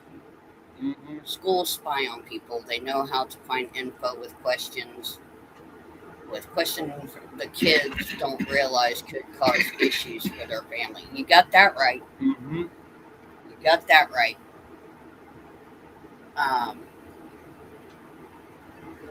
Hell, they sent a truant officer out to my house when I was in middle school. A truant officer. You know what? When is it that, back in the day, kids had to stay at home and work. They had to work in the farm. They had to do stuff because families didn't have money for their kids to be in school all day. Or Yep. the Amish have had it since the beginning. They know not to interact with this world bullshit. I think the Amish are the smartest people. No, I was out of school for like 3.5 months due to some medical issues. Yep. They sent a truant officer to do a welfare check. Yep. And my stepdad was home with me all day, taking care of me while my mom was out at work. Yep. And at the time, my stepdad had just opened a business, a drywall business. And he stayed at home. And while my mom was at work, he stayed at home and took care of me. And the truant officer showed up and he told him, he says, "No, you don't have no rights coming into my house. Yep. You have no rights to come in here and check on my daughter." Exactly. My daughter is just fine. She's sick. She's not going to school. She can't even talk. I like when they tried to say, we have a fucking pandemic on our hands, but you still got to send your kids to school. No, I don't. No, you don't. But when we tried to homeschool my son, my youngest, who works for Microsoft, by the way, we tried to get my daughter to be able to homeschool him because she's got a teaching degree. Yep. And they told us at the school board that we could not legally do that because it has to be the mother's job to teach the child. I was like, no. Wait a minute here. My daughter has a teaching degree. She knows what the curriculum is. She is the one that will be his teacher all day. Mm-hmm. And they was like, "Well, you can't do that." That's fucking weird. I was like, "The hell I can't." You can't. They said, "Well, if your son doesn't start school in 3 days after school starts, we will send a truant officer out to your house." I said, "Go for it." I'll tell you what, don't send somebody unless you want them shot. And They threatened to put my ass in jail because I wasn't going to send my son to school. Yeah. See, that's when I really So test my their daughter steel. was like, yeah, this isn't worth fighting them until we go up in front of the school board and in front of other parents. And that's what they expect. They expect people to give up. Well, like the first week of school, they have the parent-teacher conference. Come to find out, every one of my son's teachers had baskets full of candy. Every one of his teachers. Okay. One of his teachers on Friday would buy the kids soda if they passed their math test. Oh, shit. Well, when we found out that my son had Asperger's, we asked the lady, if his one teacher, about kids with autism and learning disabilities and stuff like that. You're not supposed to isolate them from everybody else. Yep. This teacher had enough nerve to look me in the face and say, well, I don't know anything about autism or any kind of learning disabilities or things like that. I said, do you realize that you having all of this candy? What if you have a child in your classroom that is severely diabetic? Do you not realize that you giving kids candy could cause a kid with juvenile diabetes to go into a coma and could possibly die? Yep. No, we don't know things about stuff like that. Huh. I looked at my son and my daughter. I said, we're leaving. And my daughter looked at me and she goes, why? I said, I don't know where this teacher got her fucking learning degree, but it sure as hell wasn't out of a fucking Cracker Jack box. No, it probably was. So I grabbed my son by the arm and we left. We left. I said, this is not happening. This is not happening.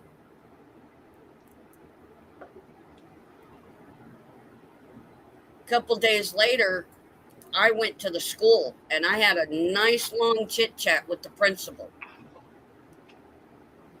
And I told him about all of my son's teachers having candy in their classrooms and that giving candy to kids could cause somebody to die because they have juvenile diabetes. Yeah, but usually somebody like that, they have that on their shit. They let everybody know, hey, this person has the school that my son went to, kids that have any kind of medical issues have a bracelet, right?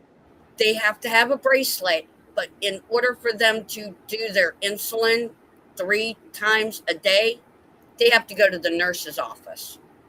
Yeah. They are not allowed to carry their insulin with them. Yeah, I've seen that before. They want all medicines to be dispensed at the nurse's office. So if a kid winds up having a shock, goes into a diabetic coma due to having too much candy, that can actually kill a kid. And they can't get to their insulin.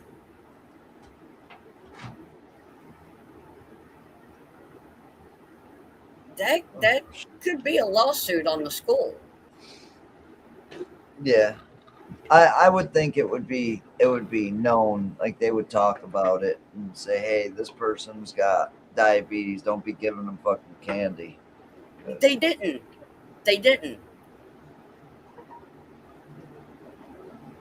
So, which is kind of fucked up. But, well, it was Virginia. What do you expect? My old school took us on a field trip to the Federal Building, and all the kids they labeled bad had our souvenir fingerprints disappear. What is it?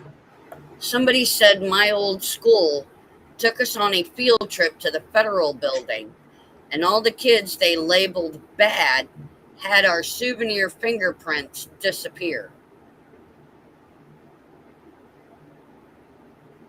So they went and had some fingerprints done as souvenirs, and the ones that were bad kids, their fingerprints disappeared. Yeah. That's fucked Their up. souvenir fingerprints disappeared. That's strange. Yeah.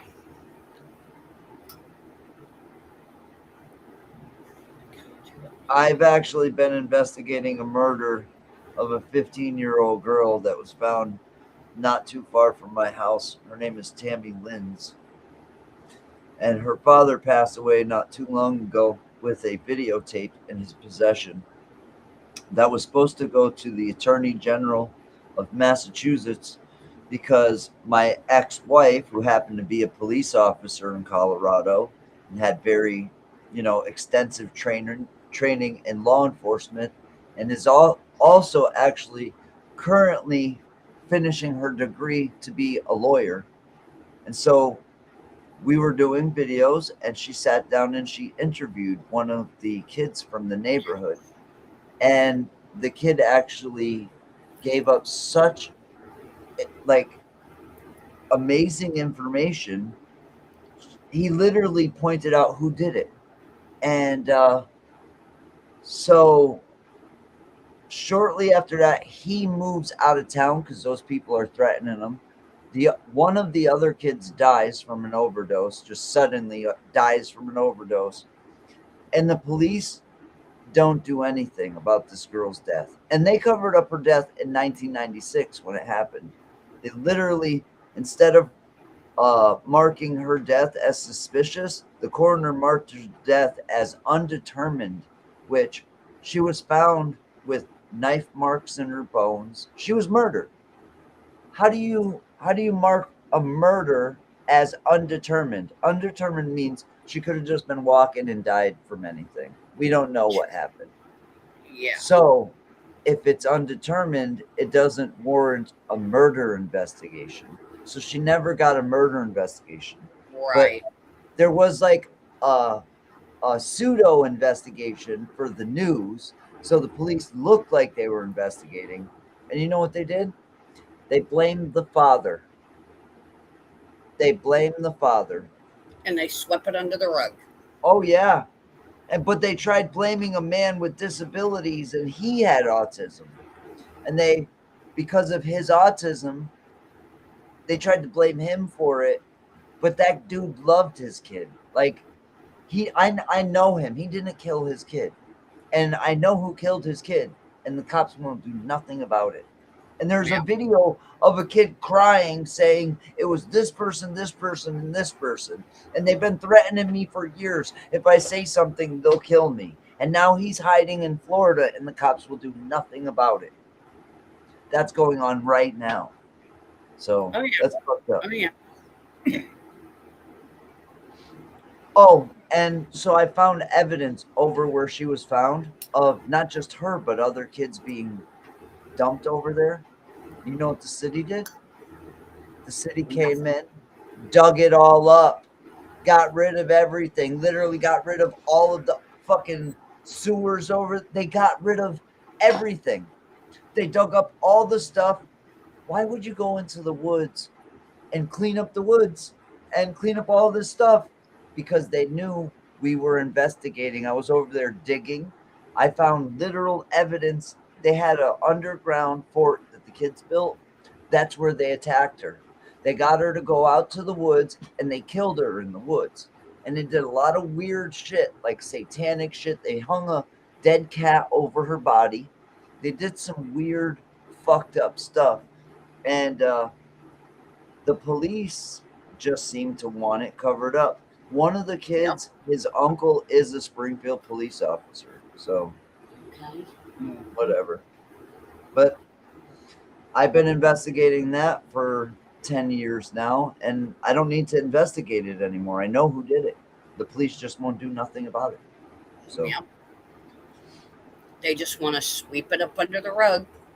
Yeah, of course. But fucking crazy.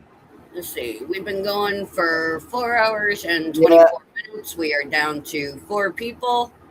I'm about to head to bed, man. yeah, we're going to go ahead and end it, guys. And like we always say in our chats, no matter your story, guys, you are welcome, you are wanted, and you are loved in here. And we always give you enough rope to pull yourself out of the hole that you dug for yourself. Or you take that rope and you tie it around your neck and you hang yourself with it. It's your choice. Your loss, not ours. And everyone, do yourself a favor. Take a good look at yourself in the mirror, hug yourself, and tell yourself, I love you. You're cool. I love you. You're awesome. You're intelligent. You're fantastic. Beautiful. You're beautiful. Do So, you guys remember Saturday Night Live with the guy who used to sit in the mirror and said he would be like, you're beautiful and I love you and I really like you. And I forget what the guy's name was, but he used to sit there and talk to himself in the mirror. Yep. That's exactly what that sounded like. But yeah. But sorry for that, interrupting. guys. We love you. We are out of here. Hang tight, Lil.